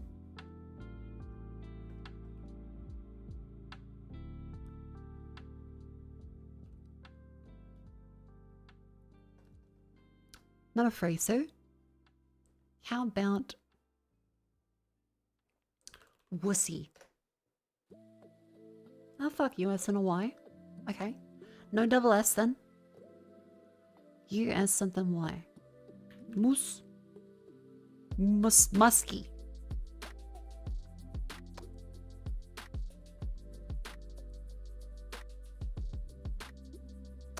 Fuss. Fusty? Fusty? It could be a T. Fuss. Soy? Kusoi? Fusoi? Kusoi? Like Rusky? Nope. Jusky? Husky? Dusky? Dusky? Oh, Dusty. Ta-da! Next up is connections, mini, and then strands. And then of course, well, I've got a bandle and gamedle and rattle and scrandle.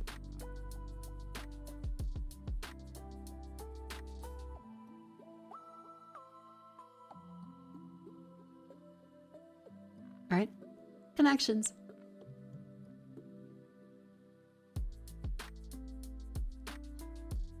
Forever, salon, cook, surgeon, nurse, doctor, fudge, a super fudge, cry, blubber, trot, alter, founder, babble, deenie, tave.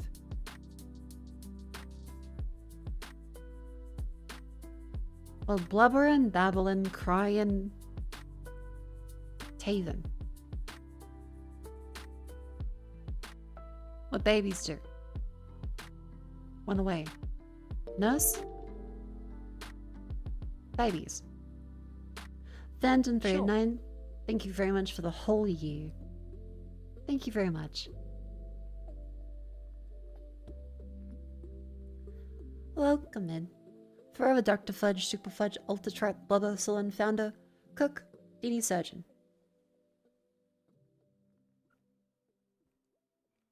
Super Fudge.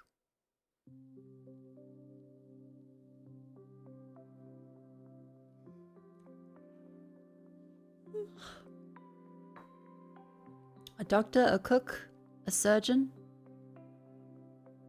a salon? Nope. Trot? A Trotsky? Dini.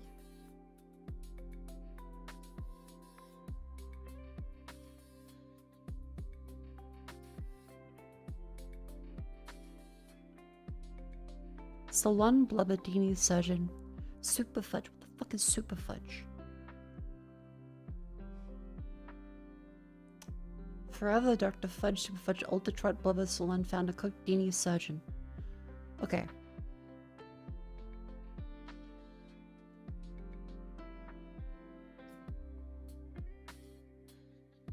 I can't say they're related purely to medicine. You can doctor something and fudge something. To falsify. Manufacture. Alter. To super fudge it. That is one way. Okay, probably not super fudge. I don't know what super fudge actually is gonna be. Friggin' forever. It's let it blubber it. You can blubber your way through. Maybe. And Trent, surgeon, Dini, cook. Cook it. You can cook the books. Modify deceptively. Now, salon, blubber. Trent, forever, surgeon, Dini, super fudge, founder. No idea. How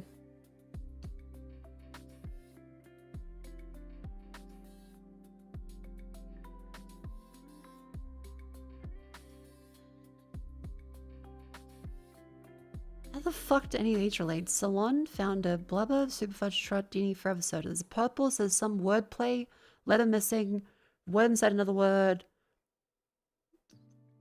common vowel, O's. Is there a letter missing from like the end? Like salons, founders, trots, surgeons.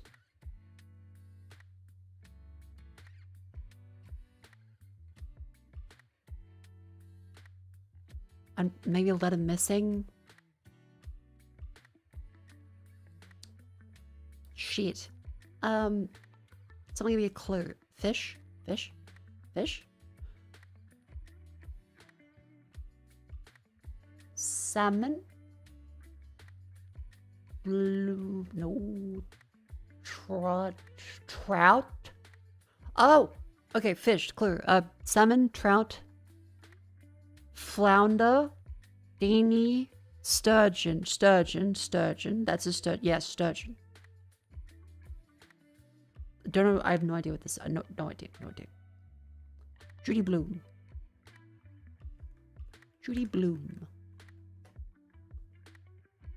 Oh, she seems lovely.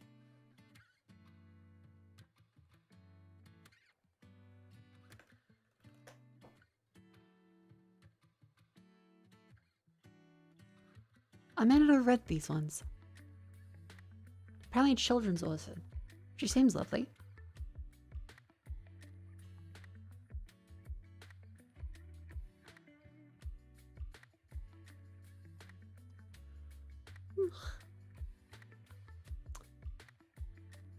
Half of the mini comes out. Daily. Difference between the highest and lowest values in a data set. The range.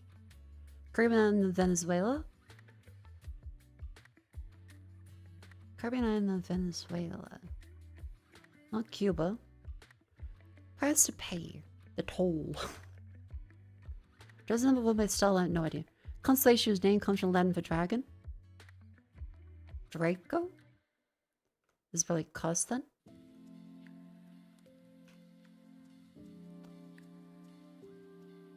Bursa.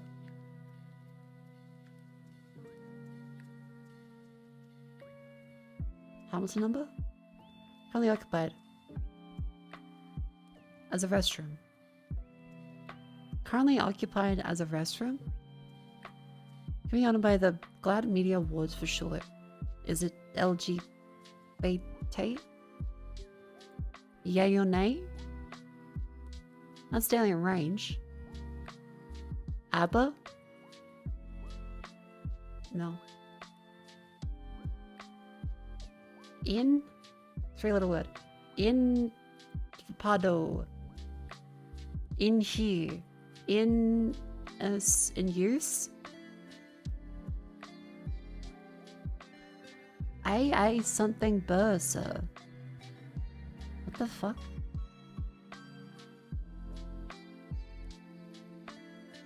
Is that one? AA on. Oh, Aaron. It's the fucking Chappelle bit of AA Ron. Oh no, that's not Chappelle. That's a drawing a blank. Keegan the Peel. AA Ron. There an AA Ron in here. Strands. On the rise. Mock. Bold. Slop.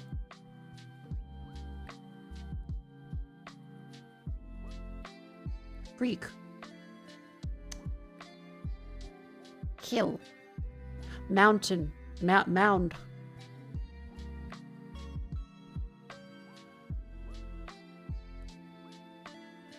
Two. Ridge. Is there a ridge? Slope. High ground.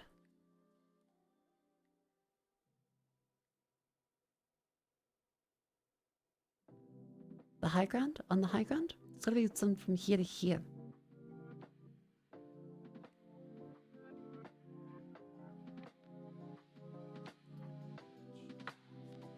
Roll. A butt. Oh no, it can be across the bottom here. High ground.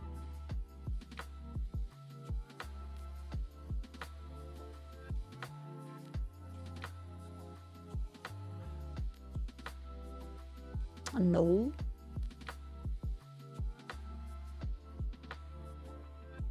Higher ground.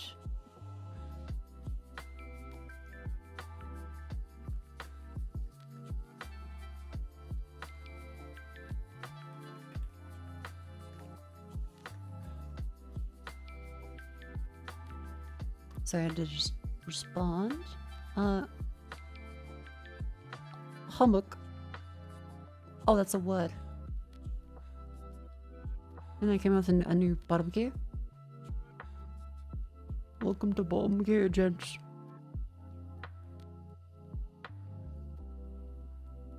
Not hummock gets the Lambo Chevy. And next up is, of course, Vandal. I'm gonna pause the music. 2013, 29 million, easy part 2.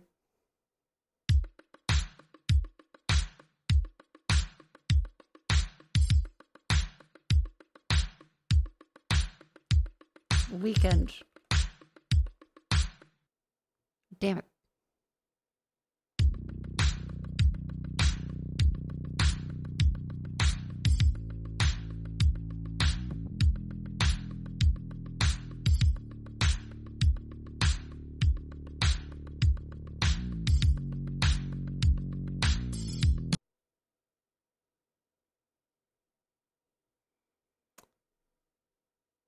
No, it's not 9 Inch Nails. No, that one was a lot earlier.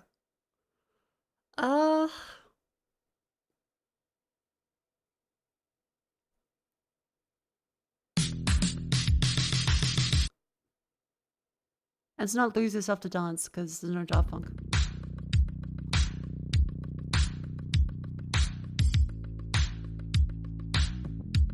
No.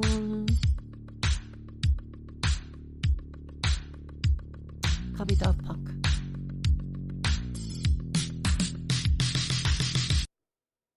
Oh, is it the Money for Nothing?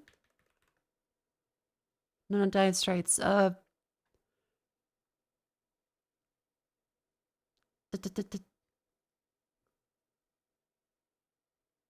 There's a music video on YouTube. It has them as Phoenix Wright characters. I don't know what the thing it was, but it's the same beat.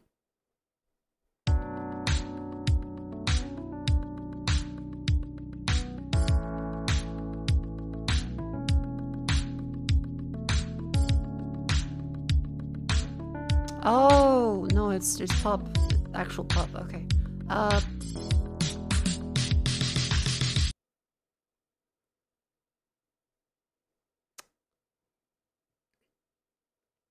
Mystery Skulls Money. That's the one I'm thinking of.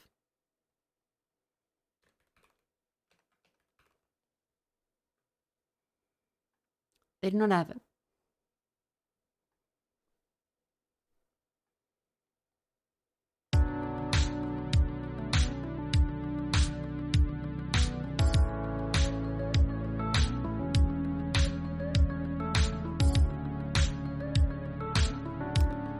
I don't.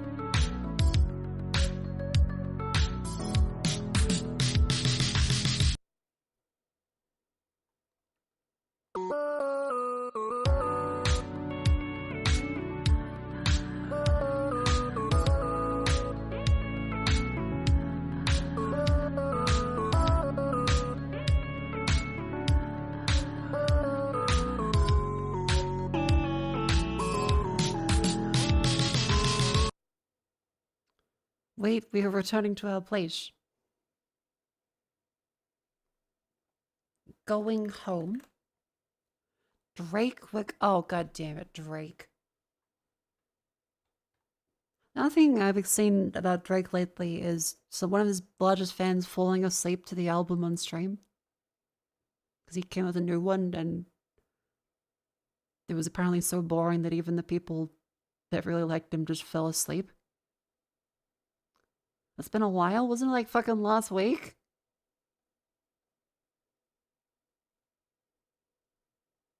See, I thought it was this one. Mystery Skulls Money. Because, okay, chat, listen to this beat.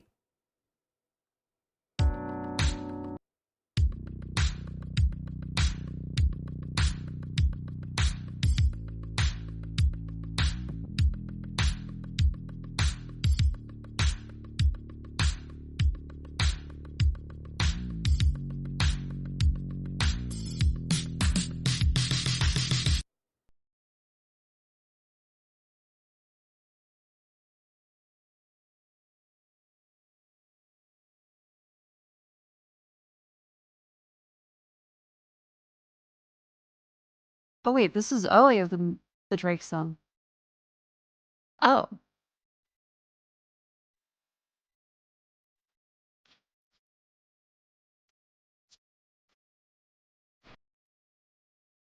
I do really like this song.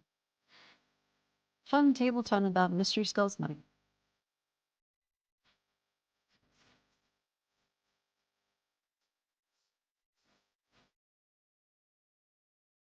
This bit especially.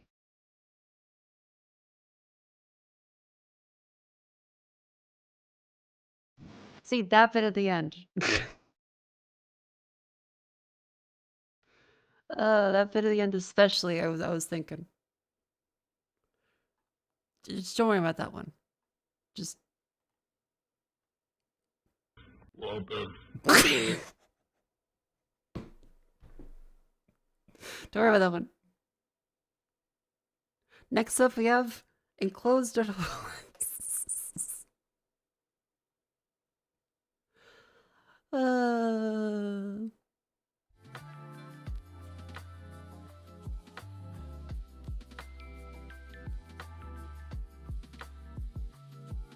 Day 141, stop sign. Alright, let's go.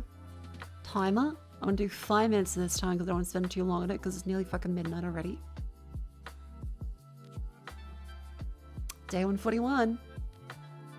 Love that the Walter videos are current joke. Just like me to be several years late to the meme and now I'm like, oh my god, class, have you seen this meme? I saw it on the Facebooks. Let's see, let's put one of these ones here, there, there. There, there, there, there, there. Fuck.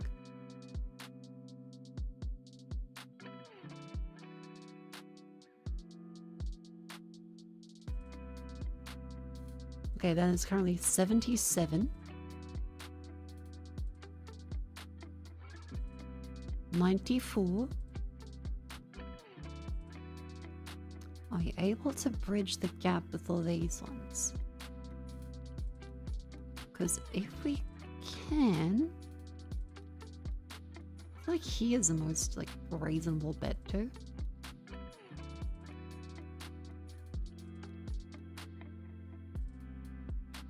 No. What's the number for this one today?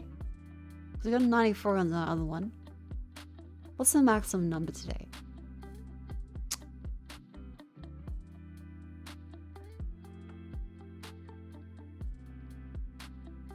$96.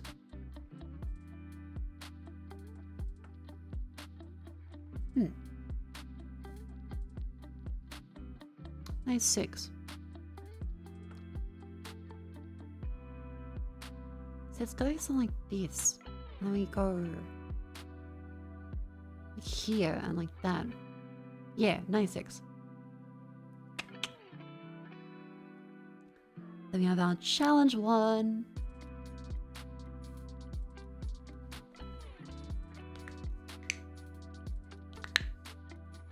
Day 141 sub sign. Okay.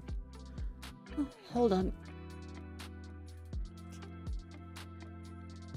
Let's say stop. Yeah, plus 3 for each of these ones. This one's 64. Oh, okay. We have 12 walls. Naive solution, just this fucking thing around the walls there. So gradually go up.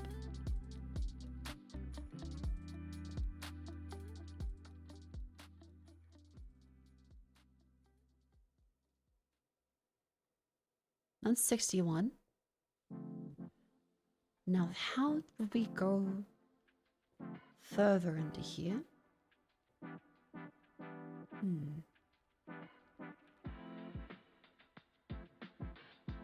That's 62, 63.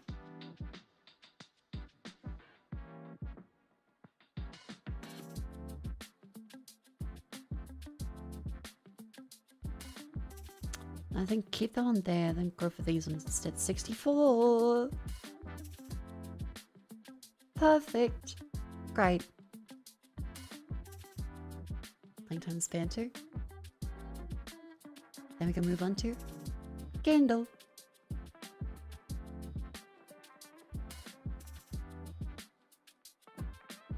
Is this like the be brave, scallywags? Be brave, fuckers. Which fucking be brave. Pirate.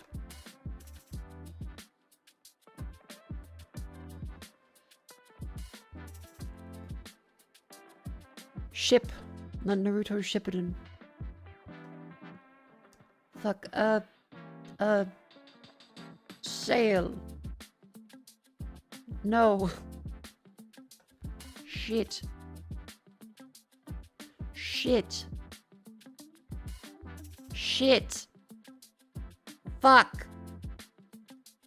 You, bitch. O's. P's? O's? O's. Will of Rose? Windrose. That's this year's one. What was the Be Brave one? It's a new one? Like new, or new is in like the Russian company that keeps doing like the same.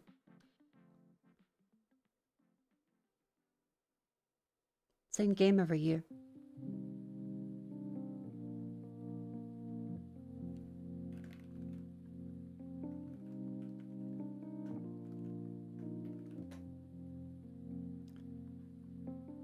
Is this one?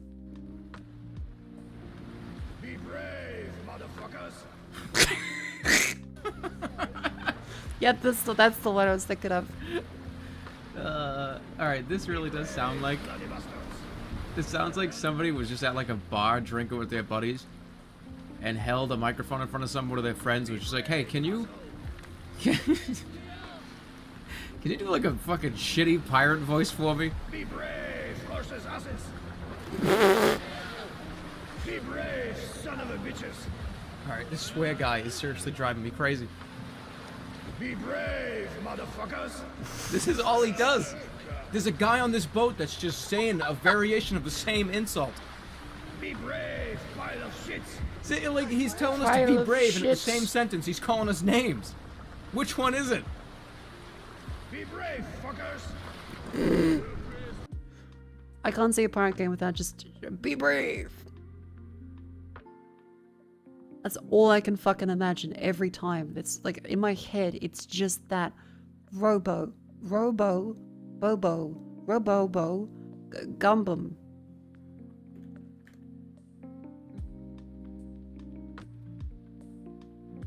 Oh.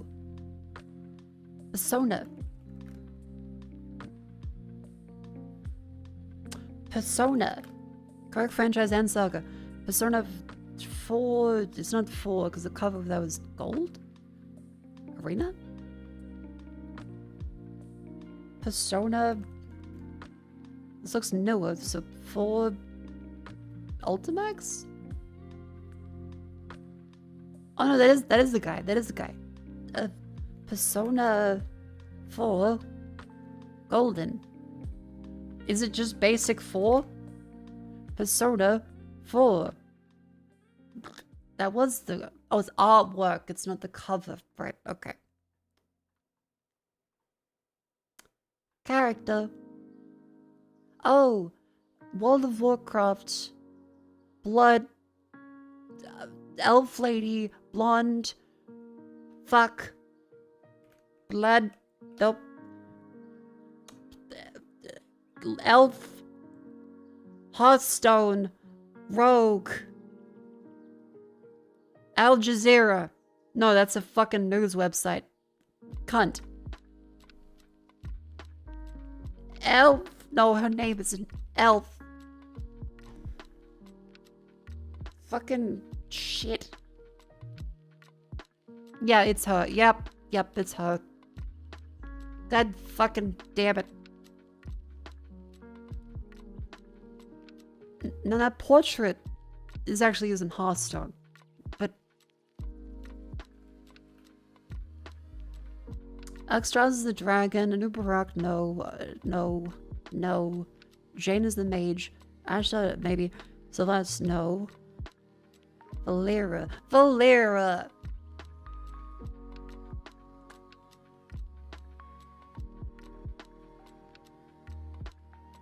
Yeah, there we go. Music, sequel, minigames.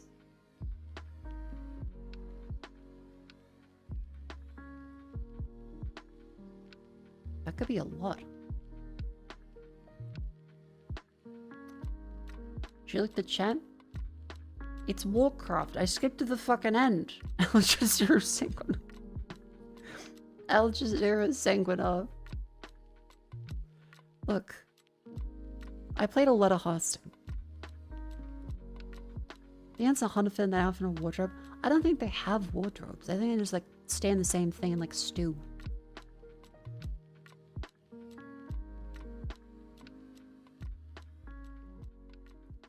Yakuza 0. Damn it. Tap notes, vocal sense, dance videos. Dance Central 2. Japanese pop. Character room.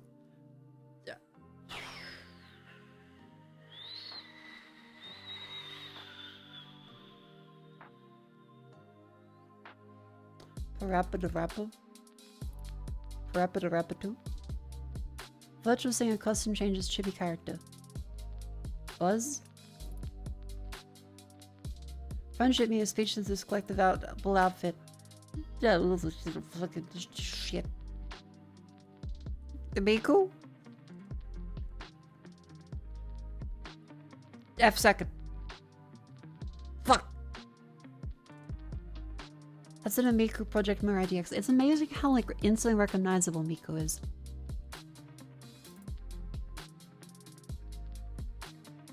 Wonderful character. Left the Dead 2. Speaking of figures, because Miko was mentioned, I thought about figures. Have you seen my Fallon?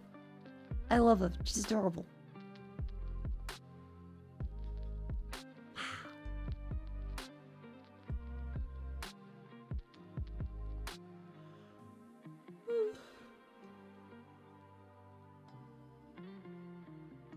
See, Left 4 Dead 2. First person something else. Of 2009. Not a shooter.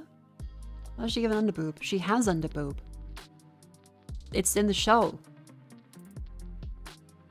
Don't you be like, oh, figures make it sexy. She's adorable and she's allowed to have a little underboob if she wants. It also was like that in the show. Watch it again. And the manga.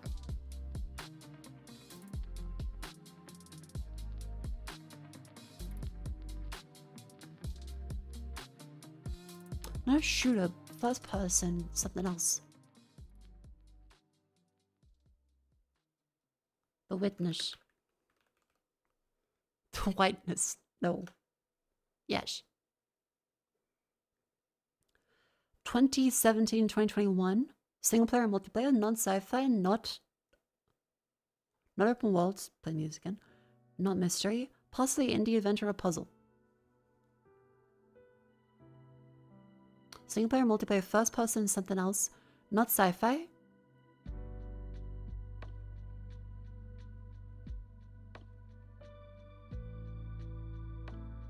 Friday the 13th.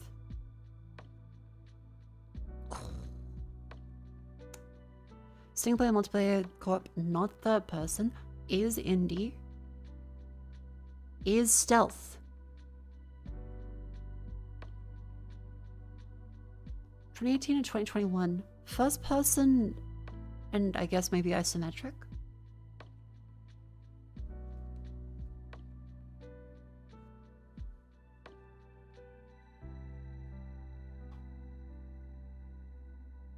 Single player, multiplayer, co-op. Possibly horror. Oh wait, no, it could be horror. It could just be horror, couldn't it?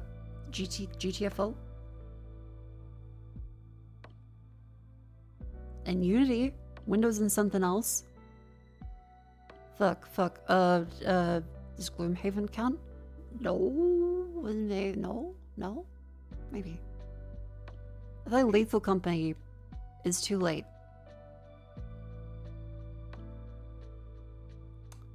Not a shooter. Indie. Could be VR. Could be VR. 2018 and 2020. Single player, multiplayer, co-op.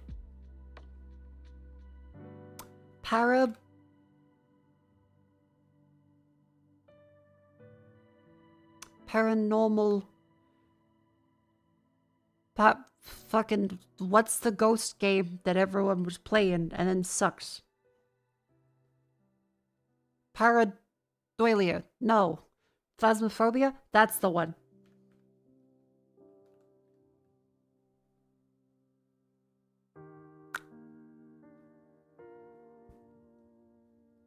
Ta-da!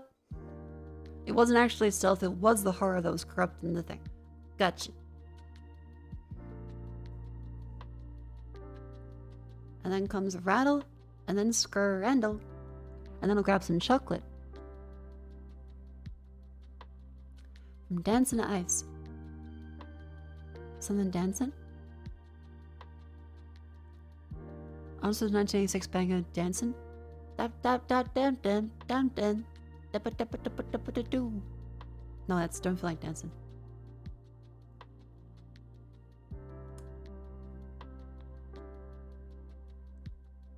Change one letter and dancing a chocolate treat. How are the looks that sound like dancing? Dancing is made up of moves. Mother of dancing, one dancing with their feet. Sound from dancing. Taps. Scuff. Dance with the stars? There you go. 6 letters. Stars. Sound from the stars. Sunstars are having a roll. Sunstars, nickname for most popular Halloween costume in the neighborhood for 13 years running. What the fuck?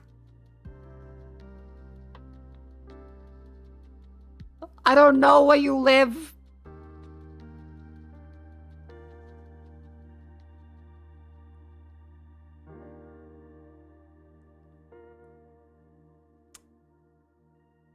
Instead of letter in the stars, you get a way to get up. Starts up? Stairs. Stairs. 6 letters. Sound from the stairs. Creaks. Mother of stairs. Stairs is made of steps. Stair. As in look. 4 letters. One stares with their eyes. Eyes is made of eyes. Ghost eyes? Okay. Something eyes, a rare thing to roll. Snake eyes. So it is. Hiss from a snake.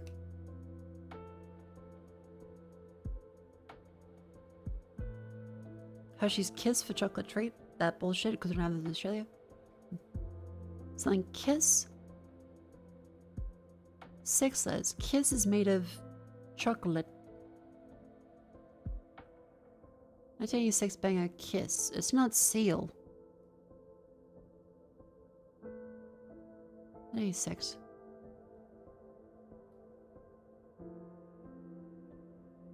These ones. Okay. Something's made of ice.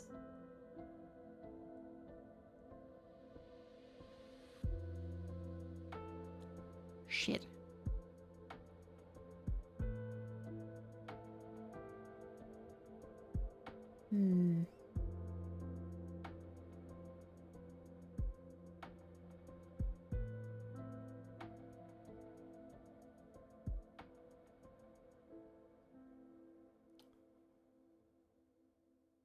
Mother of a kiss, something eyes.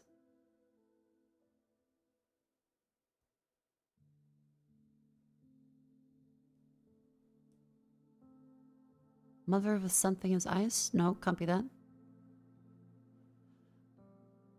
Artist of the banger. So it's gonna be the artist of the banger for this one. Kiss something. A kiss from a rose, just kiss. You name for most popular Halloween costume in the neighborhood for 13 years running. The fuck?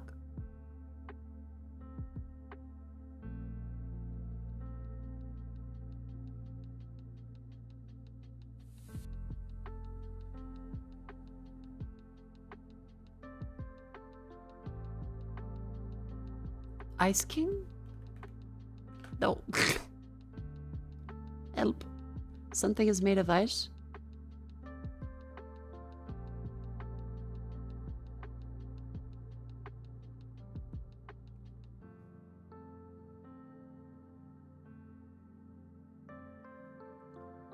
'86 bang a kiss. Prince. Mother of Prince. Queen. Popular Halloween costume in neighborhood for 13 years running. Something Queen? And then last one's ice. Something is made of... Ice is made of something? Is it Snow Queen? What the fuck is a Snow Queen?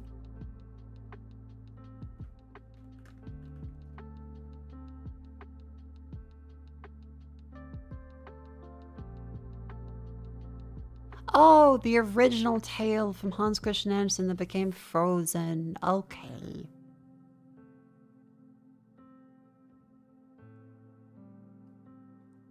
Alright. Then we have Scrandle. And then I grab my snack and we play a game for 2 hours. I didn't expect to ramble for so long, but then again, I never do.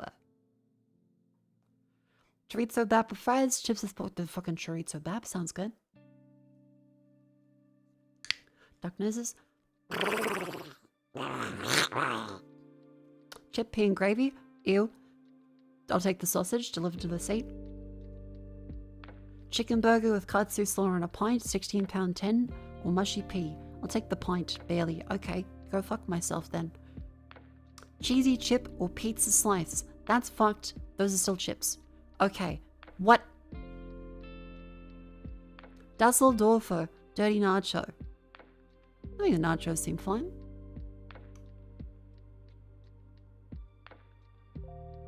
Hot dog and chips, hot chocolate brownie covered in Biscoff. That looks fucking good, but that looks really good. Okay, fuck off. That looks really good on the left. That's perfect state. Really? Pizza, chicken flatbread, thank God. The brownie looked good. Fish and chip buddy looks quite good. That's fine. Chicken fry basket large set of £14.80 or chicken club sandwich. That's eh. £14.80 or chicken club sandwich. I'll eat chicken.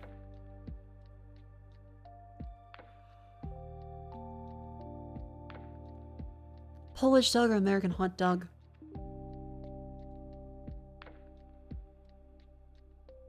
American one. Serving daiquiri or pina colada or a Kam Italian sausage with pepper and onion. That's not incredible. That's expensive. Like, that's a lot of alcohol. That's also too expensive for a shit sausage. I'll take the drink.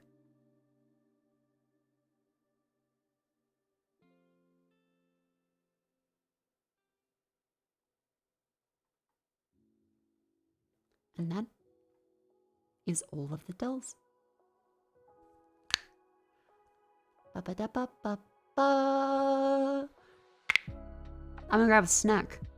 And then I'm gonna play something. Yippee! Remember, stand up and stretch. The ads are actually about to start, so up you go. Yay. I'll be right back.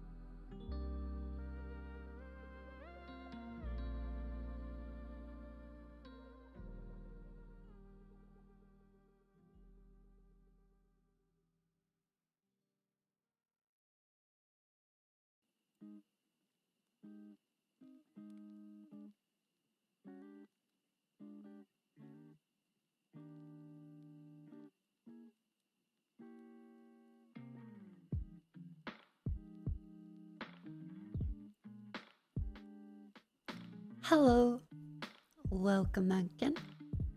I hope everyone's had a wonderful stand up and stretch. Hi, hi. I have made sure to turn on the heater because it is quite cold.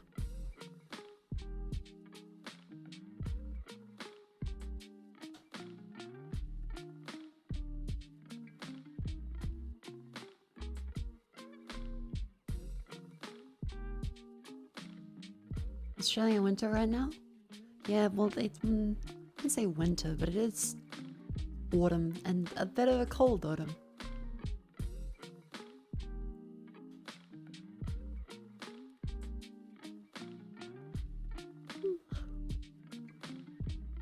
Now, what do I play?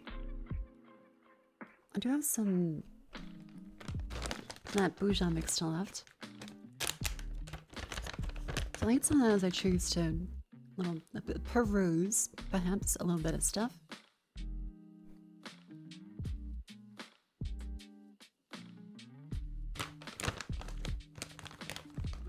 And yeah, somewhere I'm being quite lazy. My apologies. It's 32 degrees where you are. Turn it off. I heard it. What?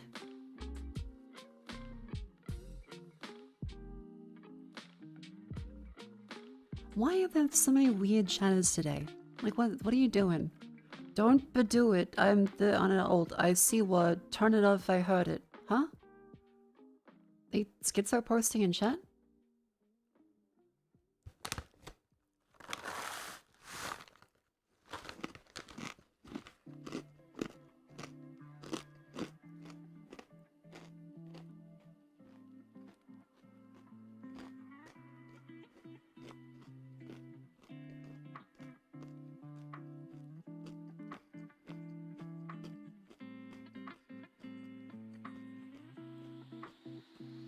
Hi, Mako. Hello.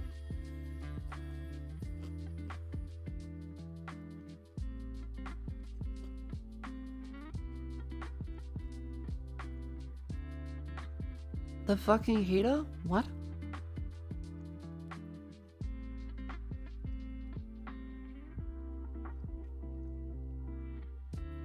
Are you trying to roleplay as like my roommate or something? What? I'm just baffled as to what the fuck this could even be.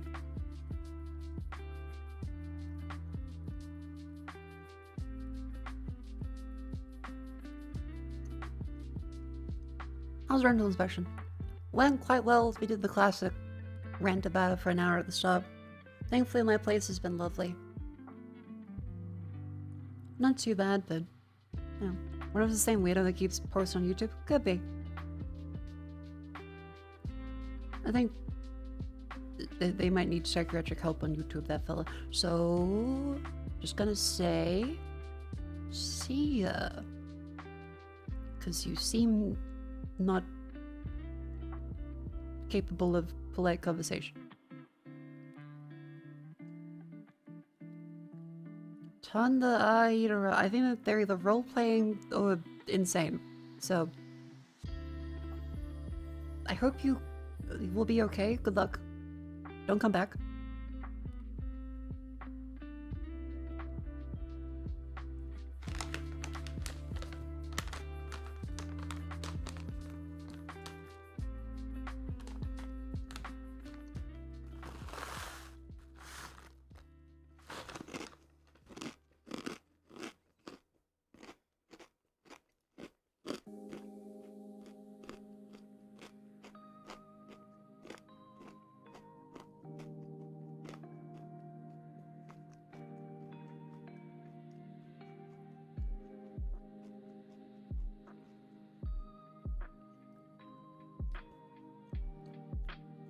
Now, chat, do we want to play Midnight Hopes, Lorne's Law, or White Knuckle?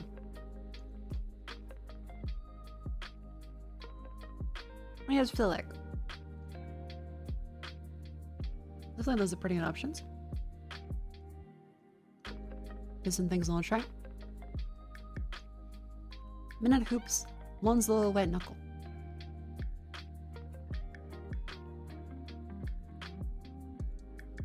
This is a neat basketball game. How long is it?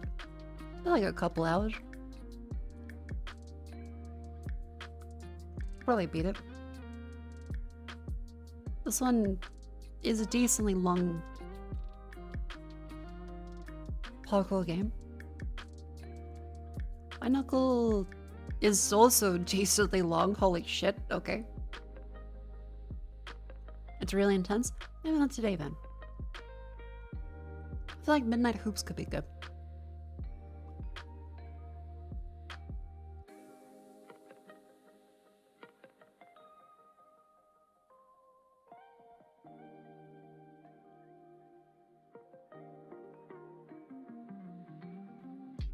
New game mode. Let's see, let's go buy this one and give it a try.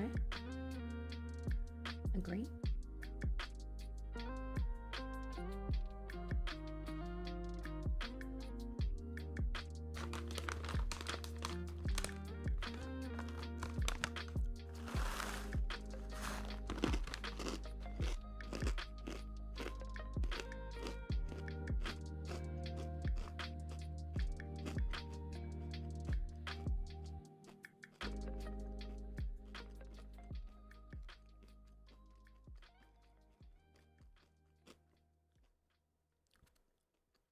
Is it totally too late for the schedule posting? That's a great question. I don't know. Because usually you expect schedules to be like a 3 AM kind of thing, like 2 to 3. But they're up like midnight here, but then again, the world does have many time zones, which does mean the potential for insane people to come in the chat is theoretically infinite.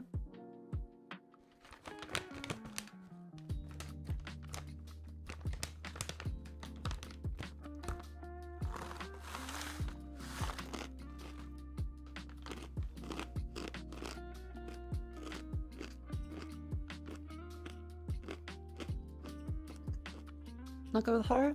That's okay. Thank you for stopping by. I'll see you in a more chill game.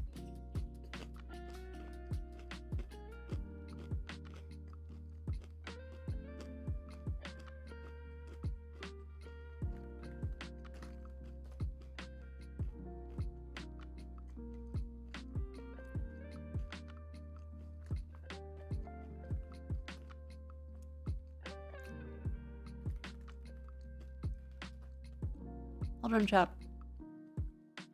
We're gonna be playing Midnight Hoops. I have a mouthful of food.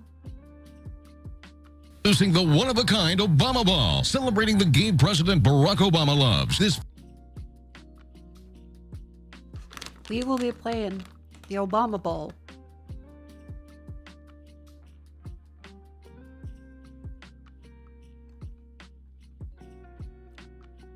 Obama.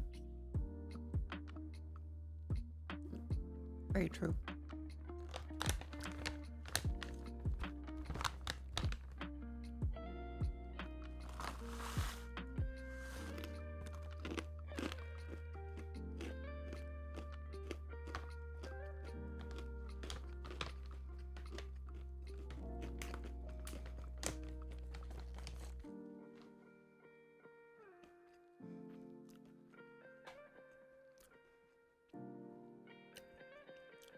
Obama Ball's son, or Trump phone. What the fuck is a Trump phone? Trump phone?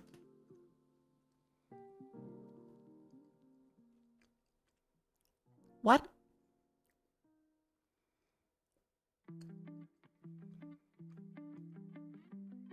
That can't be real.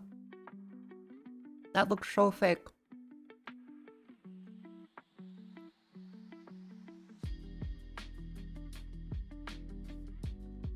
And that just looks like a scam.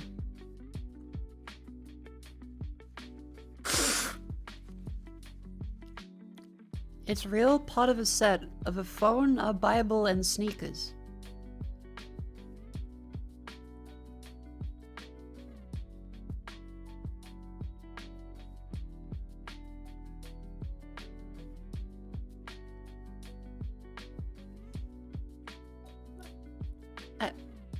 Really?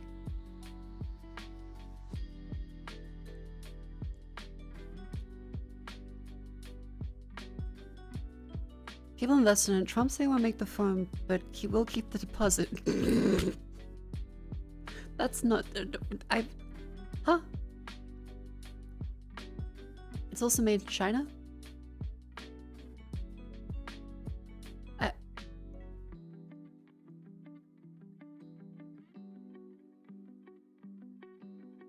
They got the number of stripes in the American flag wrong, apparently.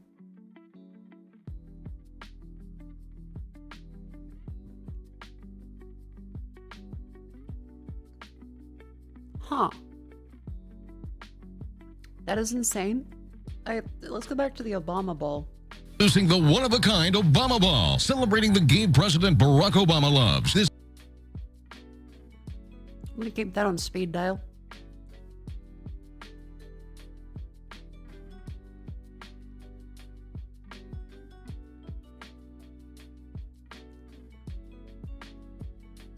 Well, let me move over the category stuff. We're gonna play Midnight Hoops.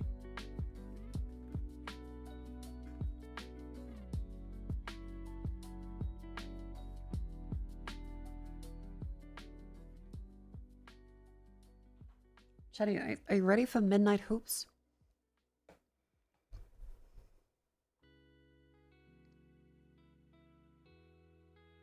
Hell yeah, hell yeah. Celebrating the gay President Barack Obama loves.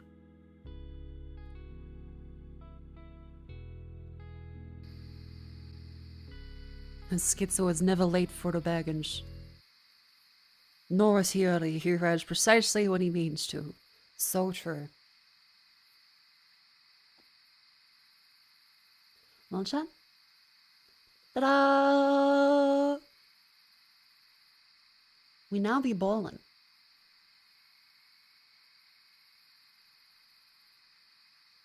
Mako Chala and Lauren Jackson. Hee hee.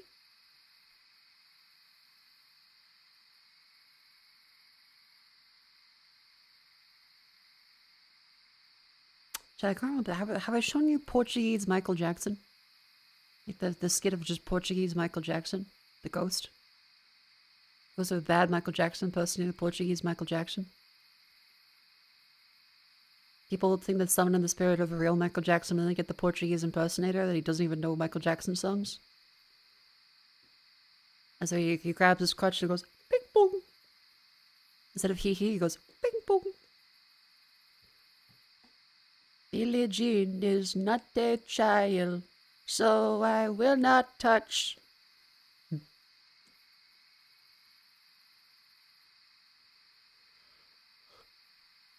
guys ever seen that one? Hold on.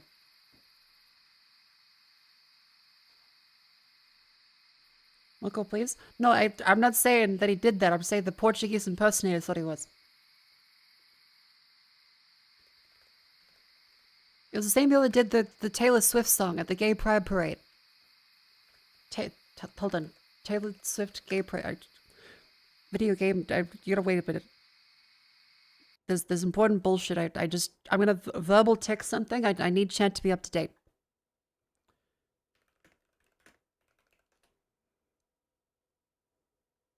Montessori Boy. That's the band. The fellas. Yay! Taylor Swift just released a new song. And she's coming out. As a lesbian? Yes, as a lesbian. Okay. And she's always been. Okay. All right. It's called Rainbow Dress. Montessori Boy sketch. Look at June. Is this Taylor? She sounds bad. Listen. Like the vocals sound bad. And the... Jonathan Van Ness. Okay, yeah, that's good. It's her best friend. The gay pride parade. It doesn't sound that gay. She's at the Gay Pride Parade. It's very confusing, this song. Yeah. I wish there was straight pride. It's like a right-wing talking point. If you guys are gonna listen, No, okay, no, all right. It's a, we'll listen. We'll listen. We're gonna She's talking about being at the gay pride parade. If this is supposed She to be a is. song where she's coming out, She's- like, why she's- does she she's talk so there. much about straight pride? You have such a limited view of gender. Oh, yeah. You sniveling fuck. This is gay. You guys are gonna like it. You sniveling fuck is such a good. You sniveling fuck. But she's at the gay pride parade, guys. Come on, she's gay. Who produced this? I think it's Jack Antonoff. Sounds really bad. Dripping down your balls. You like She's really good at allegory. Julia, are you okay? It's an It's such a good allegory. for queer love. The ball slide? Compass. When I can't smell your balls. Jesus, that's like disgusting. Balls are like a compass to my nose. What is this? Pause this. Gravitate. What the fuck is this? Are you guys gonna talk the whole time? I don't get it. I don't get what you're trying to do with this. Where is she, JT, in the song?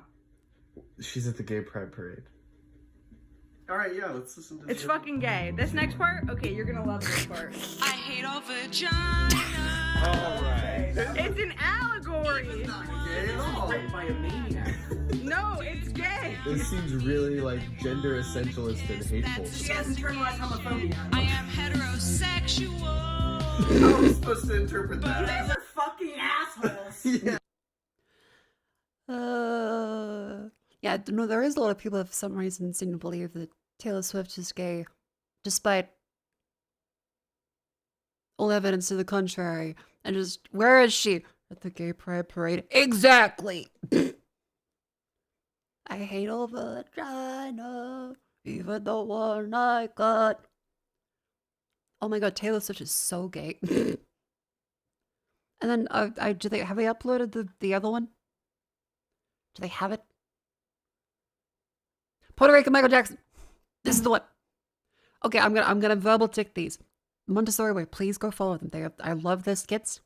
They're dumb as shit. I love them. Don't think we should go see Michael. I feel like the optics are bad. Oh my god. Is that Sorry, it's Puerto Rican and Michael Portuguese. Jackson? Guys, it's me, Michael Jackson. Ping pong. Are you the ghost of Michael Jackson? Say, you gotta go see my movie where I saved the world. You don't sound like Michael Jackson. No, man, it's Michael Jackson. Now we can sing a song. Can I get a beat? What's the song by him? Come on, man. What's the song by him? Famous song. Do bad. Because it's no good. Bad. Touching on the child. Bad. Don't do it. Touching on the niño. What, man? You guys are like You sticklers. think Michael Jackson was singing about how much he wanted to touch kids? It's bad. Wait a minute. You keep saying ping pong. What is that? He says he. I don't think this is the ghost of Michael Jackson. You sound like Puerto Rican Michael Jackson impersonator who doesn't really know a lot about Michael Jackson, he was, he became white, he loved reggaeton. Ay, my dog! Oh, man! Fuck, my dog! Michael Jackson can do that. I love Puerto Rican impersonator. Yeah. Mira. I'm sort of a C+. That's generous. Mira, fucking in concert, you can fuck off. Can I be honest? Yeah. Michael Noyes in heaven. Yeah, no shit, dude.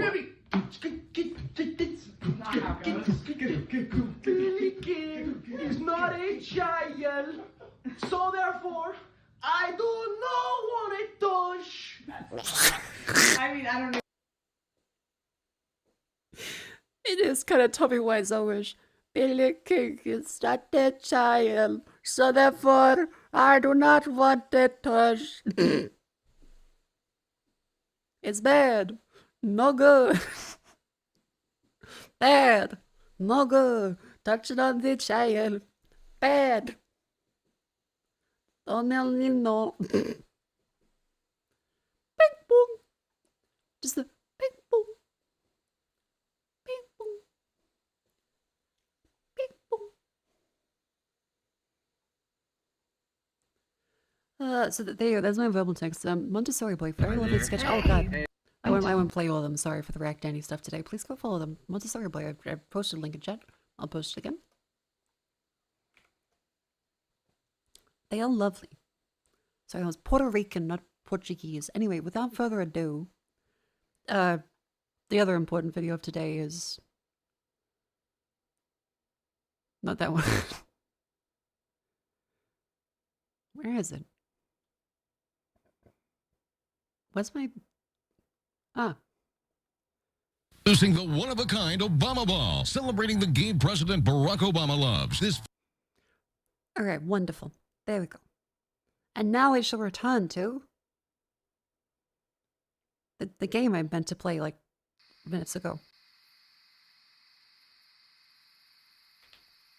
I'm full of stims. Bing bong. It's bad. No good.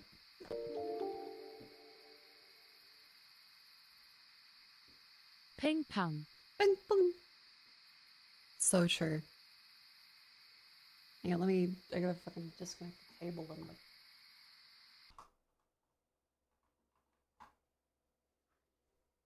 Ah!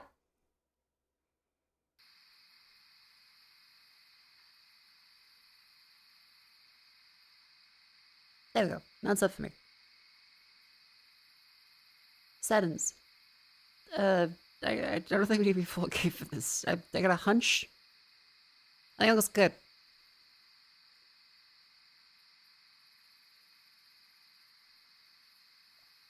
It's bad.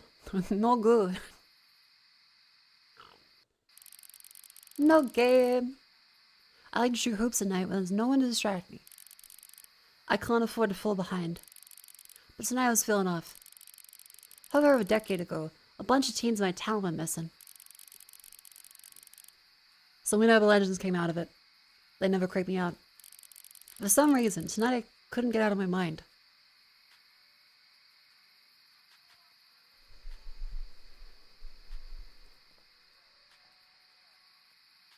Press F to toggle your phone.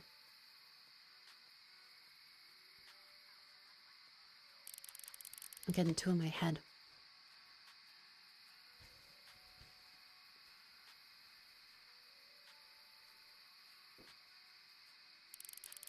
Anyways, I should get back to practice my shots. Some free throws, lamps, and 3-pointers. I have a note on my phone in case I forget what to do.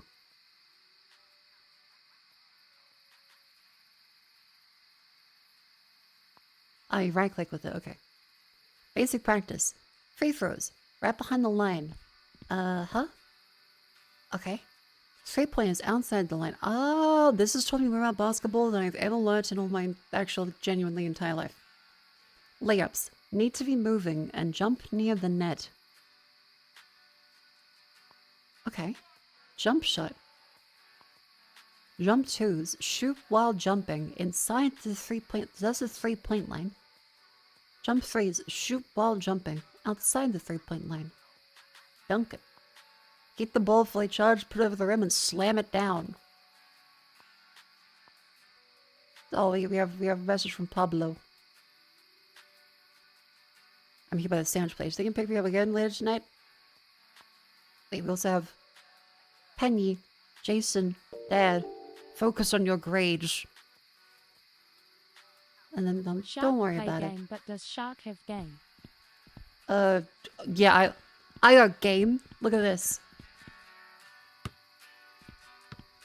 Oh fuck! I'm dribbling. I'm fucking in there. I'm fucking doing it. I'm Bing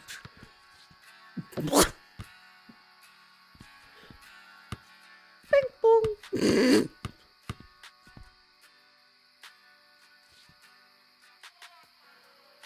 I'll go get it. I'm fucking in there. I'm dribbling. I'm gonna take a half-court shot.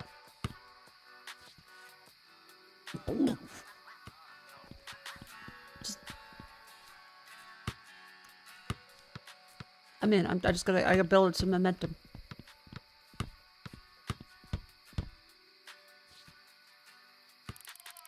Man, this paranoia is throwing off my game.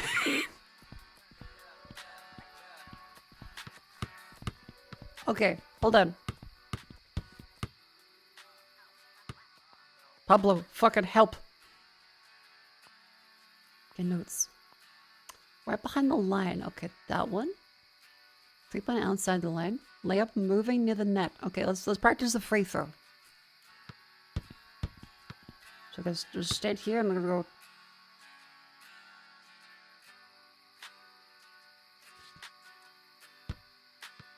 Not quite. Okay, a little more. Ah, okay, so halfway through. Thank God there's, like, half the power required. Fuck. I'm starting to think basketball might be not my calling. Hang on. Big boom. Shit. Shit. Oh. That was Michael Jordan, do it.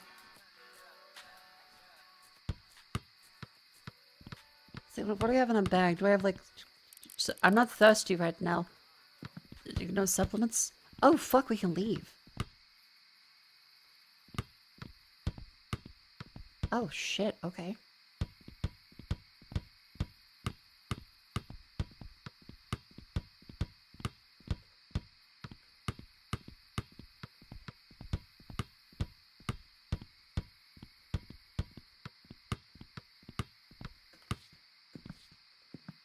Huh.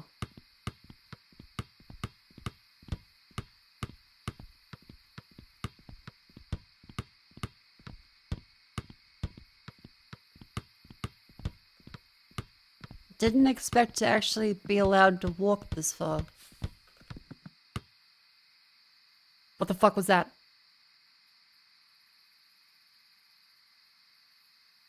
What the fuck was that?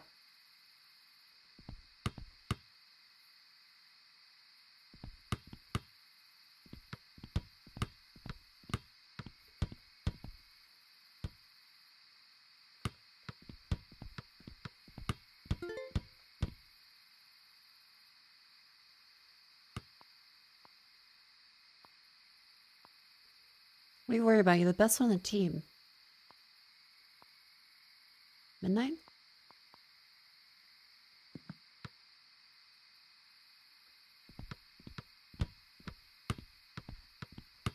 Well, I'm not doing that good for basketball shots, if I'm being honest, but like at least the stars are nice. What the fuck is that thing?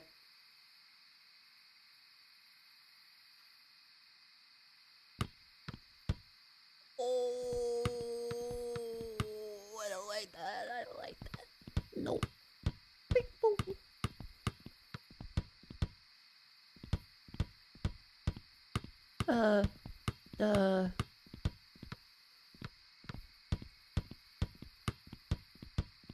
Oh. Maybe he's friendly. Hey bud, can I get you some steaks, baby? Yeah, just kidding. Man, this paranoia is throwing me off my game.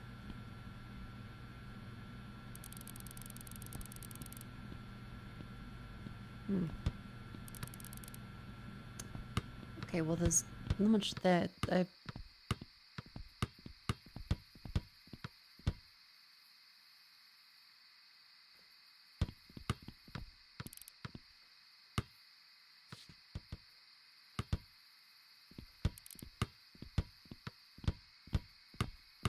Well, we can't progress past that point, so we're just gonna ignore it. Like many good horror game tropes. We're gonna pretend it's not a problem.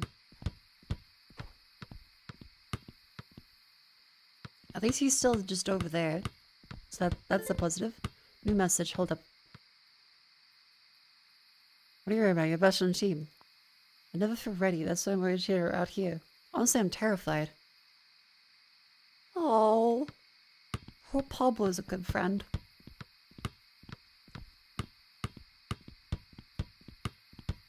And poor us, we got the fear of living up to the dream our parents have set for us, maybe. Actually, our parents seem kind of supportive. Societal pressure? Not knowing what to do? Feeling like sports is the only way out of, this affluent suburb.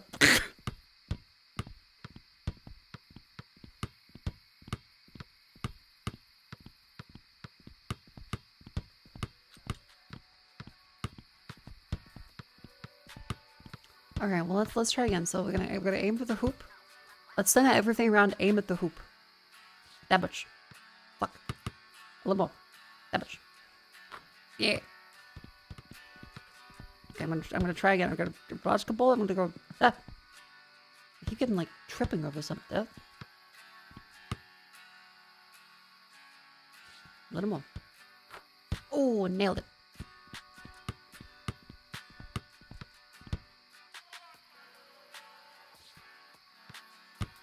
Just a little less. Yep. Boom, boom. So what's gonna get you out? Gotta be the best of the best. 99% on. Yeah, that's what I've seen from a lot of friends that mentioned how they had like a coach talk to them at school. They're like, okay, how many are practicing every day? If they aren't doing it, you're not gonna make it. Which is harsh, but like it's kind of fair. Because many people are, I think ice skating especially, I've seen teenagers are treated as elderly. If you weren't ice skating as a child, like a small child, you will never beat the people that have been doing it for that long. And grew up doing it. Like, you are considered past the fucking hill in terms of being able to learn how to ice skate if you start as a teenager, which is fucking insane to me.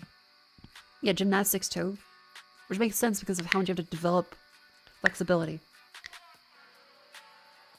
Because you lose all the flexibility you have as a kid, like, pretty quickly. You practice too much. For sure, though, I'll pick you up with time. If I don't have this basketball scholarship, I am literally screwed. Oh. Save him, Pablo. Save him. Flexibility? Yeah, have you seen anyone trying to do gymnastics at like 18? If they haven't done it before?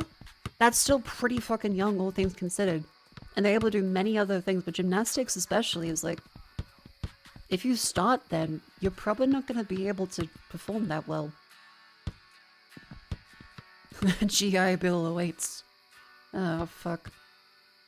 Pablo, don't let him join the military.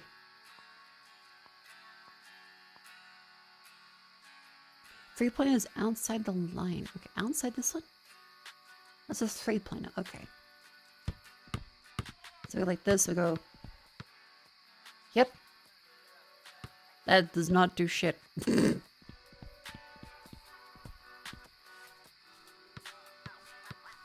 Same thing in life elected my teenage years, brain malleability, moves on my puberty. See, the thing is, that's kind of true, but also kind of not. Like, you have a bunch of personality traits.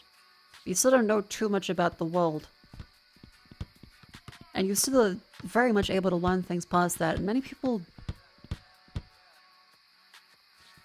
end up learning things a little better in their 20s than when they were teenagers. It kind of depends. But in terms of, like, actual physical ability, yeah, you need to start early. Like, really fucking early.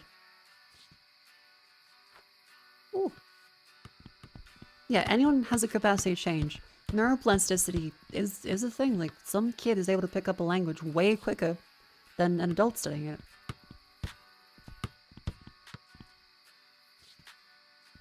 Like, it's a fact. It's not a bad thing. What the fuck? What was that? Right, I'm like getting into like calm, like, hey, let's yap about stuff mode, and I'm like, oh fuck, right, there's a creepy guy.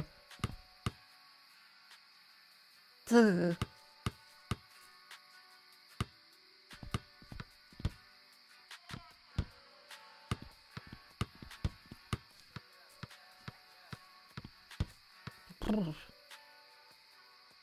TG is a great fit in the gym.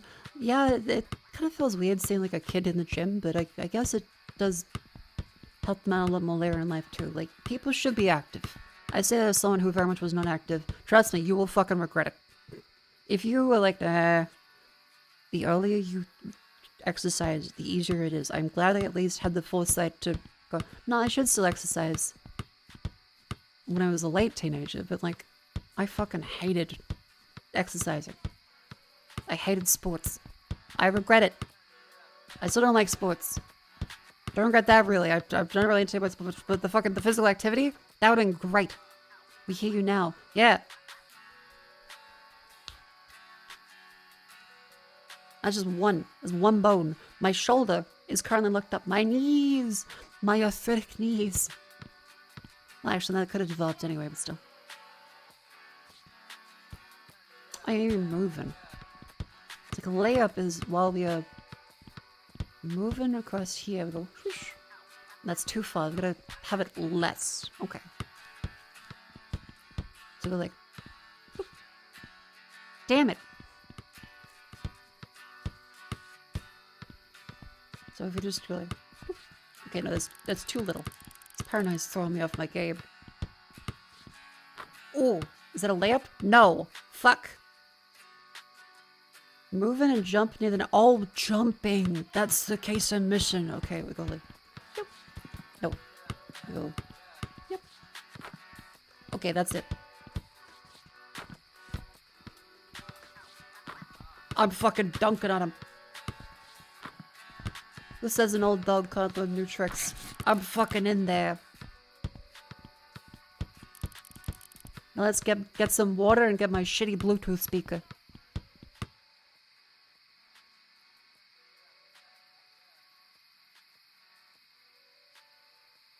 I don't like the perspective here.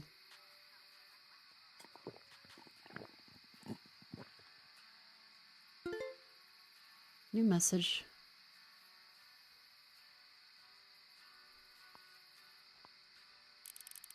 I'm not thirsty right now. Did I put it down? Okay, good. Ready for the big game? No!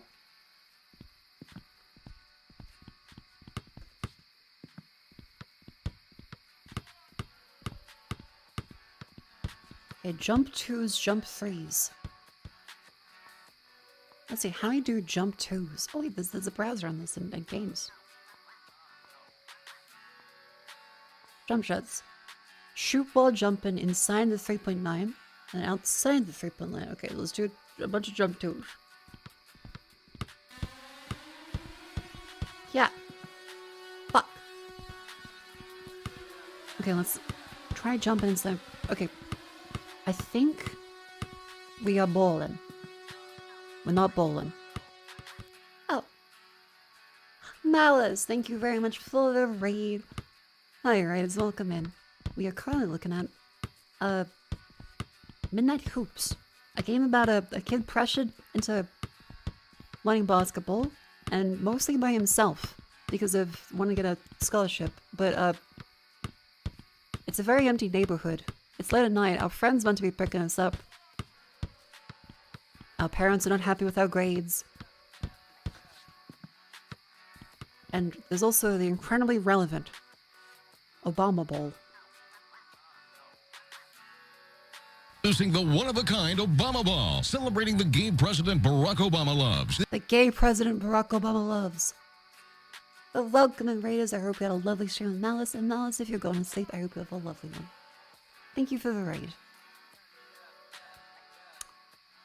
Hey, hi, I'm Mako, where we yapped for 5 hours about my disdain for property flippers and how they completely fuck over a lot of property.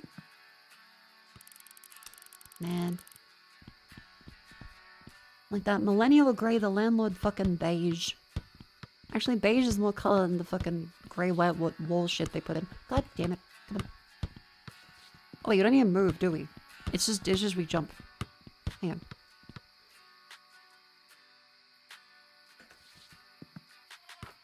Ooh, there we go. What the fuck?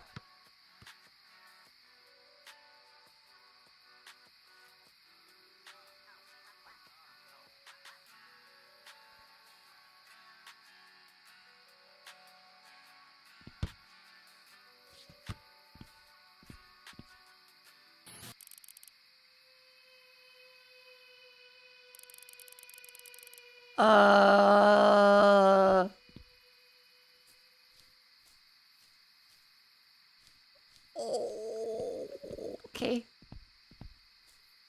Uh-huh. I don't like this place. I don't like this. True was always buddy. Maybe.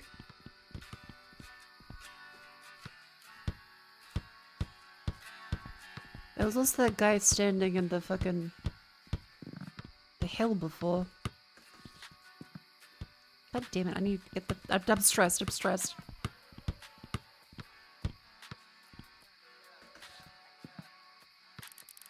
Man. Suburbia is just like that? I suppose so. Suburbia is just like that. Fuck shit. It's like trying to learn jump throw keybinds in fucking Counter-Strike. It is messed up. Northern Lion makes Counter-Strike 2 look playable. And then you watch Ludwig and he's fucking screaming at his teammates, having an awful time, being toxic as hell, after he starts the game, like literally smiling and happy. You go, yeah, you know, maybe I shouldn't play Counter-Strike 2. I've thought a couple times about playing on stream, and then I see people playing Counter-Strike 2. I remember, oh yeah, it's fucking... the people suck dick. Mother... Isn't 3-point line the inner ouch? Yeah, but we're trying to do jump 2s and jump 3s. We were stand in the, this is a 3-point line? We gotta be inside the 3-point line. Cunt.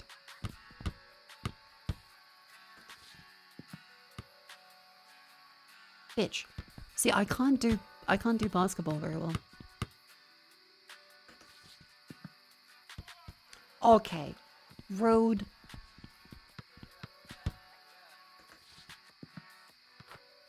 Oh, thank God. Just 3 more times for that.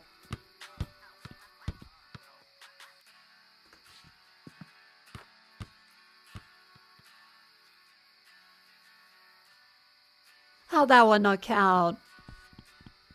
Shots can't jump? I kind of... Have you heard my knees? Absolutely not. Like, no. Oh. Come on. Bitch. Okay, chat, give me some basketball players. Like, if you were playing basketball right now, how'd you solve this problem? Like, oh, can't jump? I can't. I'm a fucking fish. There's like a couple fish that can jump. They're all assholes.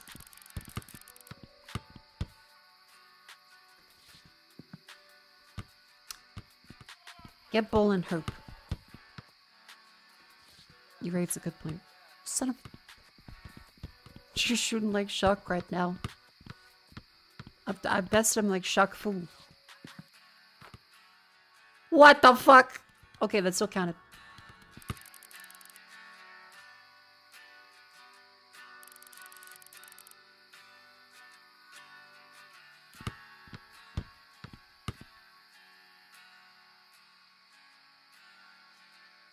I'm hearing like...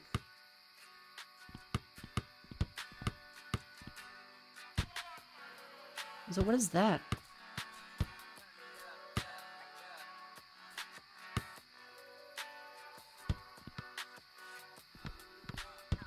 Something inside the hoop steel.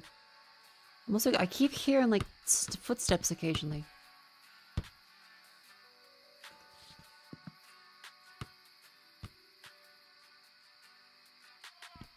Yeah, I'm not getting the scholarship with this fucker one.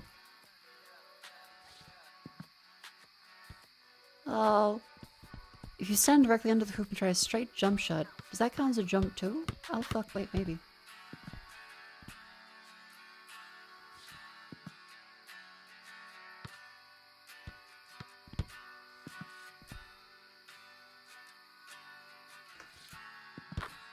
No. I did try and predict that. Man. Oh, okay. Just one more then. One more then, let me do jump 3s, there are only 3 of them.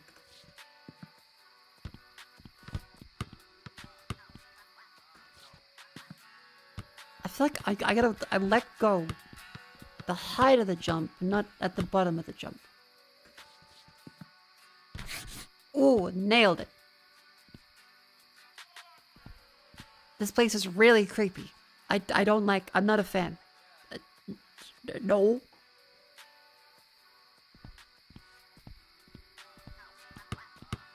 Now we just gotta do Jump threes. Man, that is hard. Like, we had to do, like, maximum fucking... Maybe from here? Instead, that'd be, like, an easier shot to... Oh. Okay, nearly.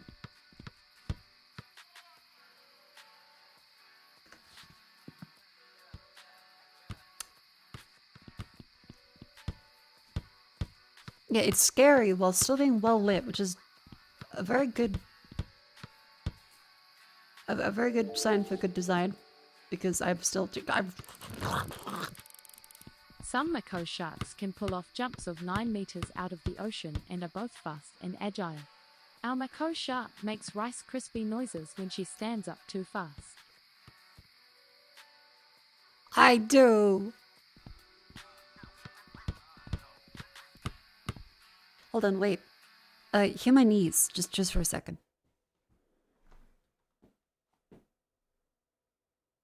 I'll increase the gain on the...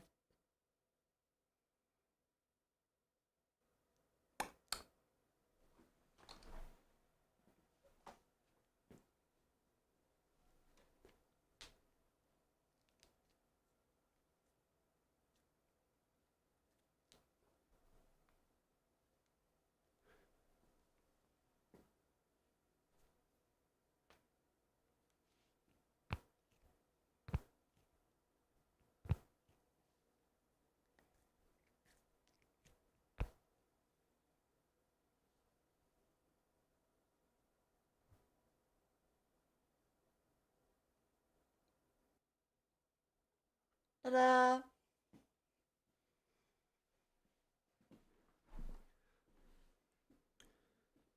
I'll put neck on knees. Yes. Yeah, my neck is just...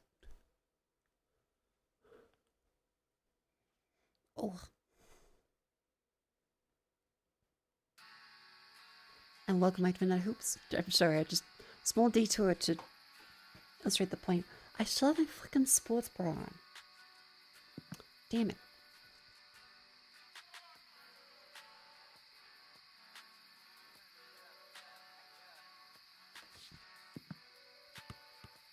Ah!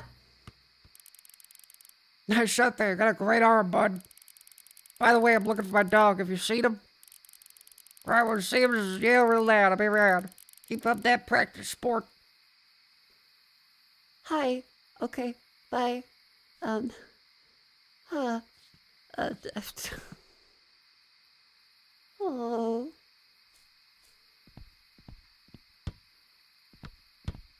little pressure here. I don't like it. Boom. Done. Good. Leave. He's still going. Okay, there's people around. I got a quick dunk in. Oh, fuck, I got a quick dunk? Shit, how do I dunk? Dunk and simple. Keep the ball fully charged, put it over the rim, slam it down, do not throw the ball. Huh? Switch hands.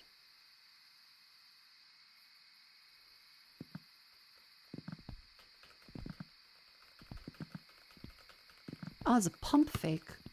Keep it fully charged and then... No. Don't go near the blood, please. Nope.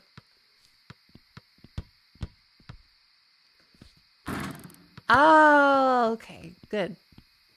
Still got it. I'm thirsty again. Should I have some more water?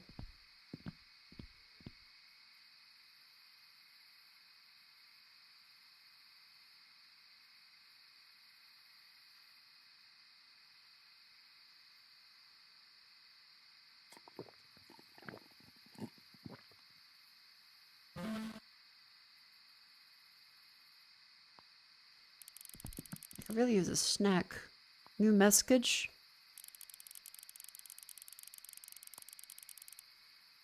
Gas on the gas station, nothing more than a block away.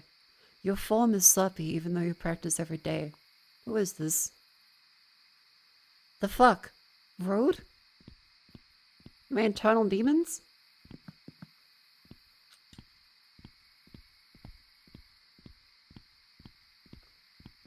It is a little like about fishing, yeah.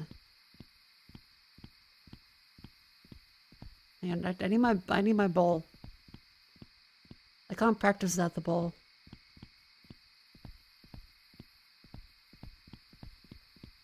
Also, just leaving like a shit on a bench, like this is a very safe neighborhood. Especially if it's in the US too, like on just a basketball park bench in like the middle of the night. Could also be haunted. That's true, it could.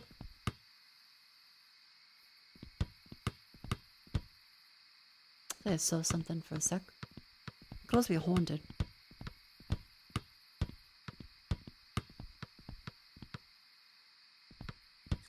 That's just regular game glitches.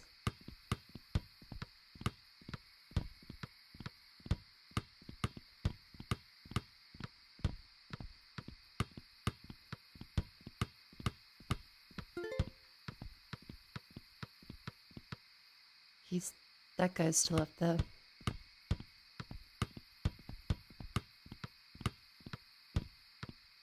Hi.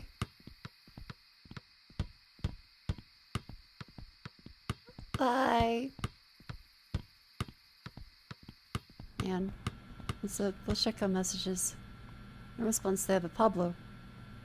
Be great about you. You're the best one on the team. They keep Pablo. You keep saying that. Okay, it's just some steaks, maybe. I'd like a McDonald's.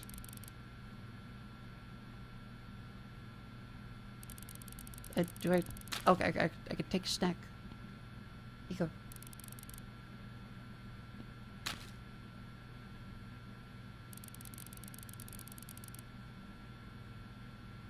I may be stupid.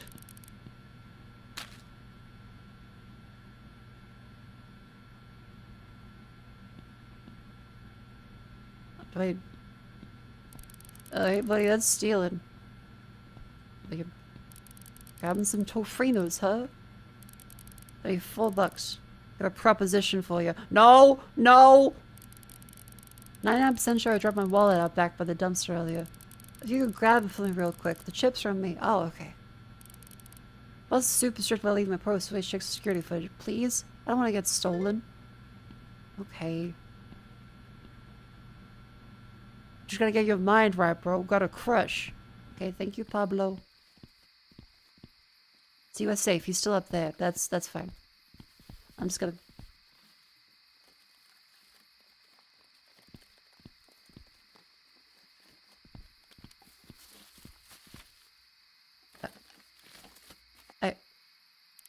Hey, champ, what are you doing back here? Just looking for Fido. Loves dumpster trash. What's that, Walter? As a matter of fact, I didn't find a well on the ground. Here. That was a remarkably hard voice to do. Like, it feels like a... Hey, kid, let me tell you something else. It feeds on your despair. Don't feed it. Alrighty, good luck with everything, bud. See you around. Thank you, mysterious man, you creepy fuck. It feeds on my despair. Great. My head hurts. Oh, no, no, no, no, no, no, no, no, no, no. No, no, no, no, no. You want to be the best? What are you talking about? Bottle. Oh, fuck, I flipped it.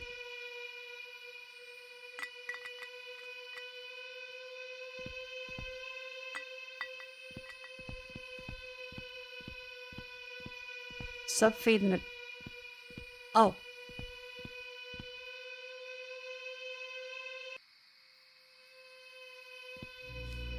To sidestep, move to one side and then click the other. Switch hands to trip up opponents.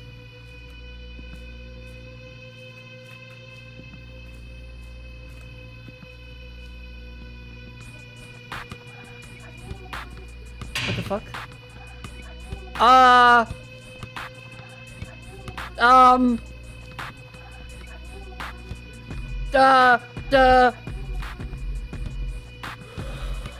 What the fuck?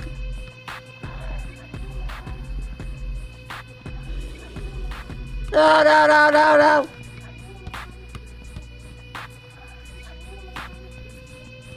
Ah!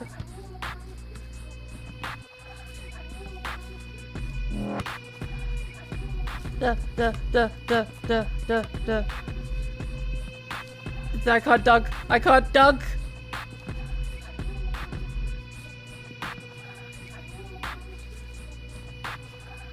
Shit.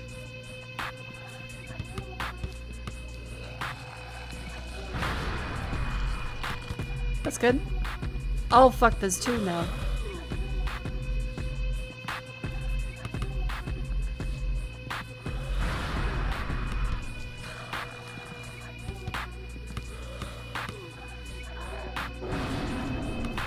When can I leave? When can I leave?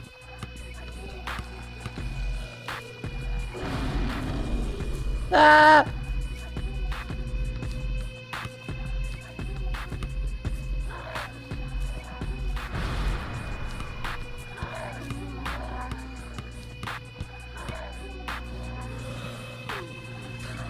Bitch! Bitch fuck, bitch fuck, bitch fuck.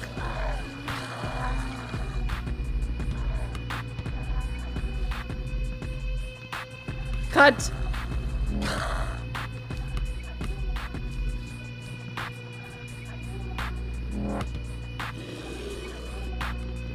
Oh, you evil fucking...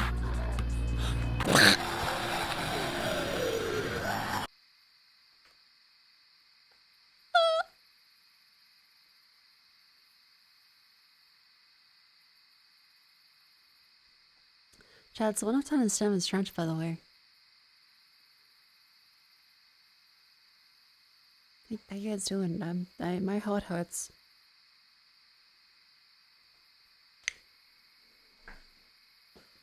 Okay, so we need to get all the glowing hoops. But now though, let's stand up and stretch. Have some water. I've got some fucking vitamins.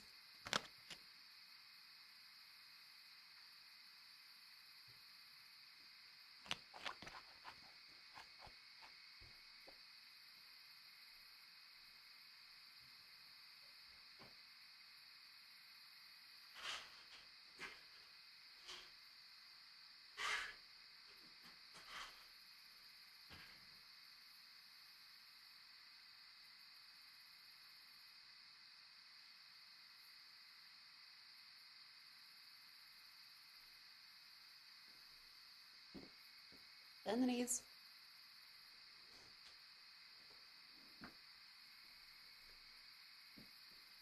Chad, I need something to give me strength. And thankfully I know just the thing. Save me, Obama. One-of-a-kind Obama ball, celebrating the game President Barack Obama loves. This I'm in. I got this. I am gonna be ballin'.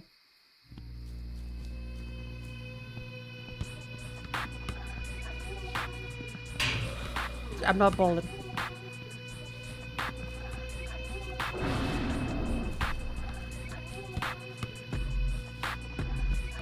I'm fucking ballin'.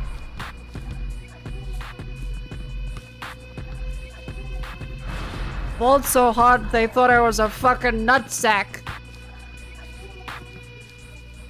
Except for that time.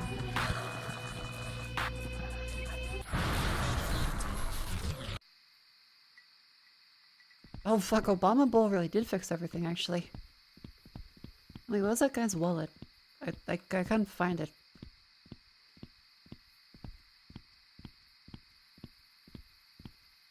Oh, he's gone now. Okay. That's cool. Billy King is not that child. So there? Oh god, thank you so much. You look kind of terrible. You see a ghost out there?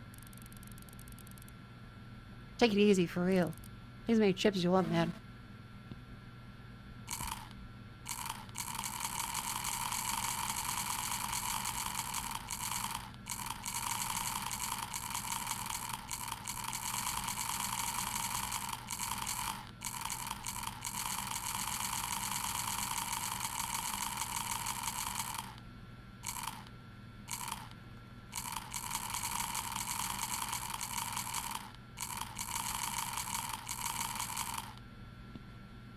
calories. Big gamer head. I'm losing. Just like them, I'll get you too. Shaq? Wait, my basketball.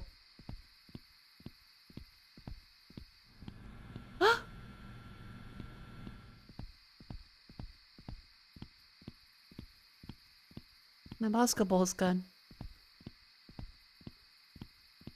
Shit.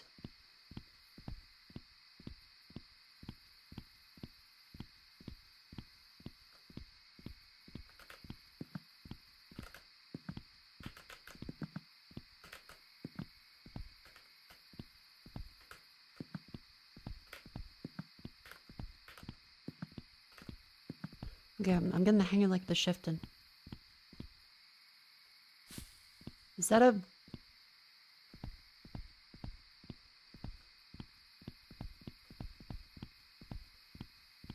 Yeah, okay, it is. I'm good. I'm good. I'm good. It's Obama? No, I think Obama would be a little friendlier looking.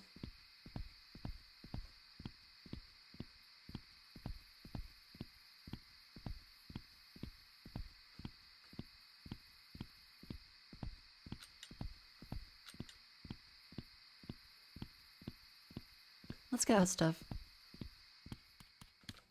Ah! Fuck! You beat my bench warmers, huh? Not very impressive considering they have no clue how to guard. A little shrimp like you would never make it in the real world. I'm gonna show you just how worthless you are. Oh my fuck!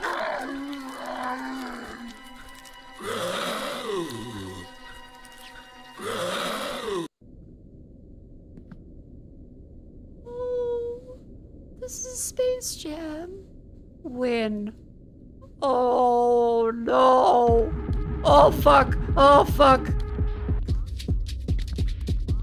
Cunt. Oh, okay, this is cool, but really fucked up and oh, Joe.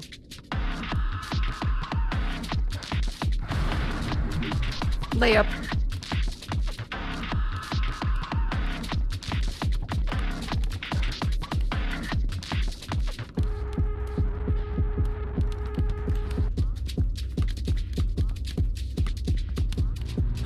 Ah!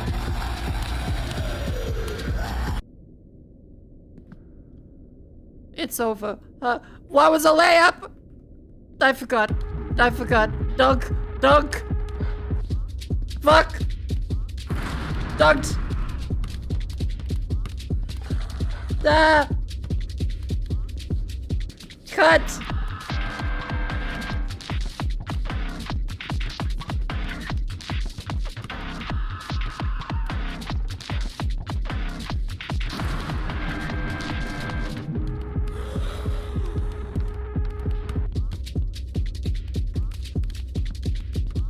Oh, fuck you! This is bullshit!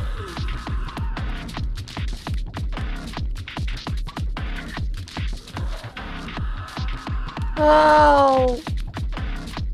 Fuck me.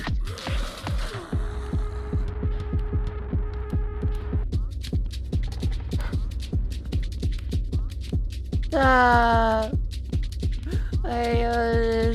Three-pointer. What was a three-pointer?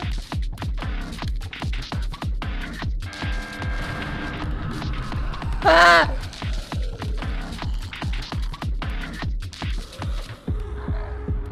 Chat, which one was a layup?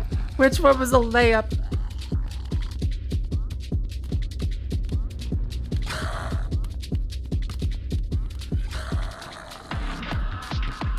Oh! We have a jump shot to the rim.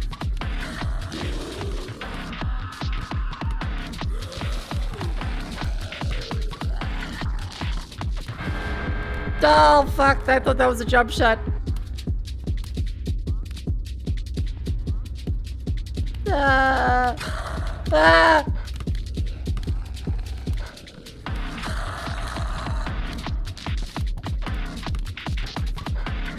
Cut.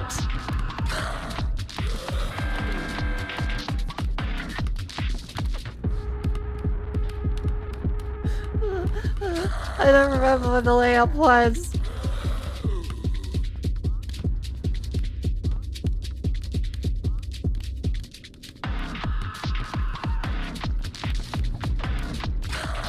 Fuck you! Fuck you!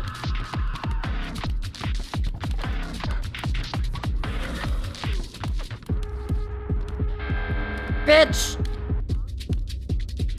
These monsters are bowling. Yeah, they're kind of fucking bowling, aren't they?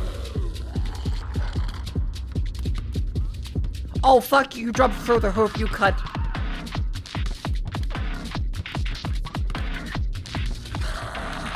Oh! It's loud.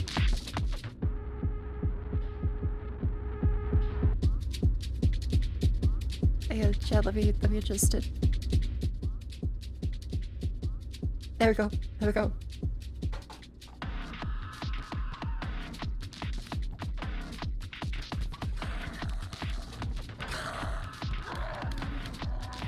Oh, for fuck's sake.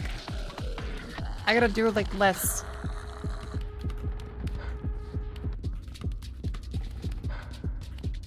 Bitch. Bitch. How is that not a layup?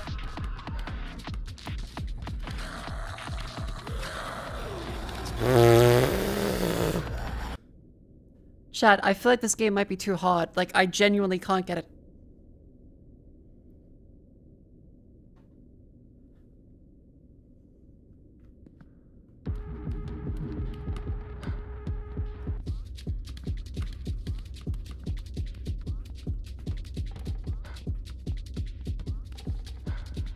Like, I go near the hoop and then it doesn't work.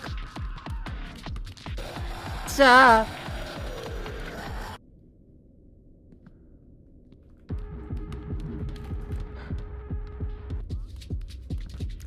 What was that?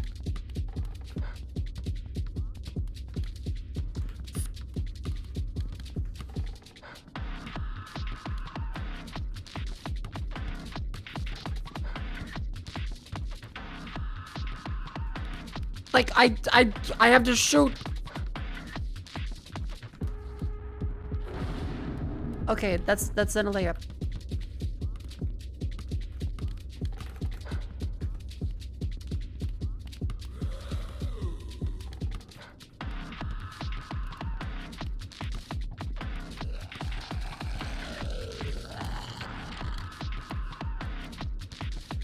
Like, okay, the minimum amount of force is the minimum.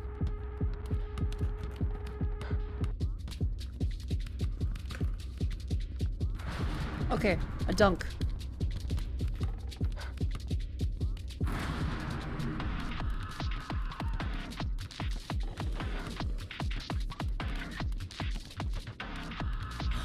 Oh, come on. How many shots of this do I need to do?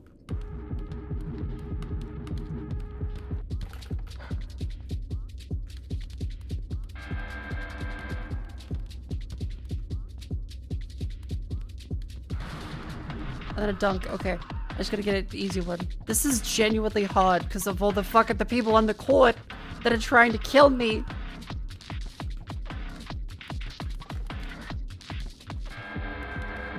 Fuck you, cunt. You have to do it till you get good. I guess you have to do it till you get good.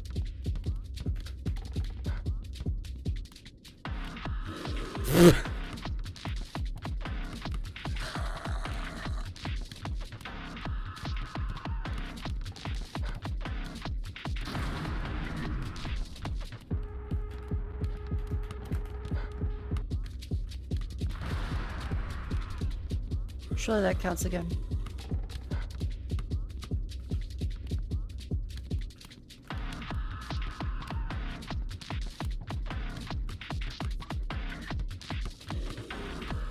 I like put the ball down.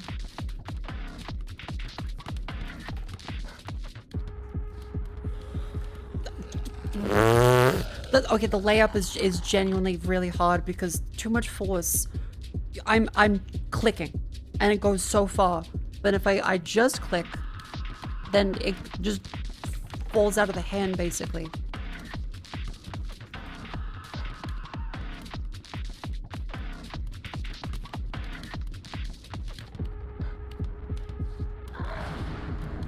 Okay, there we go, good.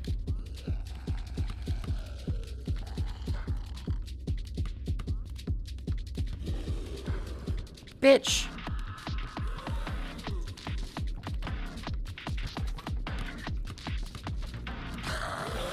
What the fuck?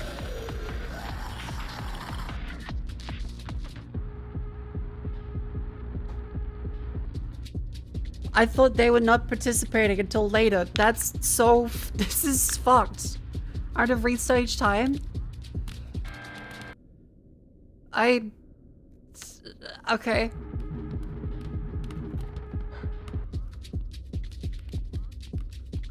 Plus, like, I can't even look up of, hey, which one were they gonna be? I've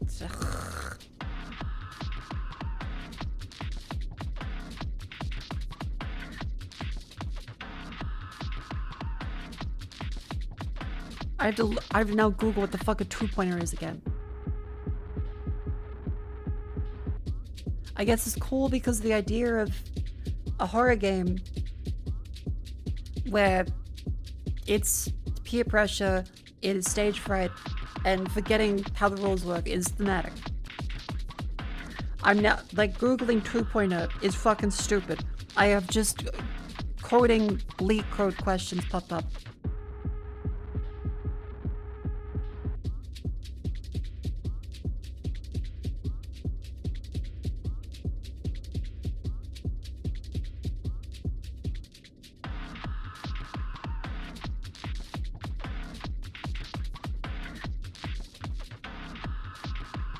Big green line is 3.0 line, anything inside is 2.0. Okay.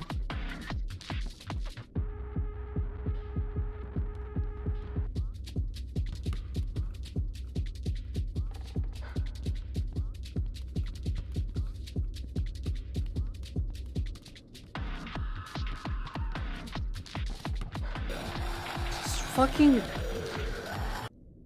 And the controls honestly are a little janky.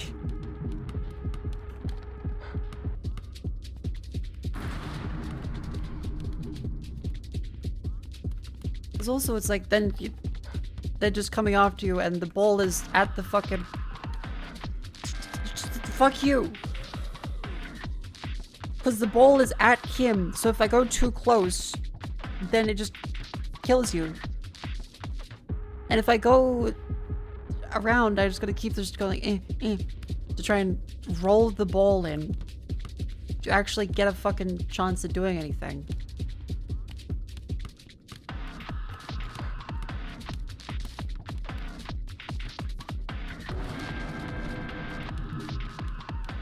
Like, what do I do? How do I pick that up?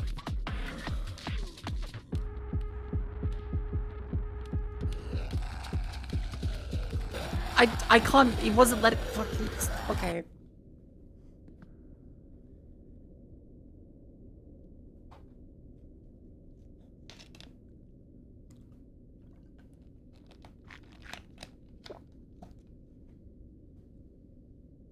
It's a neat concept, but I'm not liking it. I think I'm not good enough at basketball for this.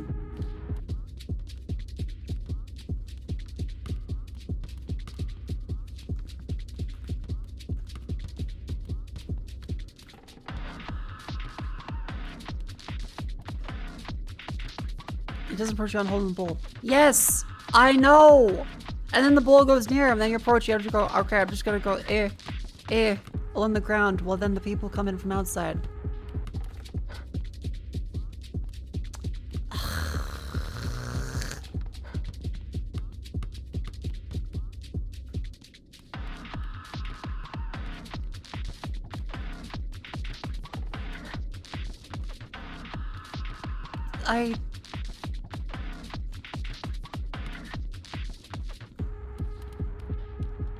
Oh my fucking god.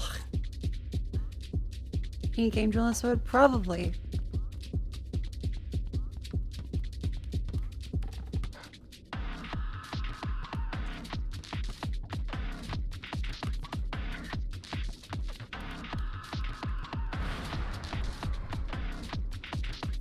I've...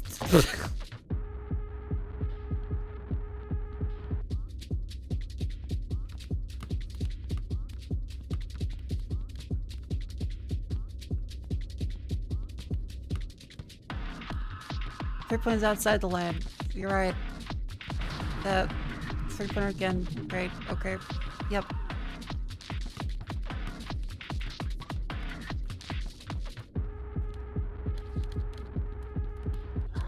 Oh, come fucking...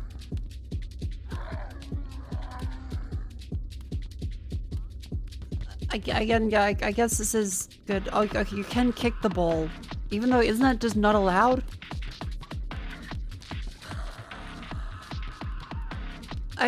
No, he's just on the fucking...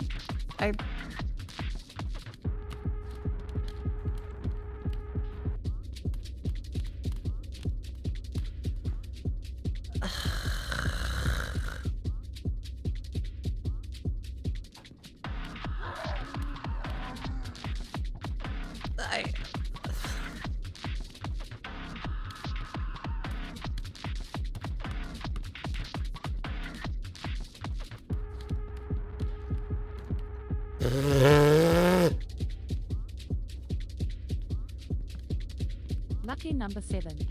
May it help you with this game, Mako.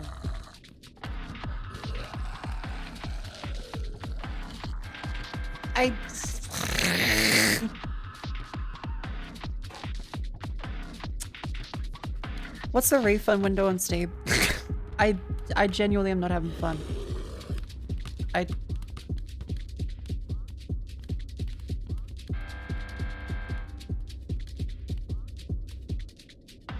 Like, I was interested, and then suddenly it's just this.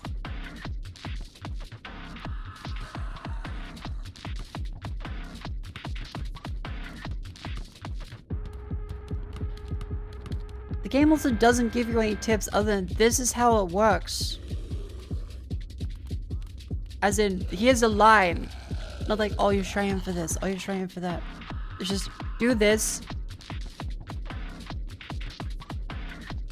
And then specifically takes the little help you have away from you, which I guess you can say is like stage fright and the pressure they're feeling. But it just feels bad. Like, I don't like this. I know, game journalist difficulty.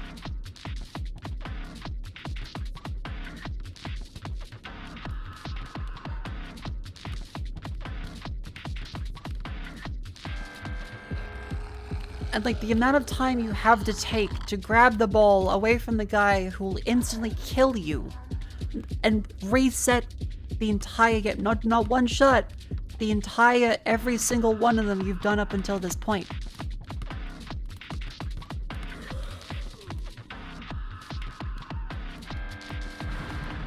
There we go. And then I have to go around him while avoiding all of the other zombies nearby.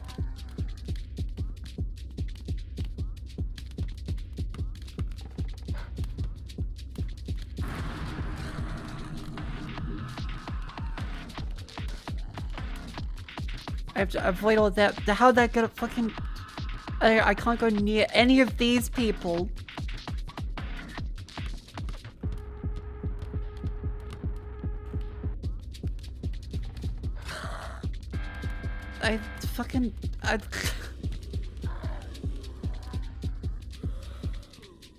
This is for what? Not really. I'm kind of just annoyed. Yeah, that's what, and I just, ugh.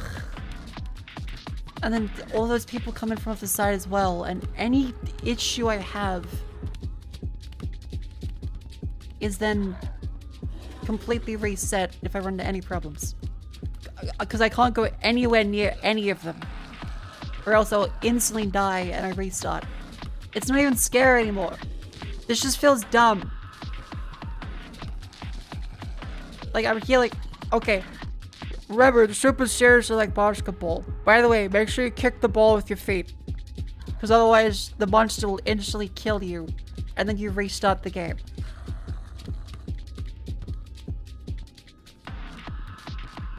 Fucking...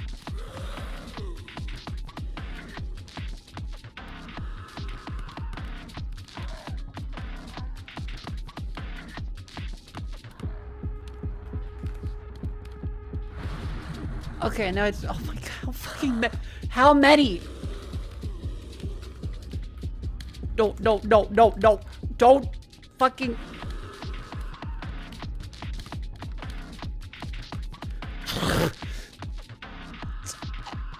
Again, because you let go of the ball and then it fucking kicks away from... this is not fun to control.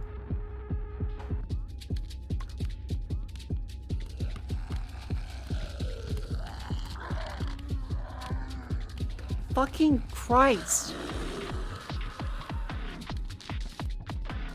This feels stupid.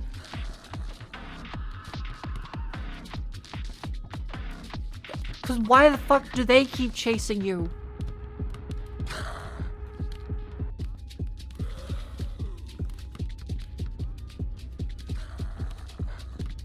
God fucking damn it.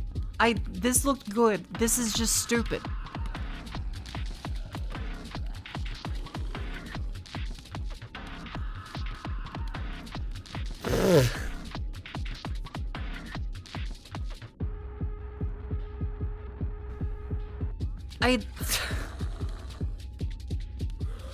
Is it possible to find a repeatable lineup? I hope so. If they're not chasing you. God fuck.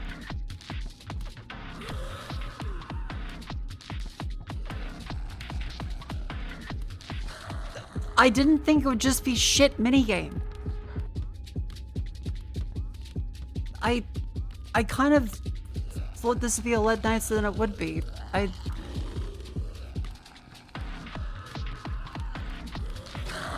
Are you fucking kidding me?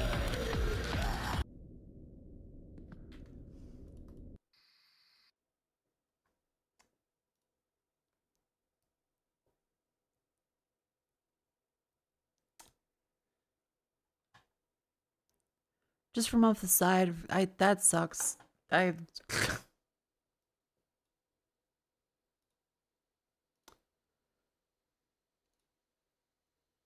That sucks.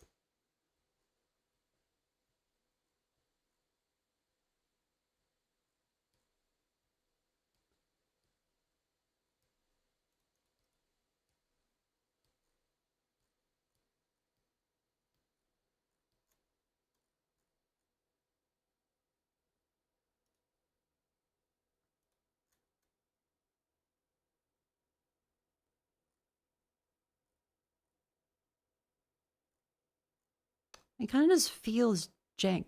And then you go from all the tension to then just, here's a basketball court with the evil basketball man. And then you have the glitchy zombies that crawl on the ground to then insta-kill you and make you restart the whole section.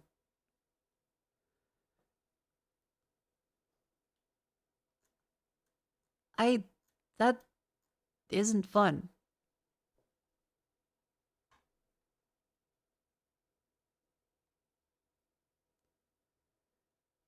Like, yeah, I'm bad, but even horror games I'm bad at, I can usually find some fun in it. That just felt stupid.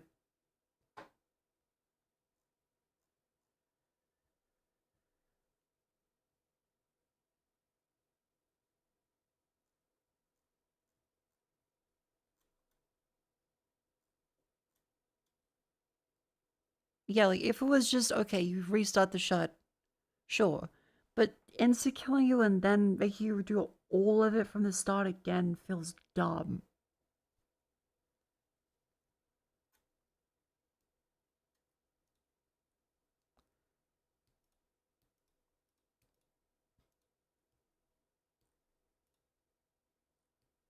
Like, it's a small dev.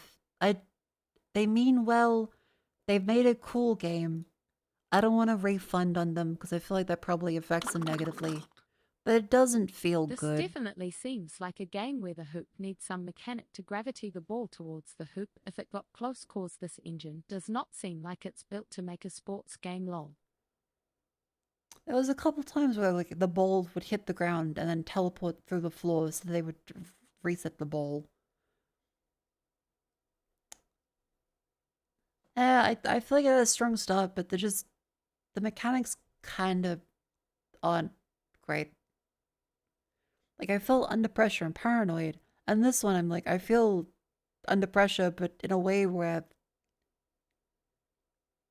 it's less horror and more just frustrating. Like, I don't feel scared, I feel annoyed. And again, maybe that's the thing, and maybe that's a cool experience, but I just didn't have fun with that. I don't recommend it.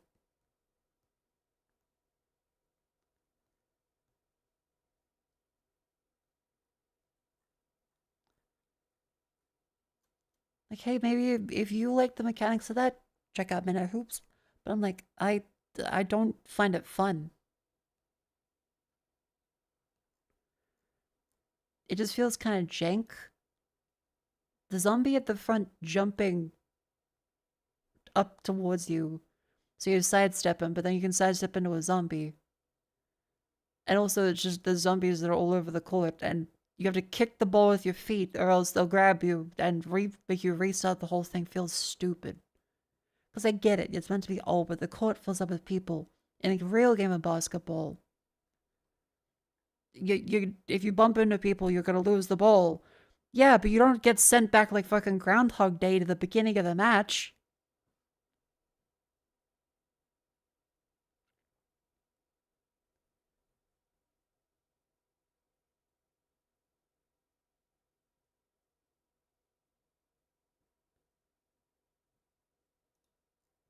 I'm just kind of disappointed.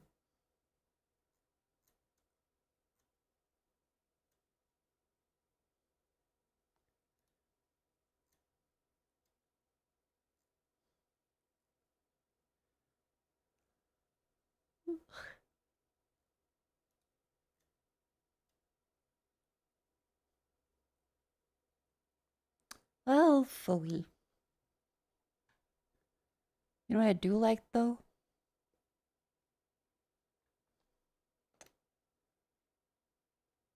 Of a kind Obama ball, celebrating the game President Barack Obama loves. This full-size Obama ball.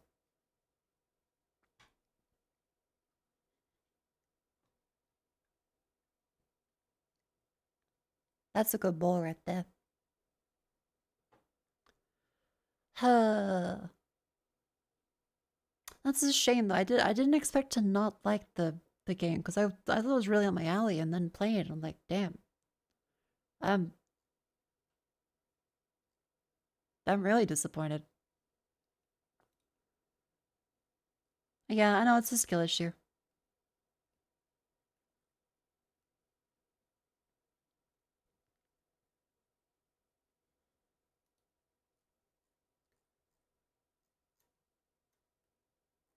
Which is why I will not refund it. I know, skill issue on my part, but I just didn't find it fun.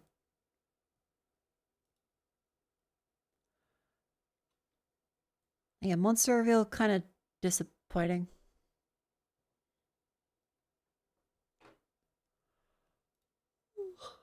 Otherwise, what's something I can do in the meantime? We still have like a little bit before I usually wrap up. How about...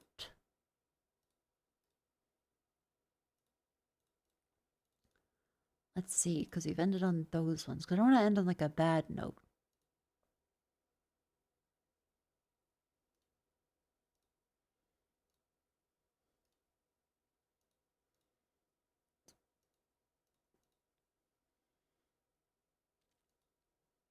Something about Knuckles? Nah, I feel like it's still too late to start a brand new game. We've got, otherwise, we got Vampire Crawlers. We've got 48 Snow.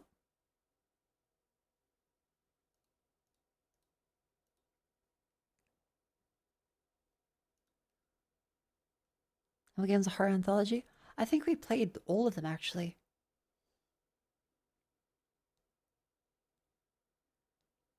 There's the last gas station.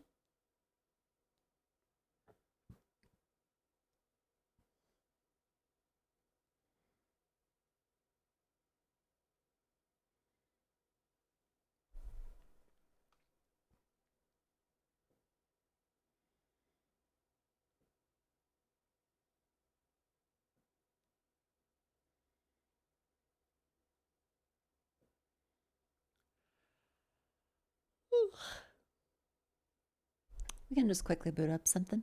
Hang on. We switch category to...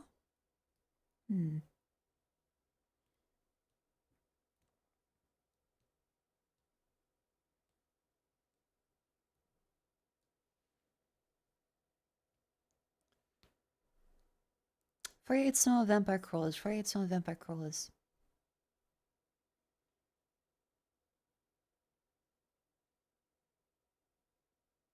Vampire crawlers could be fun.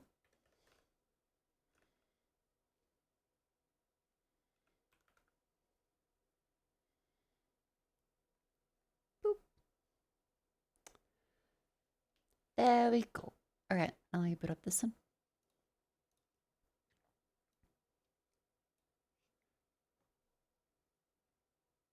Ba-doop. Let's play a little bit of this. As a way to relax the game.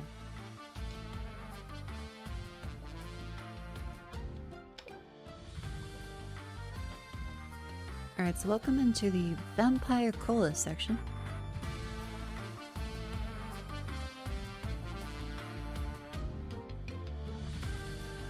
I had quite a bit of fun with this last time. It's like Vampire Survivors, but in a dungeon crawler format, where you go through a grid-based map, kind of like Grimrock. Still of the upgrades that are persistent. We do have a lot of coins now, which is cool. I think healing HP after each encounter is quite good.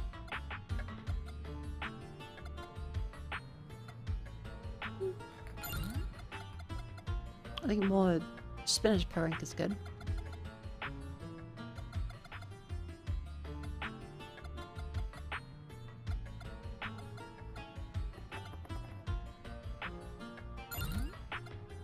Restoration of crawlers.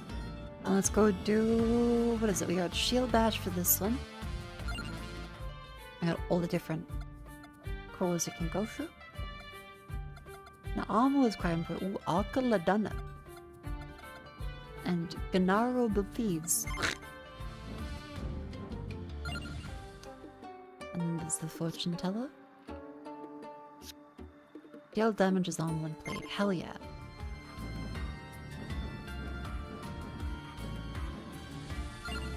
Well, map.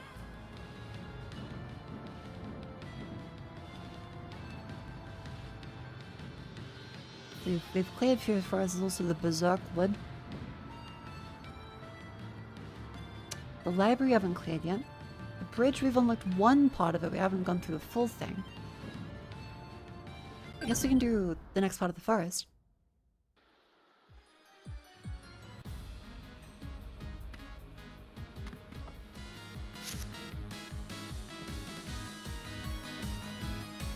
There we go. A tractor, armor, or a melder. Right. A melder. Let's get the Bible.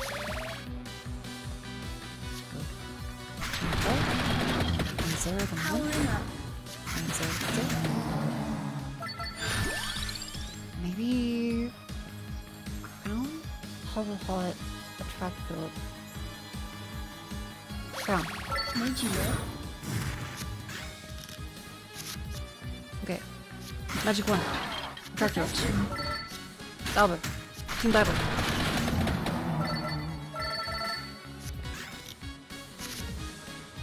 Just in case, the way this one works is you take the cards you have and you go from smallest number to highest number to build combos. And we have a little map that takes us across each of these ones. Oh, stone mask, armor, spinach. Yes! And each enemy kind of builds next beat. increase on projectiles. That's good.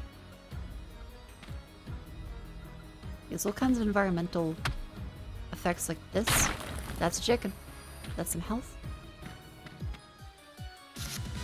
Let's see. So, I helped. So, eventually get cards with 2 and that builds a even bigger combo. Go for the poem. So, 1, go. Another. That gives us a crown whip or light poem. I guess a whip is currently a little better. So, I believe the armor expires every time. Smart.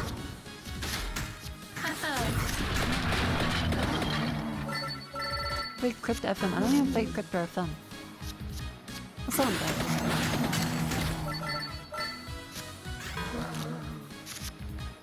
See, so yes. So,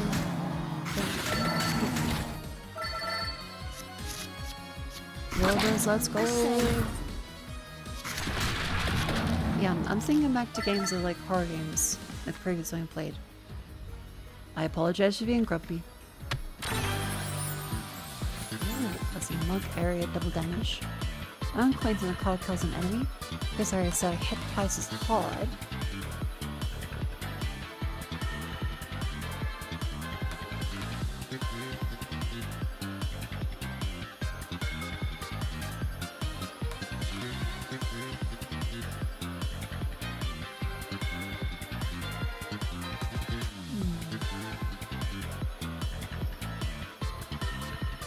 Double damage.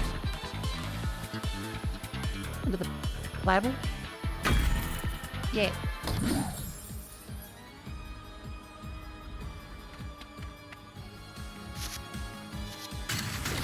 Yeah, I like when games have interesting mechanics in them. They do have a great premise, but I just didn't enjoy it. It is done. I feel bad about it because the dev clearly cares. They put a lot of effort into it. I just didn't. Just wasn't feeling it.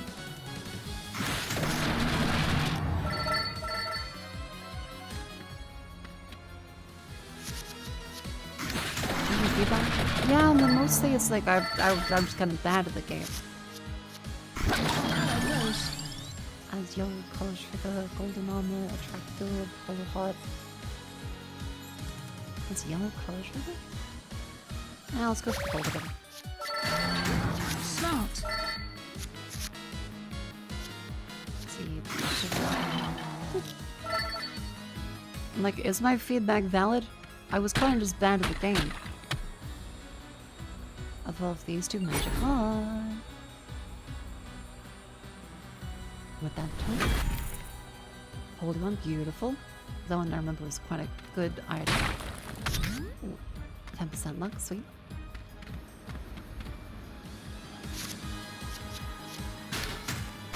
My thing is always, I'm like, where is criticism valid and where is it not valid? I feel like for me then, there's some valid criticism, but mostly it's just me being bad.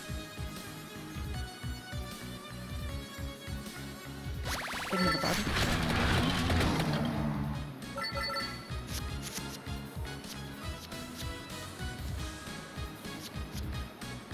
Oh, we used one of the cards for this one, didn't we? The reset was a harsh. Yeah, I feel like the full reset may have been a little too harsh. In my scrub opinion.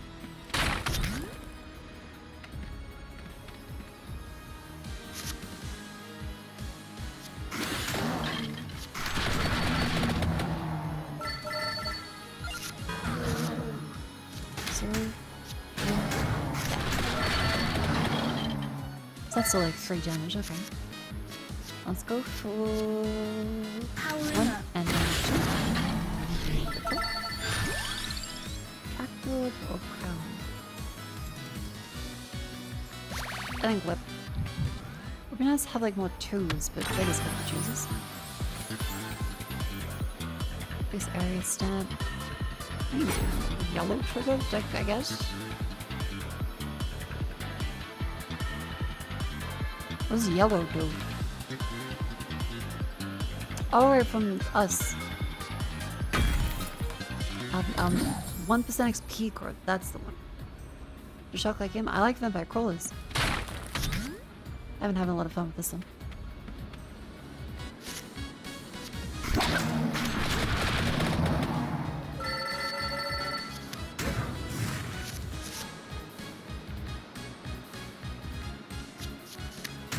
Let's see. So, we'll build up the sound effects. 0, 1, 2. There we go, and then comes a big fellow axe. There we go. Beautiful. So, 1. What? Fuck! Okay, my criticism for that is I went to click on the axe and then the spinach took its place as I was clicking it.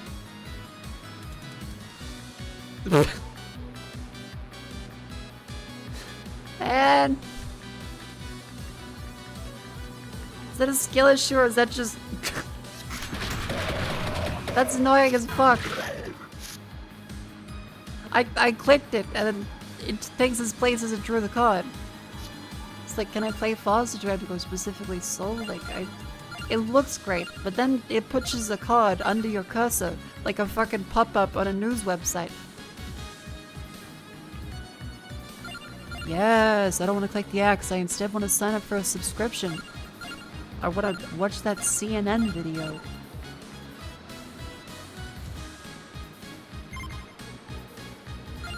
Maybe trying to cover your inventory?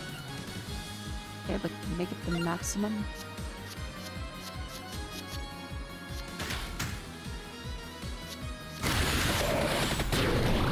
Okay, that's enough.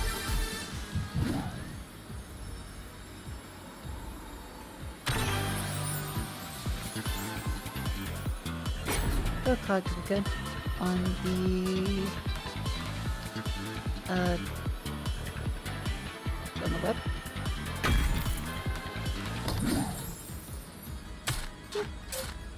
And down we go.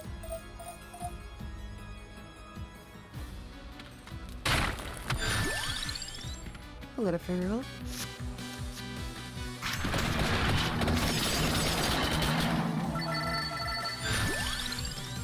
And something to roll down. See, clover, duplicator.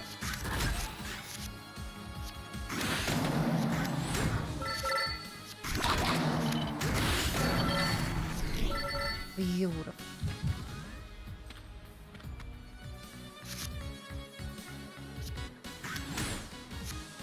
Channel my magic. And then bubble. Perfection. Power in our soul. So I want to you. Quite good. Yeah, and the healing each time is helping a lot. Oh wait, dash. Get a little bug. Rainbow armor. Nice. Ooh, knife. Yeah, I think knife was kind of okay.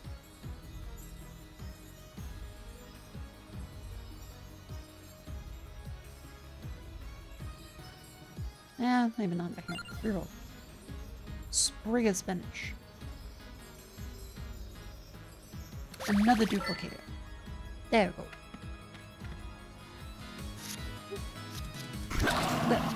Cards. There.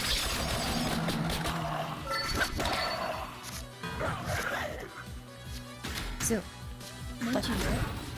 What is done? 1, 2. Yeah. November Crown, we are vampire crawling.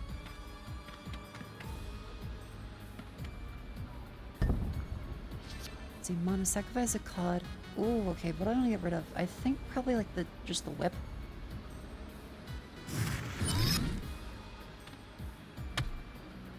Yeah, have an extra mana if that's quite worth it.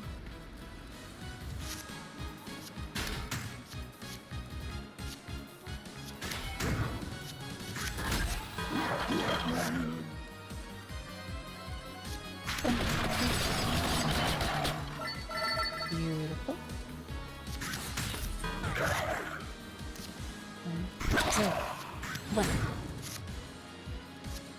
2. I think another empty phone is a good idea.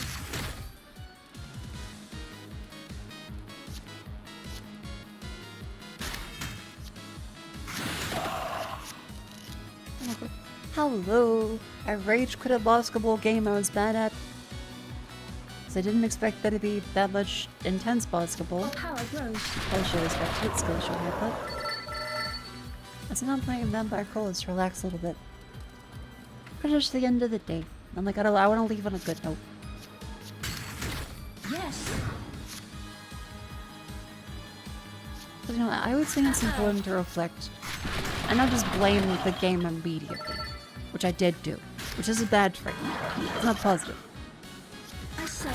Shouldn't automatically assume like this game sucks, just donkey dick, and a bunch of, you know, angry video game nerdisms. Yes. Like it was interesting in the way that I did feel pressured.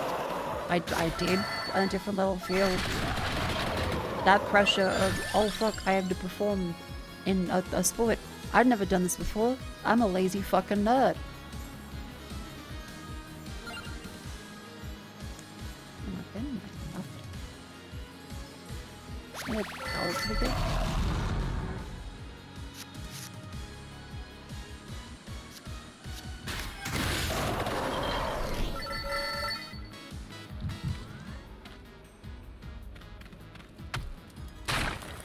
Ooh, I'm there. A lot of coins I'm noticing. Area damage increase, great. Bishop, where do you personally draw the line with games that you think are issues in a game versus issues with your own skill level?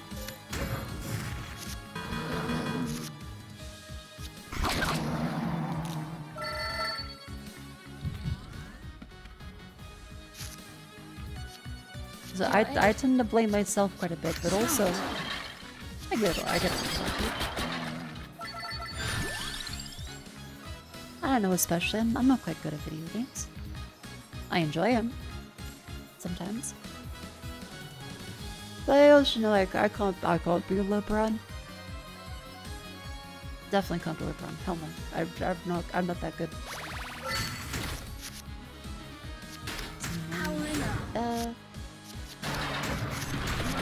I think we might need some like actual damage dealing cards because this fellow is a mini bus. I'm not sure we have enough damage.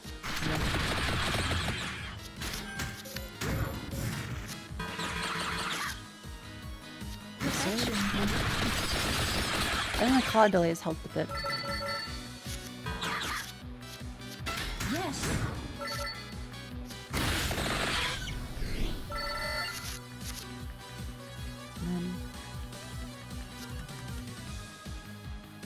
Smart.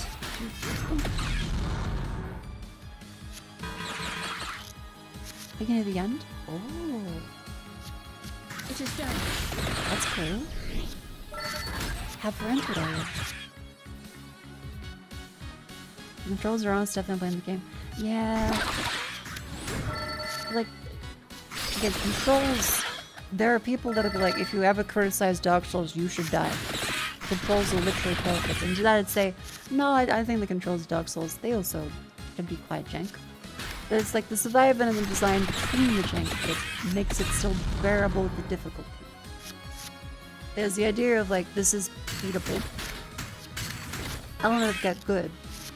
But otherwise, you can do it, and plenty of people do it. Like, between that game and Dark Souls, I guess it feels kind of... There's not so much of the horror aspect, and more just frustration. Our power grows. Powering up. Like, for a basketball game, it can be really fun, but... Perfection. horror-wise, I think as soon as I start to feel frustrated by a horror game, I can no longer find it scary. I just kind of want it to be over. Yeah, the tension's gone.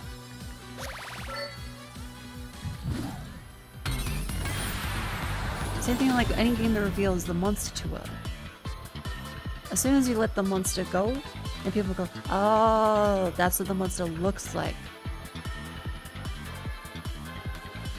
It's a different evolution.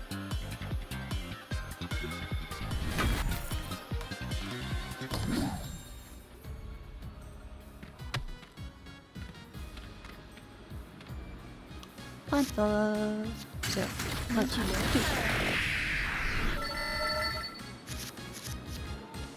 Okay, I helped.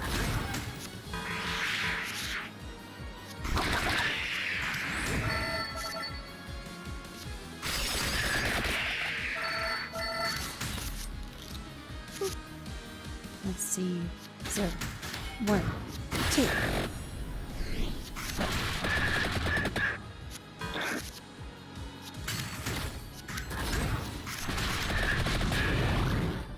Okay, not too bad of a boss with stun off. Let's see. Yeah, I guess we can get another bracelet or maybe another king dive would be good. I think we need more just attack damage. Copy, Alito, easy combo. Card copper needs. I feel like that one was good.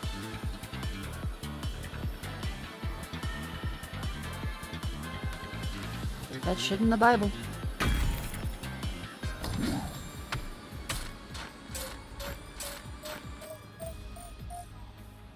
May go from R to just cause the atmosphere. Yeah. In some sense, always going to be a level of skill issue. If you played the game perfectly, you wouldn't have run into the frustration.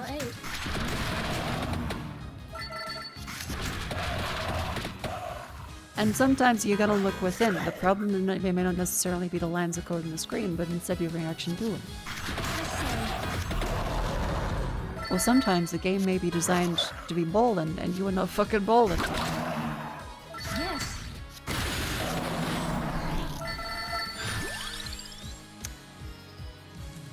We are not getting very much in here, are we? It's like it's the same things over and over. I guess like Rainbow Realm is kind of okay. And we do deal a lot of damage as armor from like the card perk we have.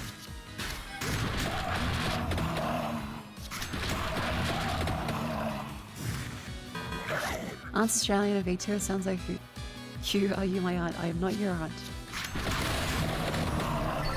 I don't think so.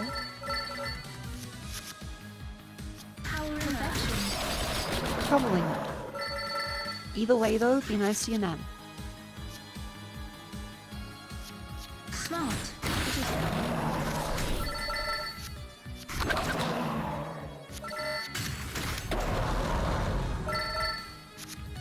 The coal's coming from inside the house. Oh no!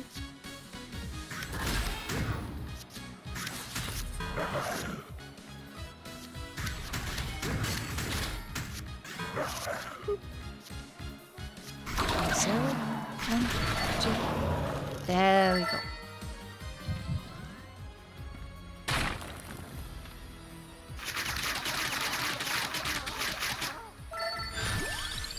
Oh, finally, 4 choices. For another same card, would it's the same fucking weapon. Fuck, shit. Please give me more variety. Please, something out of the same Bible. Something lame game for me ridiculous, like Lion Game for Sets. Okay, every movie tie-in game is kind of ridiculous. Oh, the reroll doesn't give us 4. Shit. Santa, what a...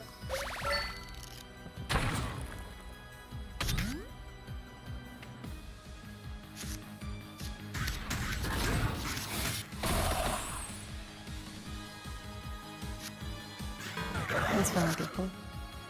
0, 1, 2. Is it the Wolverine game? Which Wolverine game?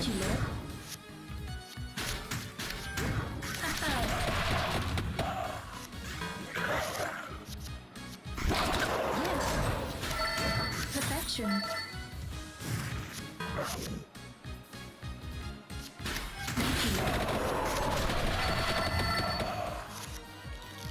Bye.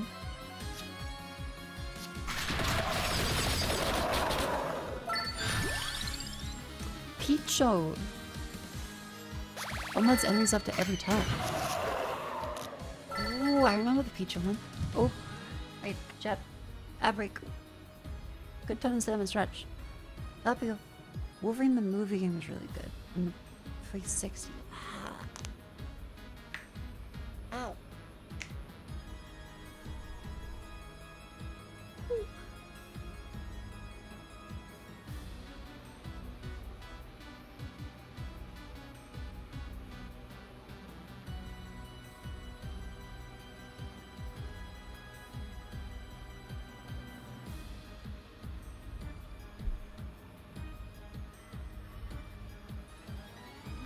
So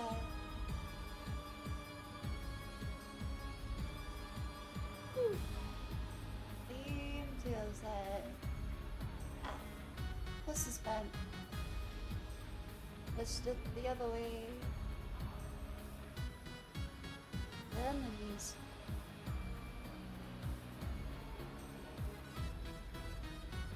Back off with it.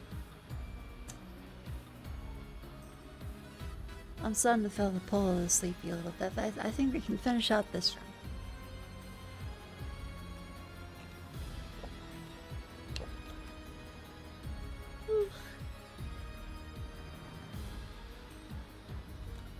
Yeah, I feel accomplished today. Like we passed the house inspection. I feel quite good about a lot of things. Good baby.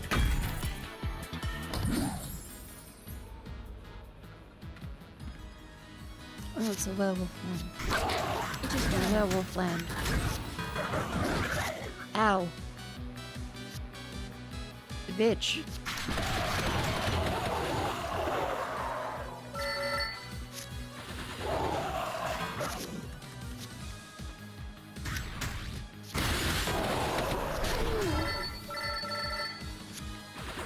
There's a picture and thankfully keep attacking afterwards. That's quite good.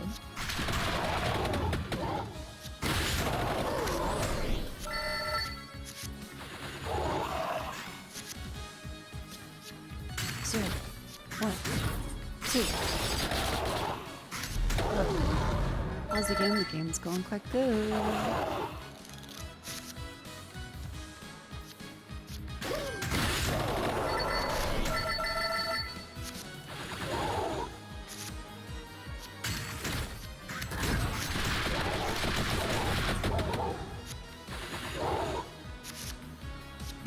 I wonder.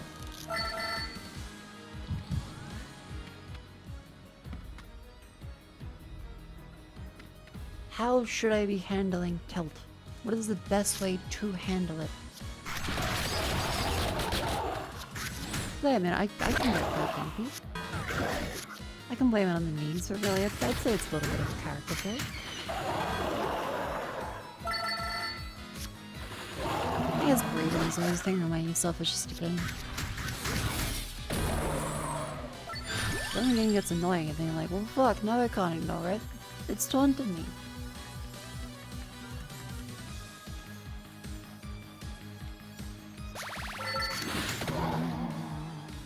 It's like 3 AM? Ah, it's like 2 and a bit.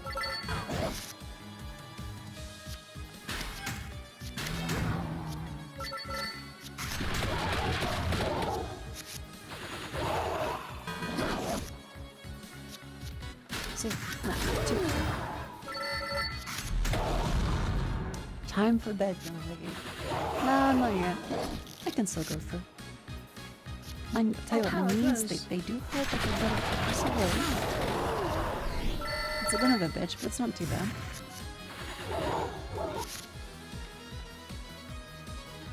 Power in up.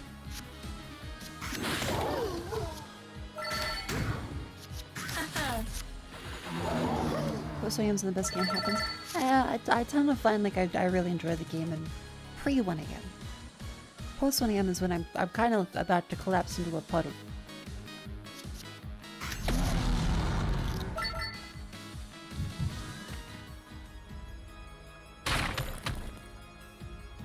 Tell you what, my sinus is really, really hurt. Oh fuck, what the hell? Oh. I said smart. Okay,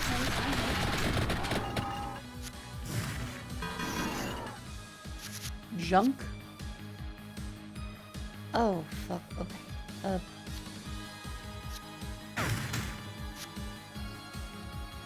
Sir. One.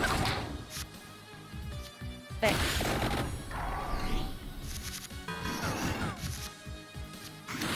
Sir. 1, 2.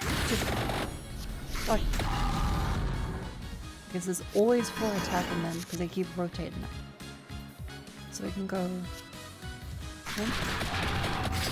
2, and then I get another 1. 0, 1, 2. Yeah. To your aid. 0, 1, 2.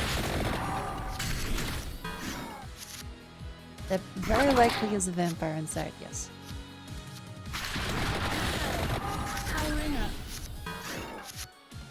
Perfection.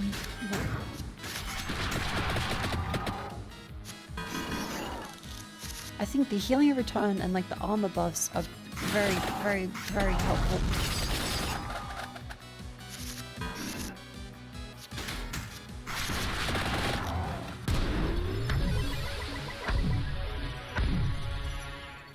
The vampire's in another coven. Who is it? Pognala! That sounds cool. Cool. Okay, we unlock Pognala then. I actually have no idea who Pognala is. Sacrifice cards of the color to unlock. Ah, so that's one of those types of chests. Okay.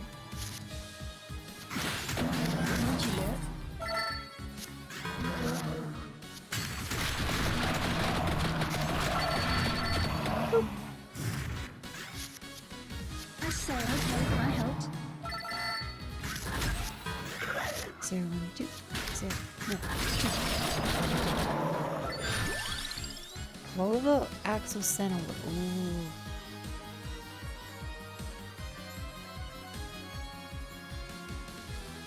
Another axe.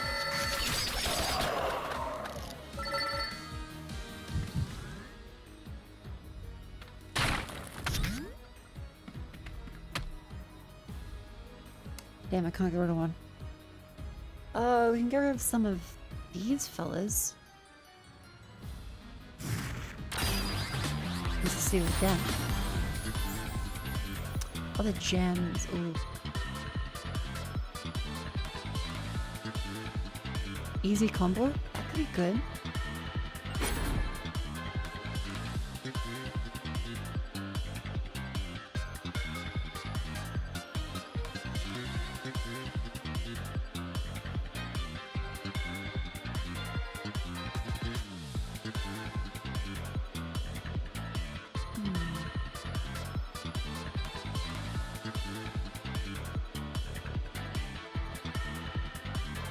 It's like always combo and PATRON, to be honest.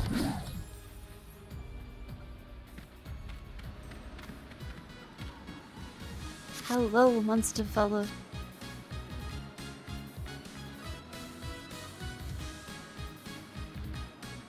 Usually combo. I wonder, yeah, does the PATRON like keep doing that level of damage? If so, that'd be cool. I feel like it makes sense, but I also don't know if it's gonna be that sensible. Yes.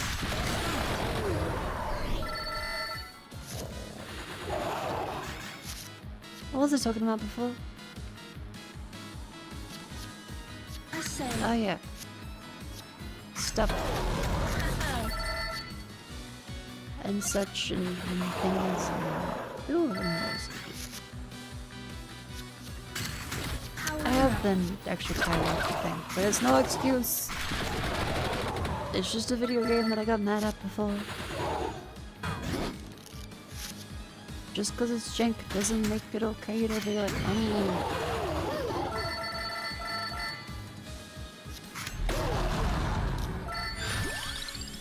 Sprig of spinach or another peachone.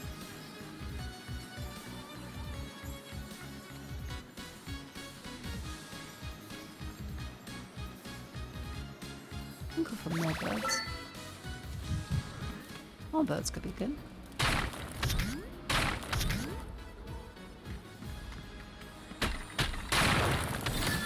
Another mana, that's quite good.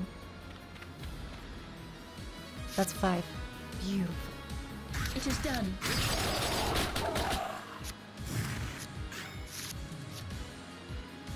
Zero.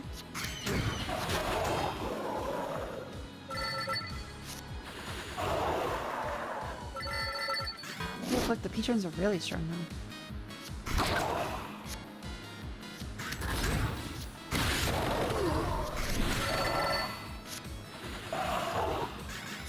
Good job, Peachon. I love you, little bud.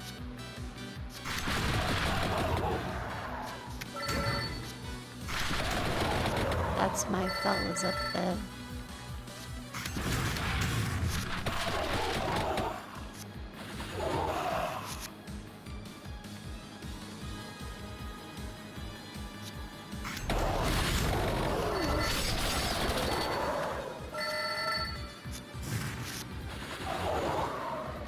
Get him. Come on.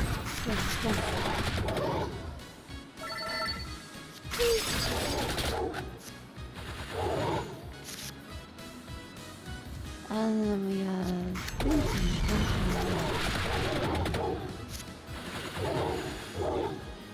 Oh no, he's giving me a jump. I am so nervous a little bit.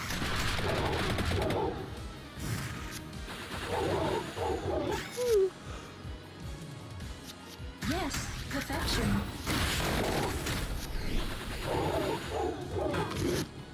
Ouch, fuck, that was a lot of damage. Okay.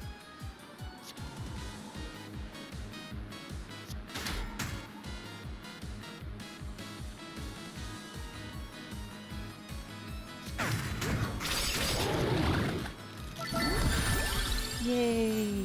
Let's give me the card. So with this, oh seriously, evolution. Ooh. Santa Buena Tacto.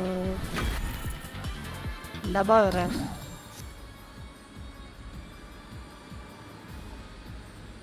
Deals 150 damage, spawns enemy after every turn. That sucker. What the fuck? That's the shit.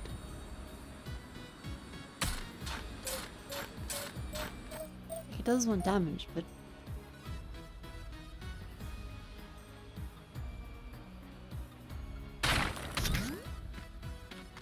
it's incredible.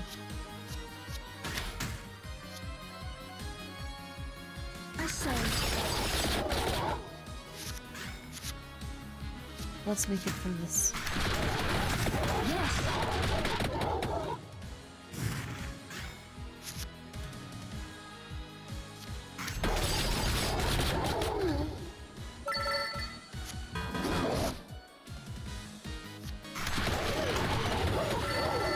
Get him, Peachon.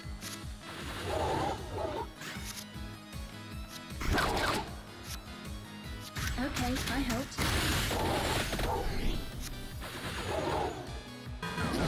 Oh fuck, that's a lot of damage.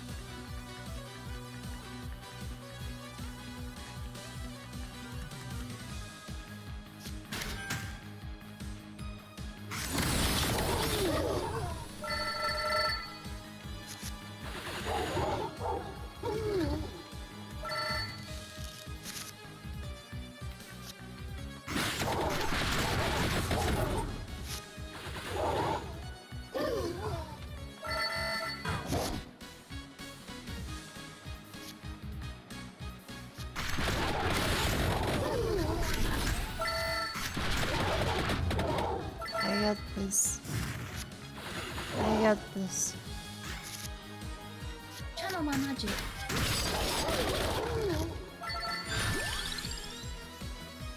What map is that of the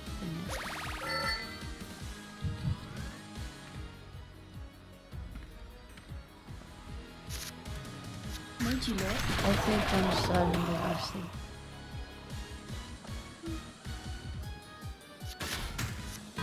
I might have to call it. I'm gonna fall. I'm gonna fall asleep.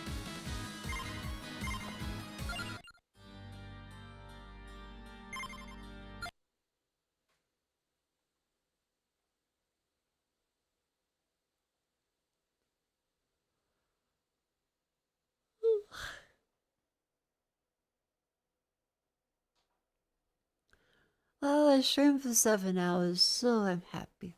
It's a shame I didn't enjoy the game as much as I thought I would have for the previous one. But that's okay, sometimes it happens.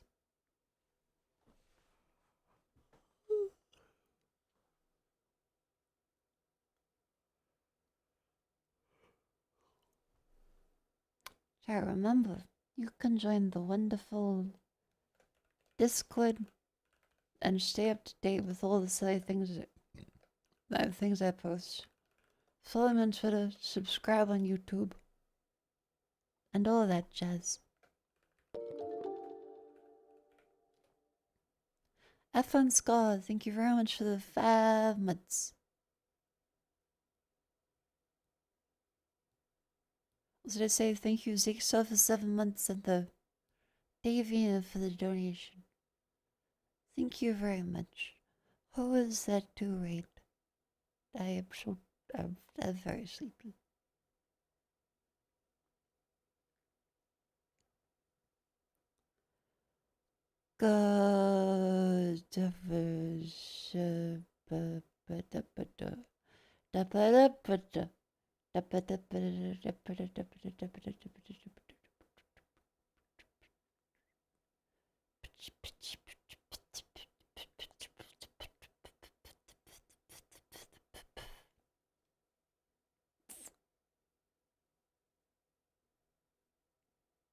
I'm so tired.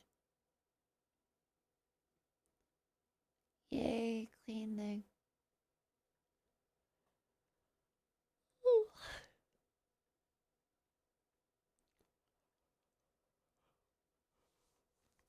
Sure can't bowl it. You're right, I truly can't be bowling.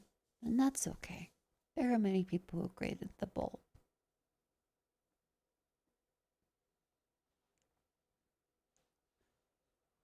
Who's right? I'm so tired. They're on the BRB screen.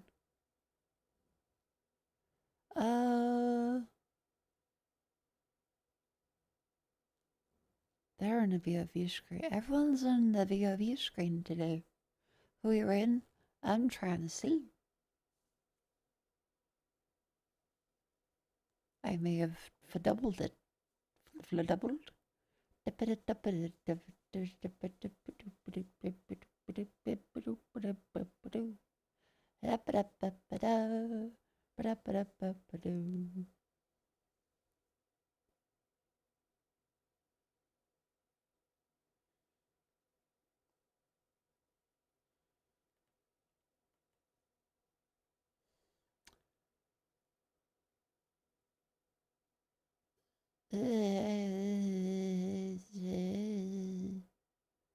That's a vtuber tag. I'm actually falling asleep.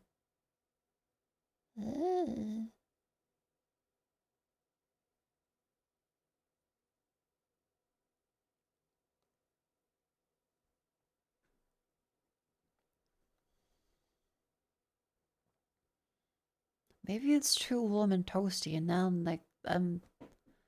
like a snake about to hibernate. Maybe the cold is the only thing keeping me awake. Oh no.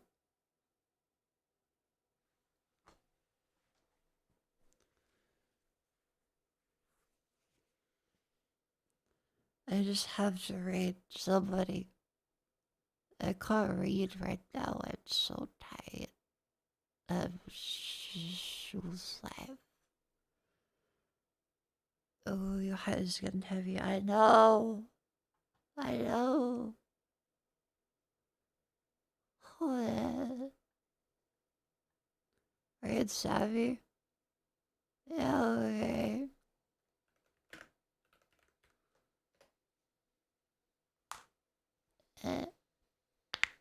Ow. Oh.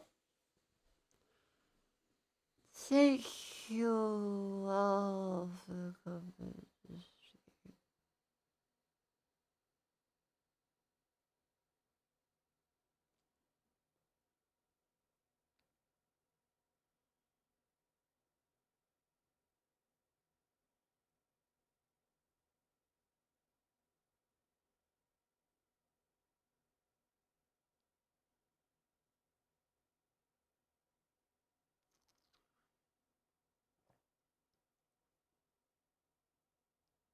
Thank you all for commentary, guys.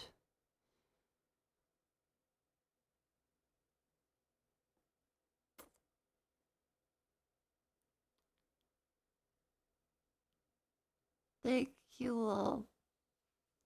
And all good night. My head feels lucky, but that's okay. I'm gonna take off the makeup, go to the bathroom, and sleep.